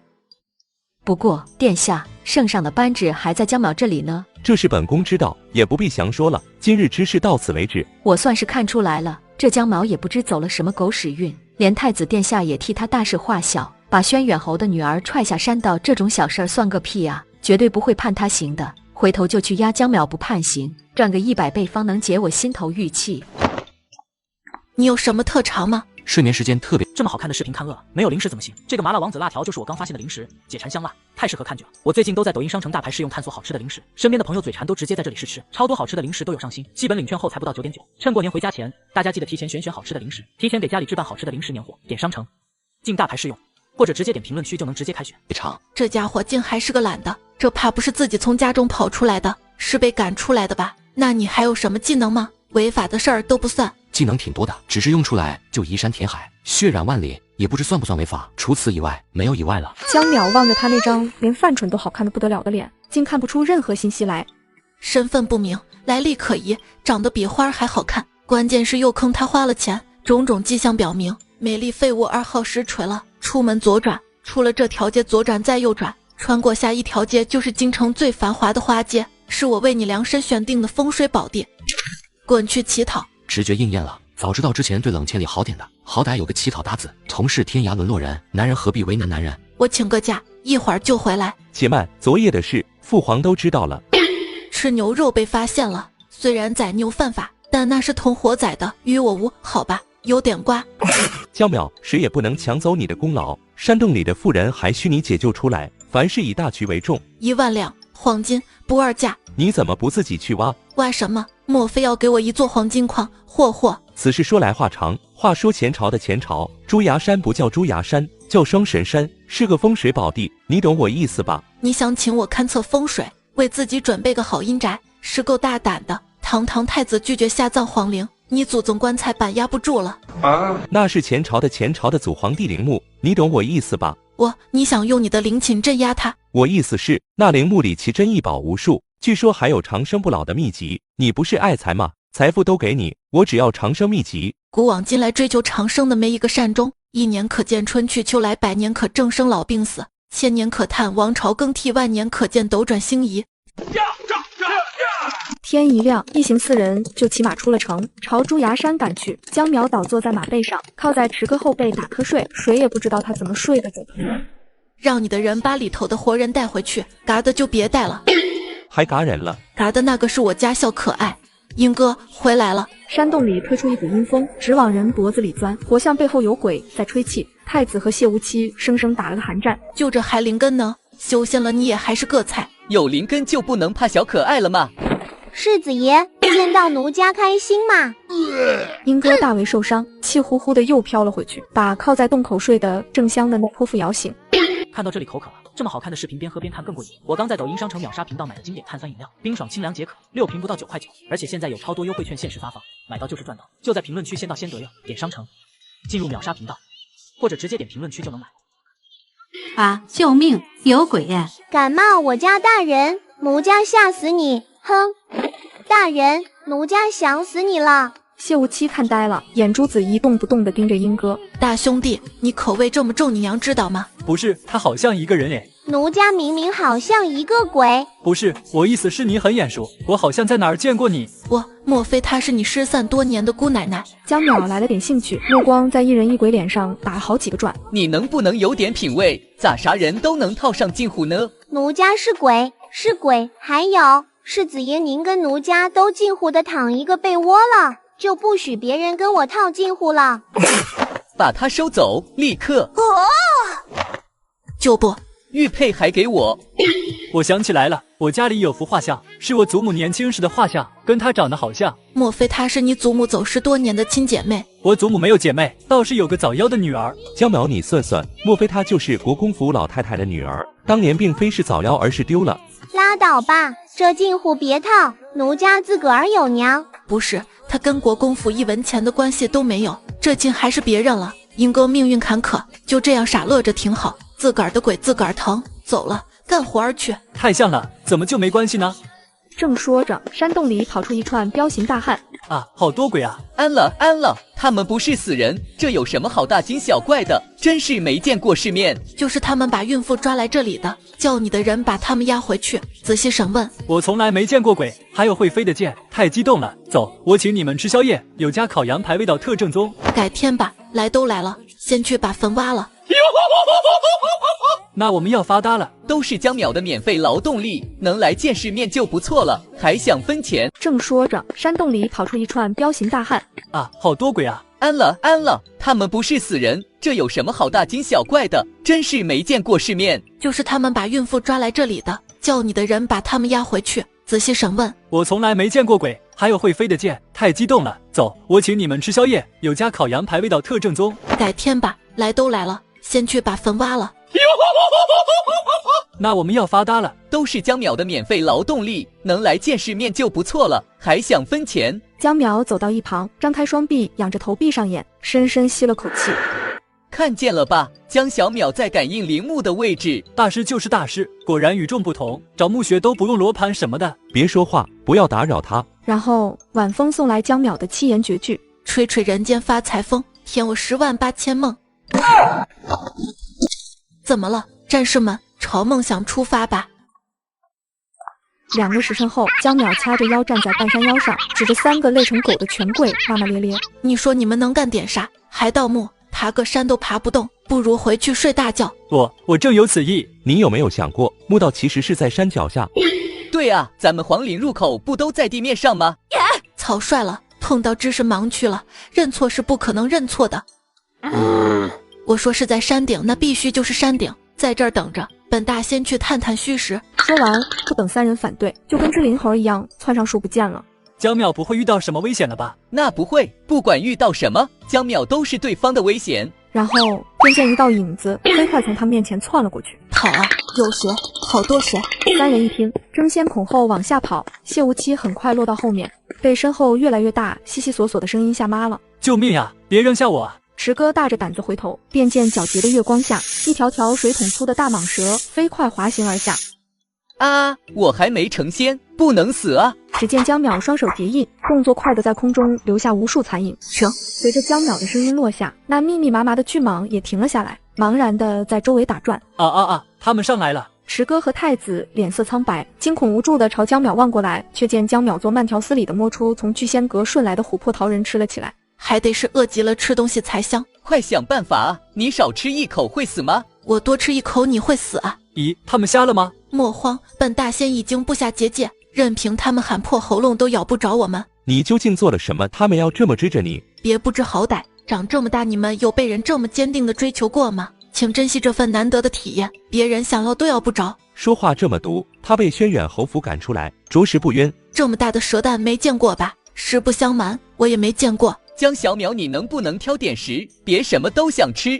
江淼四人只是爬山探个险，就被一群蟒蛇疯狂追杀。当太子他们发现这一切都是因为江淼偷了人家蛇蛋时，整个人都麻了。蛋蛋这么可爱，怎么可以吃呢？我打算把它们孵出来。啊！你不要太离谱！今夜的巨蟒惊魂将是我一生磨灭不去的阴影。如果江淼要养蛇，我就要考虑与他一刀两断了。给你们一人2条，剩下的都归我。从小养才会有感情，到时候你们出去后面跟着2大金鞭，就问你拉不拉风吧。我可能会拉稀。你怎么做到说话逗味儿的？说话的功夫，巨蟒们失去目标，无奈撤退了，只剩下一条最粗的还在周围不死心的盘旋。嚯，这条要成精了，这是你的孩子吗？是就咬我，不是就说不。巨蟒愣了愣，猛地张开血盆大口，腾身而起去咬江淼。也咬不着啊，咬不着。做事不要太冲动，有什么事是不能坐下来互扇耳光的。巨蟒目露凶光，使劲咕涌着脑袋去咬江淼。我再找一个陵墓，你带我去，我就把你孩子还你。同意就点头，不同意就死。巨蟒脑袋宕机了1秒，试探着摆了摆头。哼，敬酒不吃吃毒酒，本大仙耐心有限，再敢在死亡的边缘试探一次，我就当着你面把你孩子烤来吃掉，让你只能闻味儿但吃不上。从来只有我欺负人，今日竟被人欺负了，我，这一定是个魔鬼吧？一会儿后，江淼带着3个权贵，骑着巨蟒，朝尊贵的前皇陵出发。4人来到墓室，只见一僵尸站在棺椁旁边。你是朕的哪一代孙女？啥玩意？请你尊重一下我的专业。什么专业？专业盗墓。你来给他上堂历史课。1个时辰后，太子讲得口干舌燥，终于让红毛僵尸接受了王朝覆灭后又改朝换代2次的事实，说话也顺溜了。这么算起来，离朕驾崩已经过去了1100年，真是山中无甲子，世事皆如烟啊！你一个开国皇帝，竟连陪葬都没有，还要不要脸了？从前是有的，但朕是才记起来了。朕的王朝破灭后，都被后代子孙搬空了。那长生秘籍呢？不要说又是被你的不孝子孙偷走了。你看我像是长生不死吗？市井谣传你也信？我嚯，月亮代表我的心，坑坑洼洼冷冰冰。江淼无力地跌坐在地上，同样坑坑洼洼冷冰冰的还有太子，他失魂落魄地看着红毛。真没有吗？你说男人不骗男人？你们这几个小鬼真有趣。朕若是有那长生秘籍，整个世界都将匍匐在朕脚下。别太看得起自己，有秘籍你也不见得能修得成。4个权贵子弟和僵尸交流感情，却不知他们的失踪已经掀起了轩然大波。此时此刻，朱崖山遍布官兵和狼狗，皇上更是亲自坐镇。报1队没有发现。报2队没有发现。追加人手继续找，没有朕的命令不许撤退。皇妹这里就交给你了，我也想在这里等个结果，但我不仅仅只是父亲，还是君王，并没有太多时间留给儿子。皇兄放心，臣妹一定会让太子池哥他们的安全回家的。你说是不是我肚子里这个克他哥哥了？我这前脚刚查出有了身孕，儿子后脚池哥就失踪了。迷信要不得，一个胚胎能有这么大的能量，我叫他爹。也是哈，淼淼跟他们在一起的，应该不会有问题吧？肯定不会有生命危险，兴许是只是贪玩，钻哪个山洞探险去了。我没穿越前就喜欢爬山钻洞子，但其实我觉得这个理由很牵强。自家儿子和小公爷江淼贪玩也就罢了，太子绝对不是这样的人。不远处的马车上，祝三爷扶着国师下车，朝长公主2人走来。国师一边走一边咳嗽，生怕别人不知他带病出关。殿下，本国师算了一卦，太子殿下和世子爷失踪皆是受了江淼牵连。哼，傻逼，要不是你屁用没有，救不了山洞里的孕妇，淼淼也不会来，淼淼不来，太子和儿子也不会来，谢家那小胖子最冤。所以呢，那江淼行踪诡异，本国师观他面相就不是好人，此次2位殿下失踪极有可能就是他的阴谋，目的是谋害储君，令得朝廷动荡。国师若无有异议的建议，不如回去闭关。本国师言尽于此，希望殿下不要被江淼所蒙蔽。国师犹不甘心，非要给江淼拉仇恨。本国师确定江淼就在此山之中，放火烧山吧，将罪魁祸首江淼逼出来，然后把太子和本宫儿子都烧成焦炭，给国师您烤火。还请国师回府休息吧，别把病妻儿过给长公主殿下。我倒要看看那江淼究竟耍什么花招。江淼的花招他是没能见着，皇家救援行动开展了整整10几日，依旧没能找到江淼几人的踪影。皇帝采用了国师的建议，准备烧山。双神山陵墓中，正在修炼中的3个不约而同地睁开眼。怎么了？怎么都不修炼了？灵气消失了。哎，你谁啊？怎么随便往人坟墓里钻，还不穿衣裳？嘶哈，有裸男！一眨眼，江淼人已经不见了。难以置信，居然能在一个小姑娘脸上见识到猥琐。几个跟过去，便看见江淼骂骂咧咧的给一个白生生的人形物体套上球衣。原始人都知道弄片树叶遮羞，你这样是要气死谁？想不通，一条蛇怎么能有那么大的？蛇还不会说话，咿咿呜呜，神色焦急的比手画脚。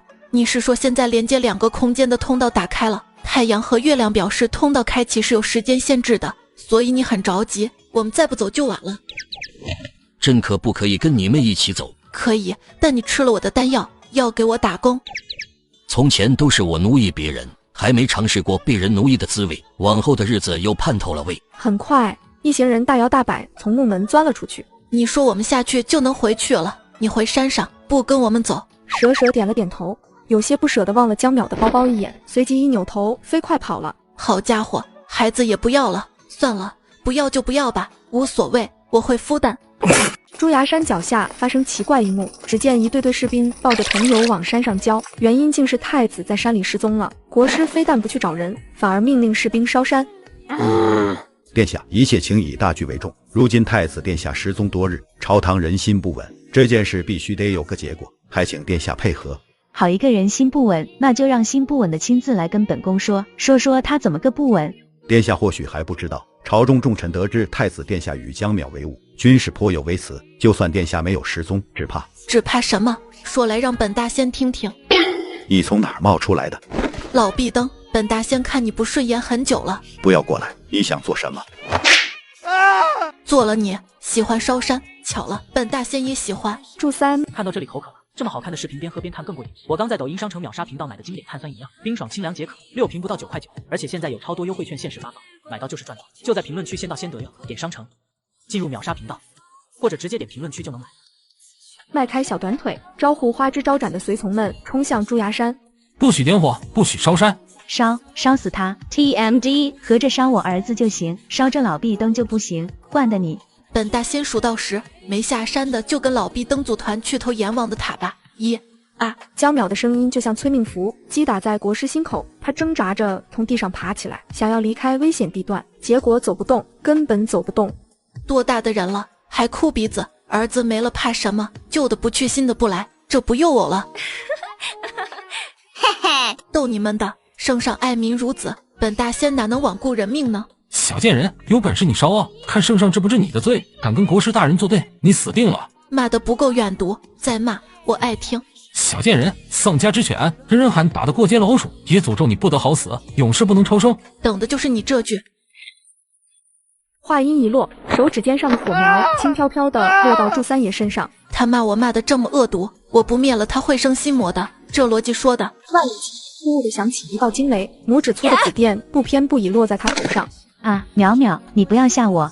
公母节哀。安米个豆腐的，原来嘎人是真会被雷劈的，惹到我你算是亏大了，什么教训都得不到。小丫头没事，真好。江淼遗憾地看向国师，早知道把烧人的名额留给老壁灯了，看来以后不能这么直接杀人了。一道雷劈不死我，不见得10道100道劈不死。刚才那道雷充满了警告的意味。唉，罢了，就让他在这里生根好了，说不定还能开出花来。嘿嘿，我说走左边，你非说走右边，结果走错了吧？这不还是下来了吗？殿下，是太子殿下，卑职救驾来迟，求殿下宽恕。啥情况啊？搞这么大阵仗，至于吗？别宽恕他们，他们都准备烧死你了。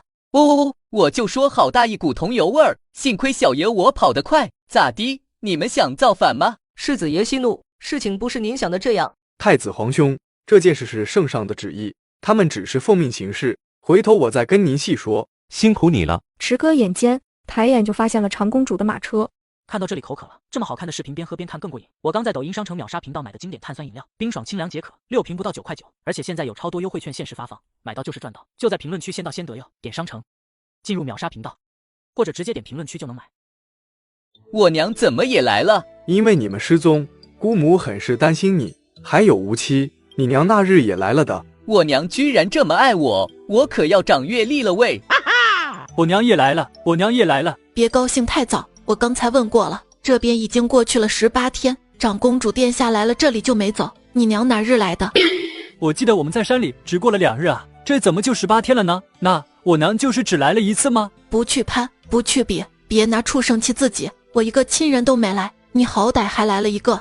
江小淼，你在说我是畜生吗？我可是你兄弟呢。圣上深信国师之言，说太子皇兄失踪是你的阴谋，要拿你试问，你快想想怎么应对。江淼眨了眨眼，朝躲在树丛中的红毛勾了勾手指。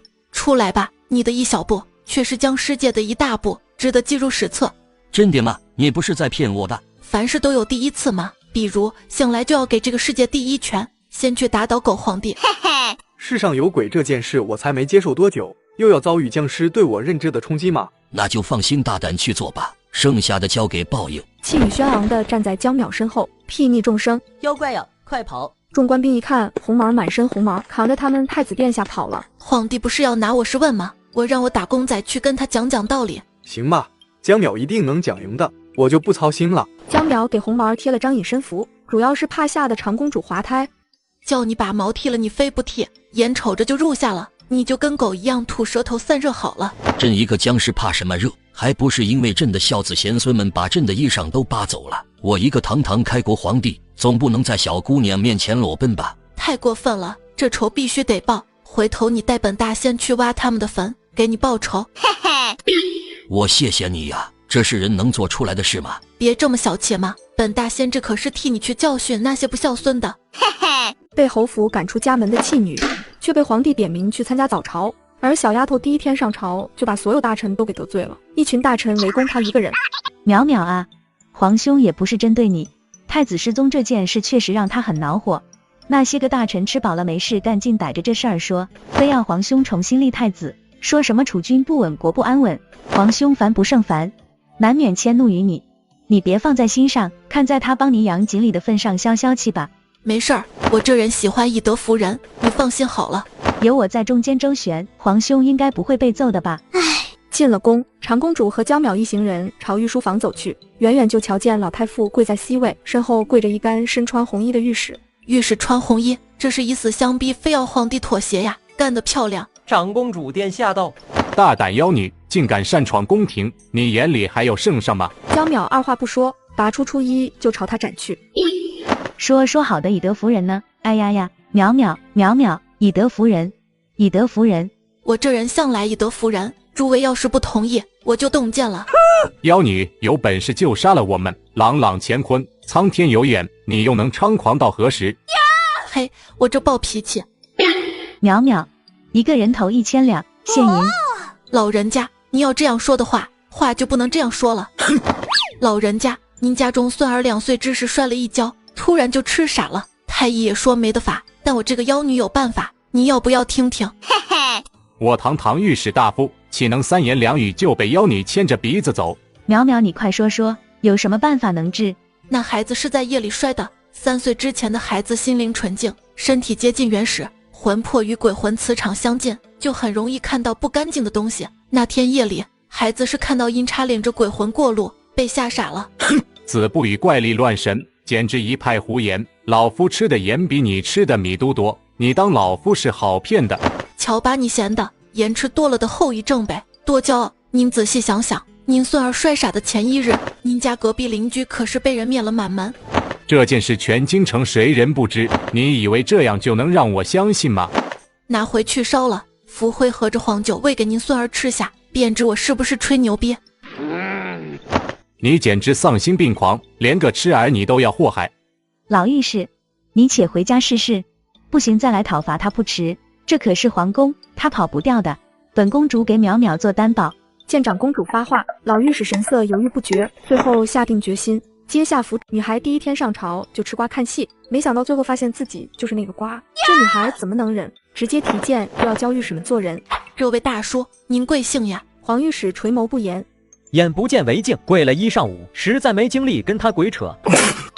恋爱上月定亲了吧？这门亲事可非良缘啊！您那未过门的女婿不是好人啊！您且买通他家下人仔细打听打听，那狗东西早已与他表妹有了私生子，就等着您闺女过门，就要把他表妹抬进府中做平妻，到时候生米煮成熟饭，你唯一的闺女这辈子可就难熬了。一派胡言！那赵公子的父亲与我乃多年至交，那孩子也是我看着长大的，绝非你说的这般无耻。别急着否定啊，多大岁数了还这么冲动？就算是为了您闺女的幸福，您去打听完后也能放心不是？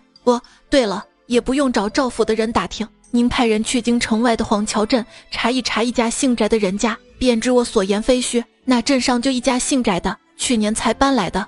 长公主正听得津津有味，朝满地御史抬了抬下巴。他们家里就没事儿吗？有啊，但我算累了，得吃几条锦鲤补补才能继续。装逼嘛，装一波就够了，剩下的得给钱。咱就是说，他怎么敢把兵器带进宫的？要不要喊侍卫护驾？陛下，他不用兵器，侍卫也是送菜。上次的事儿您忘了，还是给您自个儿留点面子吧。先帝也没教朕如何对付这种滚刀肉啊！您是君王，对这样的能人亦是招揽为上。您说呢？你瞅瞅朕的国库，招得起吗？卓公公也没辙了。朕是天子，就连国师也对朕俯首称臣，岂能被一个乳臭未干的黄毛丫头裹挟？今日须得教教他遵君之道。还国师呢？那位这会儿还贴在朱崖山动弹不得。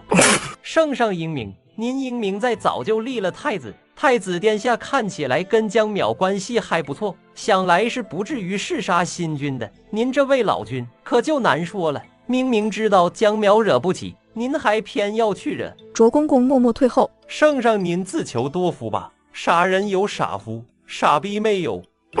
江淼，你可知错？敏儿好些，不耻下问，我哪儿错了？嘿嘿。且不说你拐走太子，就问你施了什么诡计，把国师定在朱崖山动弹不得？我还想问你呢，国师给你灌了什么迷魂汤，让你这么服他那包药？国师为我大封朝立下无数功劳，如今我朝风调雨顺，国泰民安，国师有很大的功劳。您别怄气，淼淼还是个孩子，小孩子吗？都喜欢这些小玩意儿，乖乖的听话哈。我洗了耳朵听，你说。国师已辅佐我朝3代君王，期间数次旱涝天灾，皆是国师做法，求得上苍怜悯，才得以缓解灾情。50年前，先帝御驾亲征，不慎被敌军所擒，也是国师孤身一人深入敌营，将先帝平安带回。所以你就算有点本事，也要敬重前辈，怎能对国师如此无礼？去把国师放了吧。证据呢？什么证据？你说国师孤身救先帝这事儿，暂且不追究细节，就说缓解灾情这些事儿，你们凭啥认为是他的功劳？说求雨就求雨，说天晴就天晴，扯犊子呢？龙王都得叫他爹。这都是有真实记载的，并非真杜撰。几年前国师求雨之事，全京城百姓都看到了，我就没看到啊。国师之女主动和亲，换来大风与南越两国10年和平，这你总不能反驳吧？你说那些我都没亲眼看到，暂时不予评价。但国师利用孕妇钓鱼执法，反而令得孕妇身陷险境，这也是事实吧？其实他沽名钓誉也好，草菅人命也好，跟我都没关系。但他拉踩我，对我百般恶意，那就跟我关系大了。朕回头敲打他，让他往后不再招惹你。佛家讲究度化仇人恶人，让其忏悔，得饶人处且饶人，不行吗？不行，本教派讲究有仇必报，否则念头不通达，道心不稳，搞不赢，根本搞不赢。下意识朝卓公公看去，咋整？丫头只是第一天上朝，就被一帮御史身穿红衣死谏，丫头一气之下拿剑就要教他们做人。接上级，先帝也没教朕如何对付这种滚刀肉啊，要不立马退居2线做太上皇。圣上，京兆府尹有要事求见。让他滚。圣上，大事不好了，之前救回来那些孕妇全都昏迷了。人是你救回来的，你对他们做了什么？你脖子上顶着个肿瘤吗？说话都不带过脑子的。哼，敢问哪个皇帝有我憋屈的？淼淼，你也不要与他置气，人命关天，先去看看那些孕妇吧。你当真要保国师？皇帝沉吟不语，显得地心难测，实则内心慌的一批。说不保吧，显得太没面子；说保吧，实在不知这小丫头又要搞什么幺蛾子。一直沉默的卓公公突然朝江淼跪下。胖公公，莫非你也与国师有激情？圣上，老奴有几句话想跟江小姐说。果然还是小镯子体贴我，知道替我化解尴尬。江小姐，老奴想求您件事儿，国师大人他……嘘，别说话，容易挨揍，自个儿都快瞎了呢，还想着国师。您看出来了，为我2000，本大仙包你这双眼比那苍鹰还亮堂。喂，咋喂？我就是给我2000两，我帮你治眼睛，以后说话要尽量平易近人，免得他们听不懂，还得解释一番。多谢江小姐，老奴凑足银子就来找您。别装了，2000两还虚凑，你也枉自跟了朕一辈子。你不帮国师说话了？不敢欺瞒圣上，老奴原是想请江小姐收拾国师的时候，顺便问问他那熏香怎么治的。连你也跟江淼一伙？老奴首先是跟您一伙的。人家眼睛都快瞎了，都比你有眼光，都不惜得说你。行了，你要保国师也不是不行，本大仙跟你做个交易，2日之内必有大雨。这场大雨来势汹汹，久而不歇，又是一场大涝。若国师真能让雨停，本大仙就放过他。若他办不到，哼哼。淼淼冷静，本宫有钱，有钱大可不必弑君。你紧张什么？我要他帮我孵蛋而已。不是，你一脸杀气，还怪我误会。孵蛋？孵什么蛋？小姨姨，若有你孵化出来，他们就沾了黄气，往后咬人更疼了。嘿嘿。皇帝一听，望着那几10个蛇蛋，脑补出一窝蛇在他屁股底下的画面，顿时菊花生痛。不行，换个条件。行，我这就去叨了那老壁灯，进来。慢着，朕答应了。你这样很难不让我误会你跟那老壁灯有私情啊，还不从实交来？休得胡言，你这是诽谤。那就是你跟他闺女有私情。嘿嘿，闭嘴！你一个未及笄的丫头，怎的什么话都敢往外说？好，依你，你说啥都对。哎，话说那宜安公主不日就要回朝，你有没有想过收进后宫？我帮你算个吉日，不收钱，坐上席就成。江淼到底是没忍住吃瓜的嘴，一脸真诚的毛遂自荐。长公主将她拖着往外走，赶紧救人去吧，你别再刺激她了。我感觉你哥有那个想法，你怎么看？本宫拿眼睛看。行了，说正事儿，这几日别乱跑，已经没人下注了，是时候开庭公审了。我能分多少？10万，发了，这回真发了。走去酒楼，今天本大仙请客。格局小了吧？是30万。那你怎么竖起10根指头误导我？你见过谁有30个指头的？呵呵，也是哈，这辈子没见过这么多钱，花不完，根本花不完。他本是一国帝皇，不上朝却跑去孵蛋，原因竟只是为了能换一个让小道姑出手救人的机会。可当小道姑准备施法救人时，却又遭到了众人的阻止，不让他救人。大人，圣上可有让太医前来？他们都是江小姐救回来的，兴许她能知道是怎么回事。你们还有没有良心啊？明明是国师大人把我儿媳妇救出来的，你们偏要说是这个小丫头救的，这会儿还拿她来敷衍我们，我老太婆不活了！说着就朝江淼一头撞来。你不活了，撞我干嘛？猪头在那儿，好死不送！众人倒吸一口凉气，不愧是敢把轩辕侯嫡女踹下山的精神小妹，二人以妈为中心，以爹为半径。说到这，我都说饿了，真想晚上出去吃顿好的，好好犒劳一下自己。像我出去消费都用美团团购，团咖啡、奶茶、快餐、零食、剪发、美甲9块9就够了。特价团还有更便宜的，在美团搜特价团9.9，或点击评论区链接就能团，吃喝玩乐全都有，不用就亏了。美团团购，店好多，省好多。赢则双亲健在，输则族谱升天。1刻钟后，老妇终于败下阵来，口吐白沫，倒地不起。爹不锋利骂太瘦，你拿什么跟我斗？抬走，下一个。众人齐刷刷往后退3步，生怕成为下一个。骂不赢，全家加起来都没有那么多词汇量。哼，玩归玩，闹归闹，别跟你淼哥开玩笑。哥陪你们闹呢，你们就带笑；哥给你们脸呢，你们就必须得要。是，本官记下了。要不您老看看这些个妇人。江淼压迫感巨强的目光还没收回来，看得众人背脊发凉，被迫齐齐整整的点头。要，嚯，好家伙，丢了生魂，多整齐啊！都丢了生魂，团灭！众人听得心口一跳，吓得一个腿软，整整齐齐跪了一圈。过年还早，不用行此大礼，这活儿我接了，给钱办事就成，江湖规矩。他话音一落，就有人哭出声来，是个半大小子，不过12、3岁。你哭啥？我又没说救不了。姐姐，我家就剩我娘跟我了，家里没钱，我卖身给您做奴才，您救救我娘行不行？想得美，我连自个儿都养不起，还得养你。小孩闻言，眼中的光华顿失，仿佛失去了所有的希望，颓丧地跪坐下去。在场的有一个算一个，拿出你们家中积蓄的百支奇艺，这些人我救了。众人呆滞了一瞬，仿佛不敢相信自己的耳朵。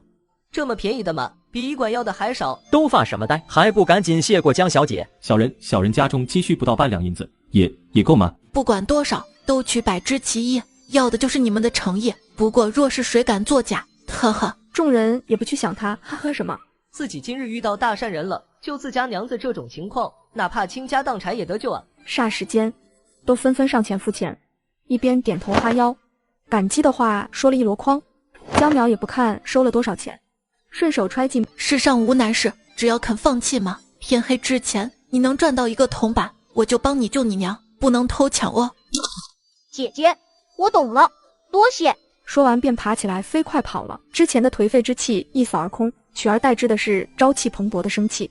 你们拿符纸贴于他们额头上，注意要遮住双眼。江小姐，这也遮不住啊！你是不是傻？脑袋是来当摆设的吗？就不会横着贴吗？谁家符纸横着贴啊？很快二人就贴完了符，却差了一张。江小姐还差一张。她骂过我，她婆婆刚才也骂过我，可难听了，没个100两不就？那孕妇怎么骂您的不知道，但刚才您骂的比她婆婆难听多了。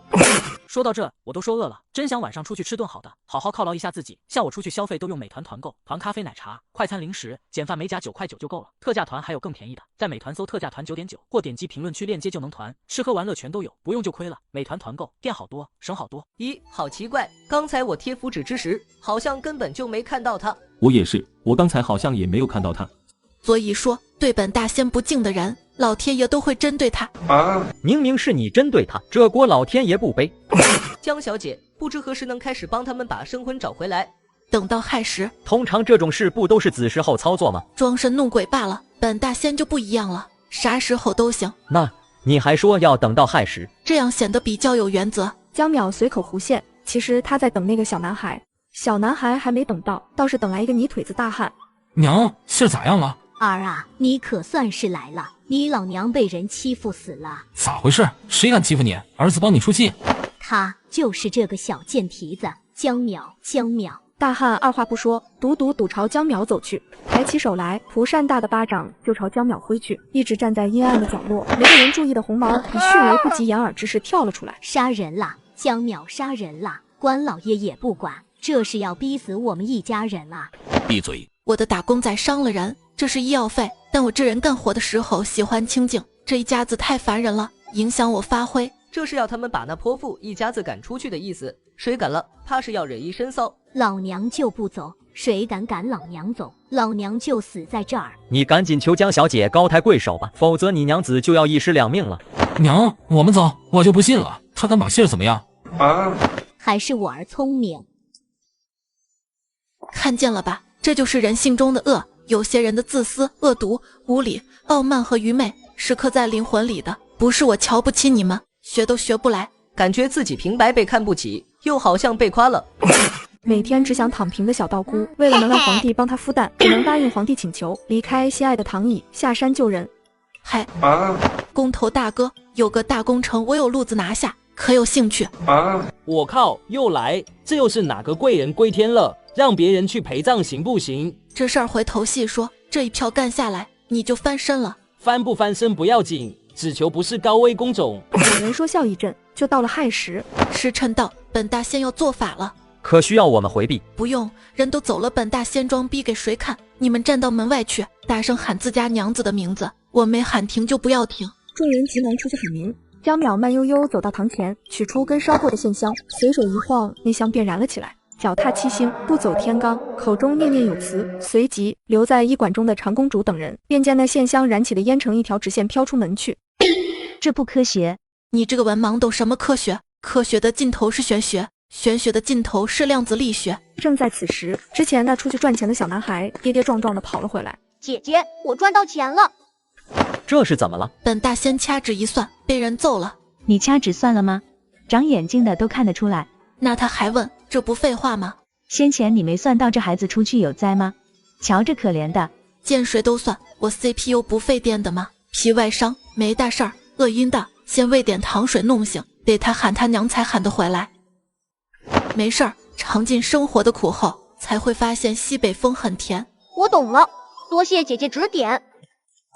骗子能骗多久，是傻子决定的，你得意个屁！哼！男孩打起精神，站到门外喊他娘的名字。小小的嗓子眼爆发出极高音贝，搞得隔壁大妈都拎着扫帚出来抗议他们扰民。好在扯皮之时，孕妇们的魂陆陆续续顺着那线香的烟飘了回来。啊，怎么又是你？这就是缘分，一起蹲过洞，一起丢过魂，建议你们结拜。江淼说完，无意中看向某处，神色一下凝重起来。不好！话音未落，人已经不见了，空中留下他严厉的声音：继续喊，全部帮他喊，不要停！众人立刻帮着那男孩一起喊他母亲的名字，几条街外都听到了李翠花这个名字。李翠花是谁啊？怎么都在喊她？好像是医馆大夫的娘子不见了。不是啊，听说是府尹大人的娘子。不是，是府尹大人的娘啊！那一起把大人的娘喊回来啊！李翠花，李翠花，李翠花，李翠花。一时间，李翠花这个名字如雷贯耳，名震京城。江淼身形快若鬼魅，循着线香的青烟，很快找到一处破旧的民房。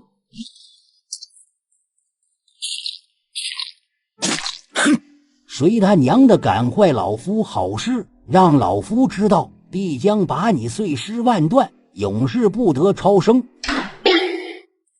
你在做什么呀？有什么好玩的？给本大仙也玩玩。江淼看到这张脸也是吓了一跳，惊呼一声：我去，长得丑不是你的错，但你出来吓人就不对了。80岁的大爷只是喝个茶就被打了，原因竟是因为长得太丑。长得丑不是你的错，但你出来吓人就不对了。老夫好好在屋里，出去了吗？分明是你闯进来的，还讲不讲理了？呵呵，不好意思，本能反应，本能反应，理解一下。老头又气得吐出一口血，江淼踢了踢香炉，香炉应搅而碎，流出一堆黑乎乎的水。你在哪家买的质量这么差？奸商，投诉他！这尼玛是个什么牌的钉子？这样顺眼多了。声明一下，我不是歧视你啊，你不要多心。狗崽子，竟敢到你爷爷身边来，受死吧！这小疯子究竟是什么人？为何会有如此厉害的定身符？这符不是早就失传了吗？莫非是国师萧一的弟子？他的修为有了历史性的突破。这么精彩的剧情，当然要有女朋友一起看。想谈恋爱的兄弟，是不是身边总遇不到满足你要求还对你心动的女生？去牵手啊，不怕提要求，要求越多，帮你找的越准。找对象就用牵手，快去试试吧。江淼小手敲，把2个妇人的生魂收过来，狠狠掐了那泼妇的生魂一把。叫你骂我，怎么不骂了？小燕儿，把2魂顺手塞进包包里，低头看向老头问道：你拿他们的生魂做什么？你跟萧一是什么关系？小姨，那不就是我姨妈吗？都没人教过你吗？妈妈的姐妹叫什么？妈妈的姐妹叫阿姨。嘿嘿。萧音不是小姨，是国师啊。国师叫萧一啊，名字怪高级的。我跟他的关系嘛，忽远忽近，忽冷忽热。热的时候，他的热情想烧嘎我，我的热情想烧嘎他。所以到底是什么关系？你这么关心他跟我的关系，是打算搞一波消费吗？逼话不想说一个，谁家的疯子没拴好，赶紧牵回去吧。江淼可不放过他，一把揪着他的衣襟，把人拎起来。老头痛得直抽泣，骨头戳肉了。100两我卖你消息，500两给你接骨。算了，看你也不富裕，算你500打包价好了。成交，银票在鞋里，自己拿。江淼秉着诚信交易的原则，摸出颗丹药来。张嘴。咦，好了，不痛了，哈哈哈哈，好了，是吧？本大仙超厉害的。你还没告诉我你跟国师什么关系？就是我想搞死他，他想搞死我的关系。你要替他出头吗？我劝你冲动一下，冲动是魔鬼，魔鬼能打到我，不信你试试。当老夫涉世未深，这疯丫头脑子不太好使的样子，听起来很好骗。90岁的大爷被8岁女孩给揍了，大爷不但不生气，竟还跪下请求女孩能收他为徒。接上集。实不相瞒，我跟萧逸有生嘎大仇，我们可以合作。他嘎你全家了？没有。那他夺你妻了，这倒是容易，他长得还挺不错的，呵呵呵呵，我不是说你丑啊。老夫原也是玉树临风美少年，当年识人不清，误把萧逸当成了好人，却被他害得如今这人不人鬼不鬼的模样。详细说说。当年我无意中得到一个消息，称有仙人留下的宝藏，那地方险峻异常，宝藏没找到，我却摔下了山谷，说到这，我都说饿了，真想晚上出去吃顿好的，好好犒劳一下自己。像我出去消费都用美团团购，团咖啡、奶茶、快餐、零食、简饭美甲9块9就够了，特价团还有更便宜的，在美团搜特价团9.9，或点击评论区链接就能团，吃喝玩乐全都有，不用就亏了。美团团购店好多，省好多。于是便想找一个志同道合的道友与我同往。我刚从那山谷里爬起来，便遇到萧一，他假仁假义照顾了我几天。我见他一副高人模样，还有点本事，便邀他一同去寻宝藏。本来说好得了宝藏，我们21天做5，若有功法秘籍什么的一起修习。可他他怎么你了？赶紧接着说，别关键时候断章啊，搞得人心惶惶的。开始还好好的，他找来个女子，说是他闺女，许给我做妻。我感动极了。成亲后，我对他父与2人毫无保留，不但与他们共享功法，还把我自己的本事都交给了他。这不挺好的吗？相亲相爱一家人。好个屁！后来我才知道，我那娘子根本就是个男人。我靠，玩得这么花，那啥，你们没那啥吧？算了，你一个小丫头就不跟你说这些了。总之，他们合起来骗了我，还给我下了毒，害得我毁容不说，还涂了背，还留下内伤。江淼没听到重点，伤心挠肺的。100两，你跟我说他怎么骗过你的？这是谁家的卧龙凤雏？正常人家能养出这样的姑娘？快说，钱就该花在刀刃上，此时不花，更待何时？那我只说一句，听不明白你也别问了。我只是反派，又不是变态，跟个小姑娘说这些，怪难为情的。可是他给钱啊！你说我这方面悟性还可以的。他说他喜欢后面。我猜到了，跟你说我真猜到了。男子掉落山崖，被好兄弟给救了，好兄弟还把女儿嫁给他为妻，可谁知好兄弟的女儿竟是个男人。我猜到了，跟你说我真猜到了。哎，这丫头也是个傻的，突然就不想坑这丫头了。我时日无多，也该正经收个徒弟，把本事传承下去了。这丫头就挺对她胃口，比那江景化好了不知多少倍。丫头，既然你与萧逸有仇，我也与萧逸有仇，不如你拜我为师，我们师徒2人同心协力弄嘎他。啥玩意？你让本大仙拜你为师，你没做梦吧？没错，老夫一身本事不比萧逸差，在京城里还有些人脉，不会亏待你。说说吧，你跟轩辕侯府是什么关系？这么精彩的剧情，当然要有与朋友一起看，想谈恋爱的兄弟，是不是身边总遇不到满足你要求还对你心动的女生去牵手啊？不怕提要求，要求越多，帮你找的越准。找对象就用牵手，快去试试吧。老夫纵横江湖一辈子，行事风格主打一个神秘低调不张扬，你点出这事，不得不让老夫受宠若惊。敢问大仙可是早已发现了老夫有大帝之姿，特意关注老夫？你无耻的样子有我当年的风范，难怪命运将你送到本大仙手上，行事鬼鬼祟祟，被你形容得如此高端大气。不得不说，当年先生退出文坛，我是竭力反对的。承蒙大仙抬爱，说你胖你还喘上了，脸就一张，不能省着点丢吗？别废话了，赶紧说，你跟江家到底什么关系？跟江家倒是没什么关系，不过他家那女儿江景化目前是老夫徒弟。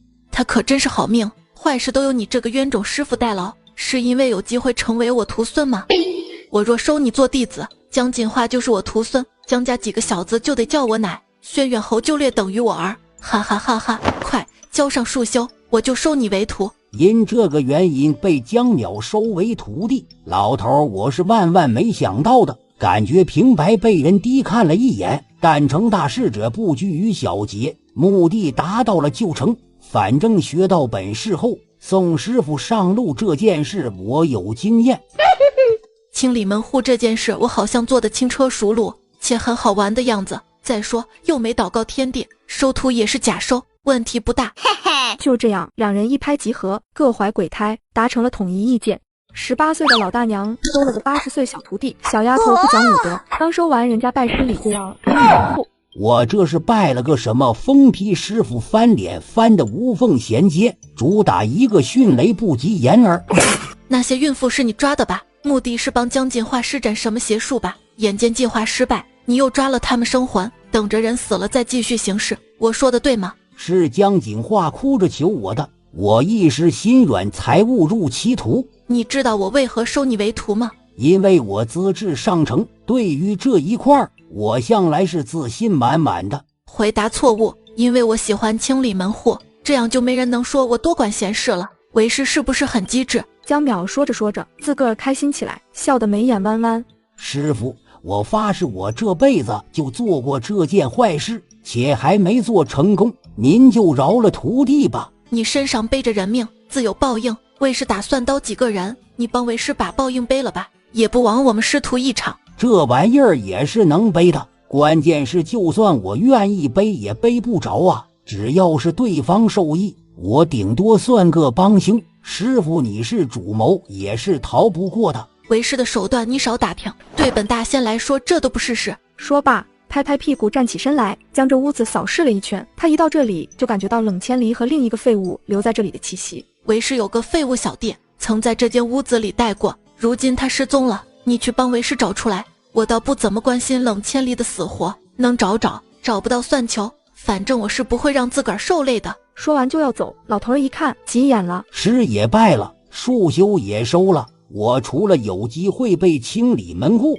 啥也没捞着。这是拜的有何意义？就为了被师傅刀吗？师傅，您不叫徒弟一两招本事吗？有本大师的徒弟之名还不够吗？做人不要太贪心好吧，容易招祸。这哪里是拜了个师傅，是认了个主子，不，连主子都不如，做人奴才，主子好歹还负责温饱。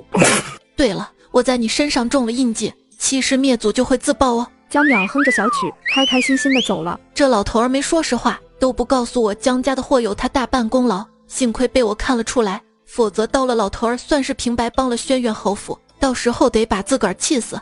杏儿啊，我可怜的儿媳妇啊，你咋就走了？好歹把娃生出来再走啊！天杀的江淼，就是他害死你的，你做鬼也不要放过他呀！天降黑锅，江淼都给气得没脾气了，随即把那泼妇大肚子的生魂放了出去。那哭丧的老妇一转头，看见了自家儿媳妇的生魂。老娘打死你这个贱妇，死了还敢跑来吓老娘！啧，果然人不要脸鬼都怕。江小姐，您帮忙召回我家娘子的生魂，我们也没什么能感谢的，只能做点力所能及的事情。说着朝对面点了点头。那老妇身后突然出现一个人，手里拿着一只大麻袋，冷不丁的朝那老妇兜头一照，麻利的把人套进麻袋。众人相互看了一眼，默契的围了上去，你一拳我一脚，争先恐后的围殴起来。这样不太好吧？记得一会儿扔远点啊，不要靠近任何一家医馆。男孩看着这一幕惊呆了。善良有度，忍让有尺，人不可惯，情不可判。你的善良很贵，先看看他人配不配。那老妇已经被众人抬走了，留下泼妇的生魂还在打转。他若是被雷劈死，算不算我的锅？那你赶紧把他弄走啊，万一算你的锅呢？就不。天空霎时豆大的雨点倾盆下，这雷竟然不是劈你的，是天黑看不清楚吗？你要破财了，这雨要连下几个月，到处都是洪灾，嗨。当真，苗苗你可不要，那这是开玩笑呀，本宫胆小。骗你又没好处，就看那国师能不能真让雨停了。我还真是有点好奇，狗皇帝说的到底是不是真的？若是真的，国师究竟是怎么做到让雨停的呢？对了，国师以前做法是怎么做的？他会在皇宫对面的楼台开坛做法，但在这之前他会消失一天，不让任何人跟着他，也不知干什么去了。看来问题的关键就在这失踪的一天，先去朱崖山放他回来，我倒要看看他有啥猫腻。马车在泥泞中艰难的行驶，半夜才赶到朱崖山。江淼看得清清楚楚，国师还站在朱崖山壁上，头顶上搭起了草棚，供他遮风避雨。江淼有些不开心，木着脸数落长公主：谁家皇室出行像你这么简陋的，随从都没2个，侍卫也不带1个，看看人家狗屁国师，一帮狗腿子在伺候。本宫低调，本宫的暗卫是最厉害的，你都没发现吧？我还真没发现，大风的暗卫都是忍者吗？国师都有狗腿子遮风挡雨，难道让本大仙淋着雨去放他吗？要不，本宫给你打伞。积点得吧，你怀的好歹算是景战的孩子。说完，跳下马车。本国师早就算到了，你必须得亲自来请本国师回去。这场大雨能不能停就靠你了。若本国师拒绝呢？我就去挖了大风的龙脉。一敢，你这是要置天下苍生于不顾吗？这么多人命，你背负得起吗？这倒是对我人性的严峻考验。这就对了。除了党，我不接受任何人的考验。这个国师明明什么都不会，却每次都能呼风唤雨。江淼这个老六耐不住好奇心，准备去探个究竟。圣上可还有话让你带来？圣上说，国师大人若还有什么要求，尽管提。我就知道，这个国没我萧逸早晚的散，倒也无甚要求，只希望圣上把那江苗管好，不要来打扰本国师。突然，一道清脆欢快的声音在头顶上响起。早啊，有什么道忙是本人能帮的吗？你阴魂不散，死皮赖脸缠着本国师，到底想怎样？大清早的，你就不能多睡会儿吗？我好心来帮倒忙，你怎么还骂人呢？我鬼迷心窍了，不行吗？赶紧把他弄走，否则本国师立刻闭关。小祖宗，咱去别处玩成不？说着，指了指自己的眼睛。老奴已经筹备好了。走，去你家玩，有钱不赚是王八。好嘞，您先请。卓公公都不敢跟国师多话，省得又节外生枝，赶紧抬脚往外走。小一，我回头来帮你倒忙啊，等我。国师瞪着眼看他蹦蹦跳跳的跟卓公公有说有笑，像是在自己家一样松弛自在，气到内伤。赶紧把东西准备好，趁他不在，我们去把事儿办了。是老爷，小的马上就去准备。江淼随卓公公来到他府上，一进厅堂就看到个熟悉的面孔。高人，松子，高人，您怎么来这儿了？你又来做什么？长松子突然朝着江淼一拜。高人，俺遇到大麻烦了，原不想麻烦您的，没曾想今日竟能遇见您，这定是上天的旨意，让俺求您帮忙。合着就用不上我了呗？好一个见风使舵的奸诈小人，当初就该拉着他一起自宫的，也不留个后，留着那玩意儿自己玩吗？这活儿钱多吗？还是郡王爷祖母的事，老太太身子是真不成了，昨夜喝了俺弟弟开的药，净吐出血来。叶郡王大怒，把俺弟弟给扣住了，也不知会不会拿狗蛋抵命。我当是什么大事儿？放心好了，老太太的大限在明年，还有1年多好活。不是啊，狗蛋虽学艺不精，但基本功还是有的。他亲口说了，老太太生机几乎都断了，怕是活不过这月。怎么会呢？我那天看了老太太面相，还摸了她，那时候还好好的。高人，您给想办法把狗蛋捞出来，俺给您做孙子都成。太客气了，大可不必。小郡干家是不是又来人了？好像是听说靖王妃来京城了。错烂了，靖王妃给老太太下药了。祖宗，这话可不兴说啊！您有证据吗？凭我多年追剧的经验，肯定是这样。敢不敢打赌？就算您猜对了，这事儿没有证据，也不能拿靖王妃如何？为今之计如何？来个3司会审吗？我还没看过这种大戏耶，说不定又能开个盘口大赚一笔。倒是不用看别人被3司会审，回头您就要亲自体验了。3司会审我吗？快跟我说说，有什么需要注意的？难得小祖宗的态度如此端正，到时候您万万不可顶撞主审官。你不要误会，我是说让3司注意一下。别管狗蛋了，老话说得好，民不与官斗，咱们来个顺手牵羊，去把靖王妃绑架了。祖宗您就别出馊主意了，我去跟叶郡王说说，让他调查调查再说。这事儿小郡干搞不定，老太太的生机若真是断了，那靖王妃背后定有高人出手。江淼救治完卓公公，准备去找城隍探探国师的底细。你之前说逼你发毒誓不透露本大仙身份的王八蛋就在京城，这都过去1个月了，为啥还没出现？是王八还没把他吓出来吗？骂自己骂得这么狠，活该他是大神，我这个小神就舍不得骂自己，时机未到罢了。大人不必心急，以江大人的尿性，这个借口冤冒还能用2次，下一个借口我都已经想好了，至于下个借口，想不到就等死吧。我倒是不急，但我看你挺急的，是急着去投胎吗？小神不懂，不明白大人这是什么意思？我看你真乐了，谁给画的元宝你都敢吃？国师来过了吧？死了，要死了！有些事情终于瞒不住了，明年今日就是我的忌日。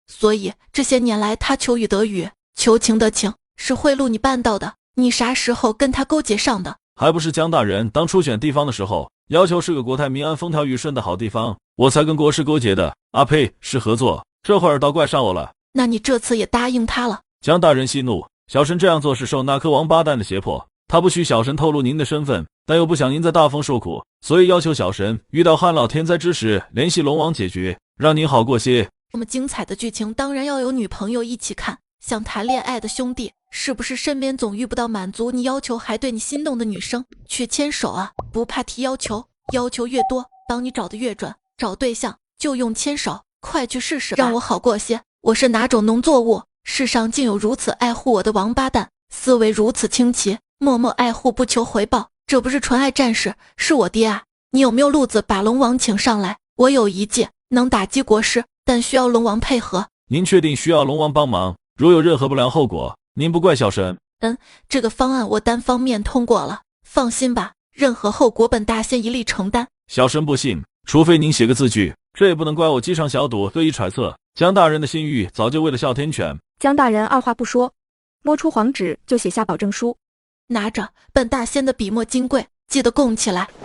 您且等着，小神这就去联系龙王。哈哈哈，江大人的克星要来了，往后就没精力折腾可怜的我这城隍了。还是他自个儿醒来的，可喜可贺，普天同庆，当福一大百。国师大人于次日卯时开坛做法，届时全城禁烟禁火禁荤腥，百姓们须得朝天坛方向指示跪拜，向天表达敬意。小姐，您说吃鸡蛋算是荤腥吗？有次奴婢去问真觉寺的师傅，一个老师傅说是，另一个小师傅说不是，然后小师傅就被老师傅揍了。结果奴婢还是不知道鸡蛋算不算荤腥。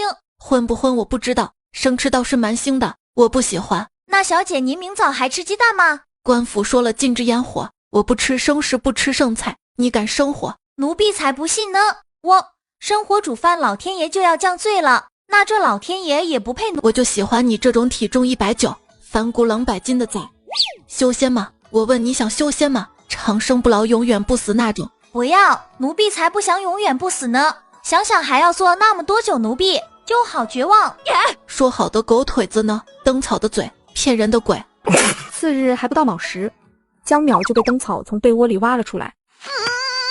果然是千岁，跟人沾边的事他是样样不做。MD 做个戏而已，下午做犯法吗？非得天不亮就开演。今日国师开坛做法，皇帝恩准百姓观看，事已还未到卯时，天坛周围已经被人群围得密不透风。一辆马车从江淼身旁疾驰而过，冷不丁见他们出血，赶着去投胎呢。车夫赶紧勒马，马车惯性滑出老远才停下。何人叫马？回郡主，好像是江淼。我当是谁呢？原来是京城第一丧家之犬。这么精彩的剧情当然要有女朋友一起看。想谈恋爱的兄弟，是不是身边总遇不到满足你要求还对你心动的女生？去牵手啊，不怕提要求，要求越多帮你找的越准，找对象就用牵手，快去试试吧。或面生，但看起来很好揍，谁家的狗没套好，天不亮就出来狂吠。住嘴，竟敢辱骂郡主，该当何罪？哟，还是个郡主，惹不起惹不起。江淼笑眯眯地走过去，缓缓抬起脚，一脚踹在马车上，下一瞬翻倒的马车里传来郡主的尖叫。啊，拿下他，本郡主要他的命。住手！莫荣月，你又欺负人了。合着是个惯犯。殿下息怒，这回真不是郡主欺负人，是他先骂郡主的。出来给江淼道歉。太子哥哥，您看不见我的马车都被他推翻了吗？本姑没看见。到底谁才是您妹妹？您怎么帮着他一个外人？我不服，有本事让他跟我到大伯面前评理。不出来是吧？那就别出来了。来人，守着他，没本宫命令不许他出来。话落，周围凭空冒出几个黑影，带着肃杀之气，沉默地将马车围了起来。太子哥哥，放我出来！我赶回来就是要看国师做法的。你怎么招惹到他了？听起来好像这个他很不好搞的样子。这是哪个郡主？我以前怎么没见过？我皇叔的掌上明珠，才从颍川回来，被他外祖家娇惯得不成样了。难怪这郡主如此嚣张。不过问题不大，在我江大仙眼中众生平等，万物皆可奏。嘿嘿，你最好跟他搞好关系。我是光荣的社会主义接班人，无惧一切反革命。他有钱，且不怎么聪明，你懂得。那是我失散多年的姐妹啊，我必须惯着她。倒也不必惯着她，你若能让她改邪归正，我皇叔必定对你感激不尽。帮助熊孩子树立正确的三观是我的责任，想必你皇叔也不是小气之人吧？几秒之后，众人有点懵逼，无事发生。那香烛跟死了一样，没有任何动静。这不合理。昨夜我还亲自检查过这批香烛，就怕关键时刻掉链子，这还真给掉了。国师大人，此次与世凶猛，百年难遇，应是老天降怒，须得先以3声祭天，先平息老天之怒。对，这次大雨非同寻常，出点意外也不意外。抬3声，敢不敢跟我打个赌？本王赌3声不死。MD， 你好会，好，这是走江淼的路，让江淼无路可走呀！生气，不赌了。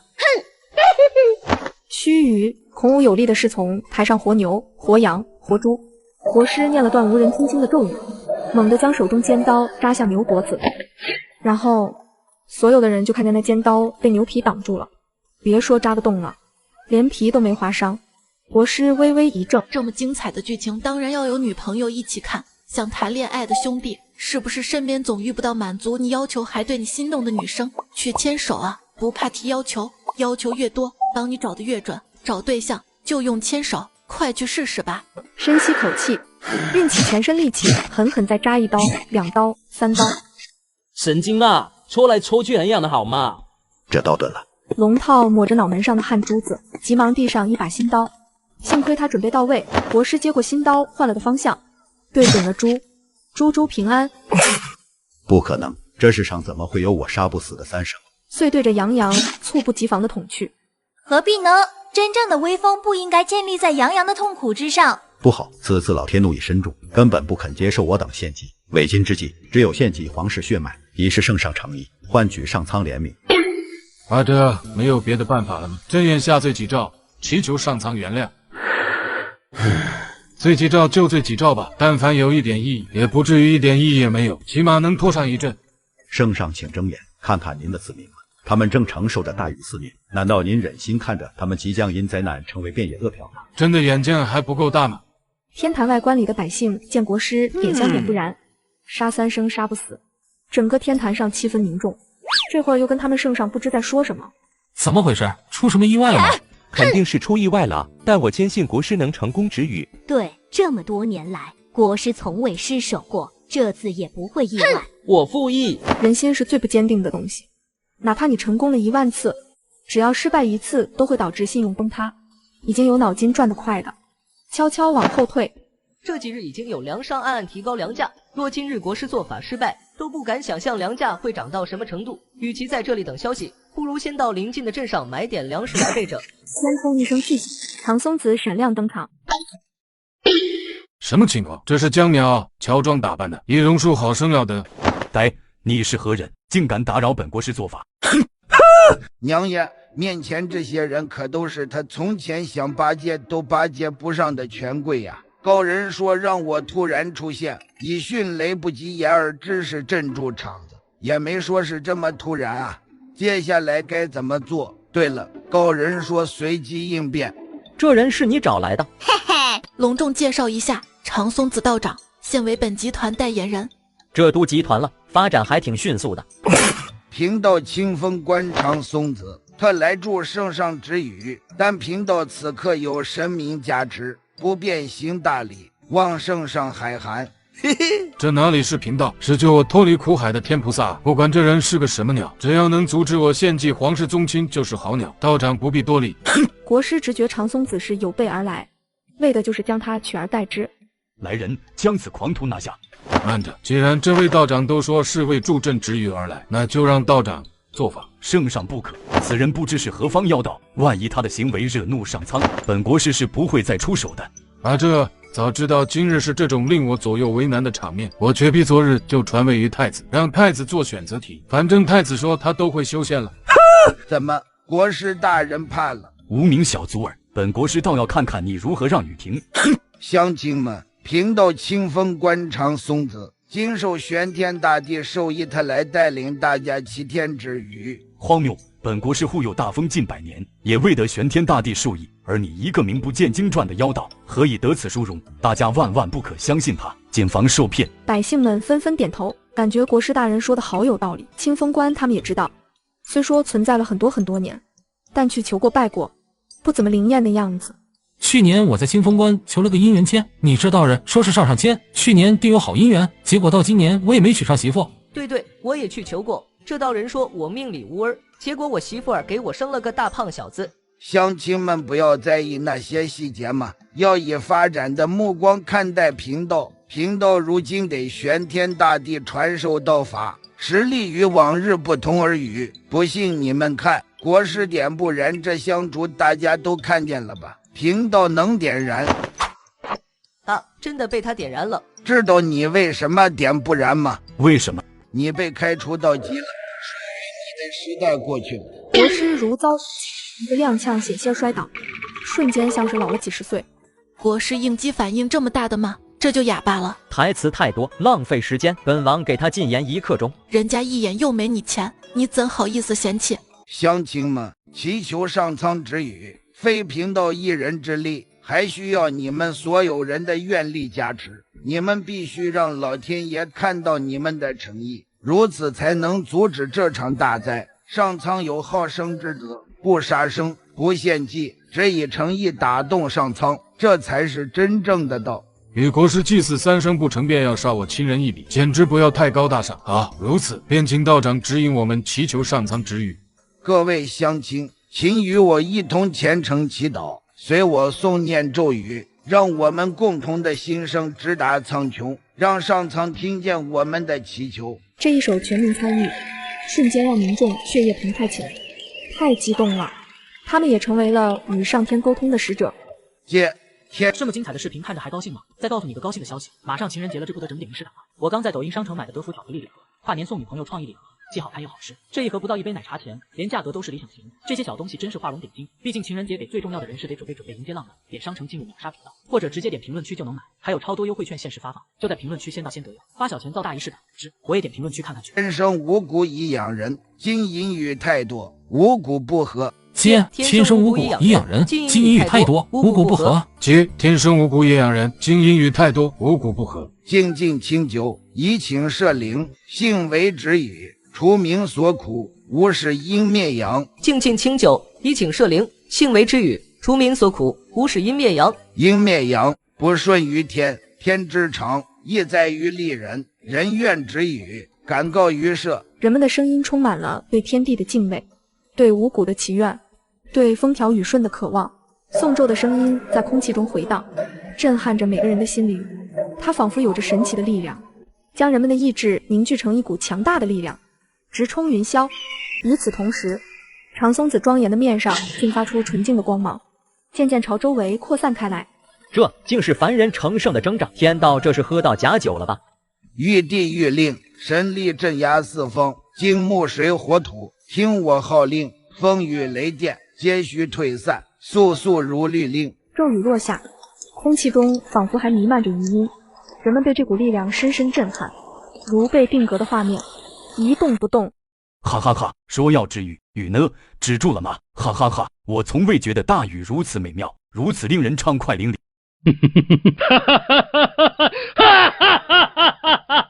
不听是吧？不讲信用是吧？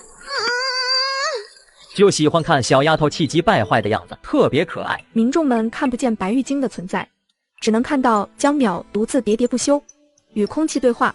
他这症状是在轩辕侯府时就有了吧？不然不会被赶出来。妈耶，怪吓人的，快离他远点，别一会儿疯了咬人。风景扯呼，小丫头为了不让大雨成灾，把自个儿都给卖了，往后便会承担起艰巨的责任。他们有什么资格嘲笑她？眼见小丫头在暴走的边缘，不慌不忙地伸手拍了拍她的脑袋。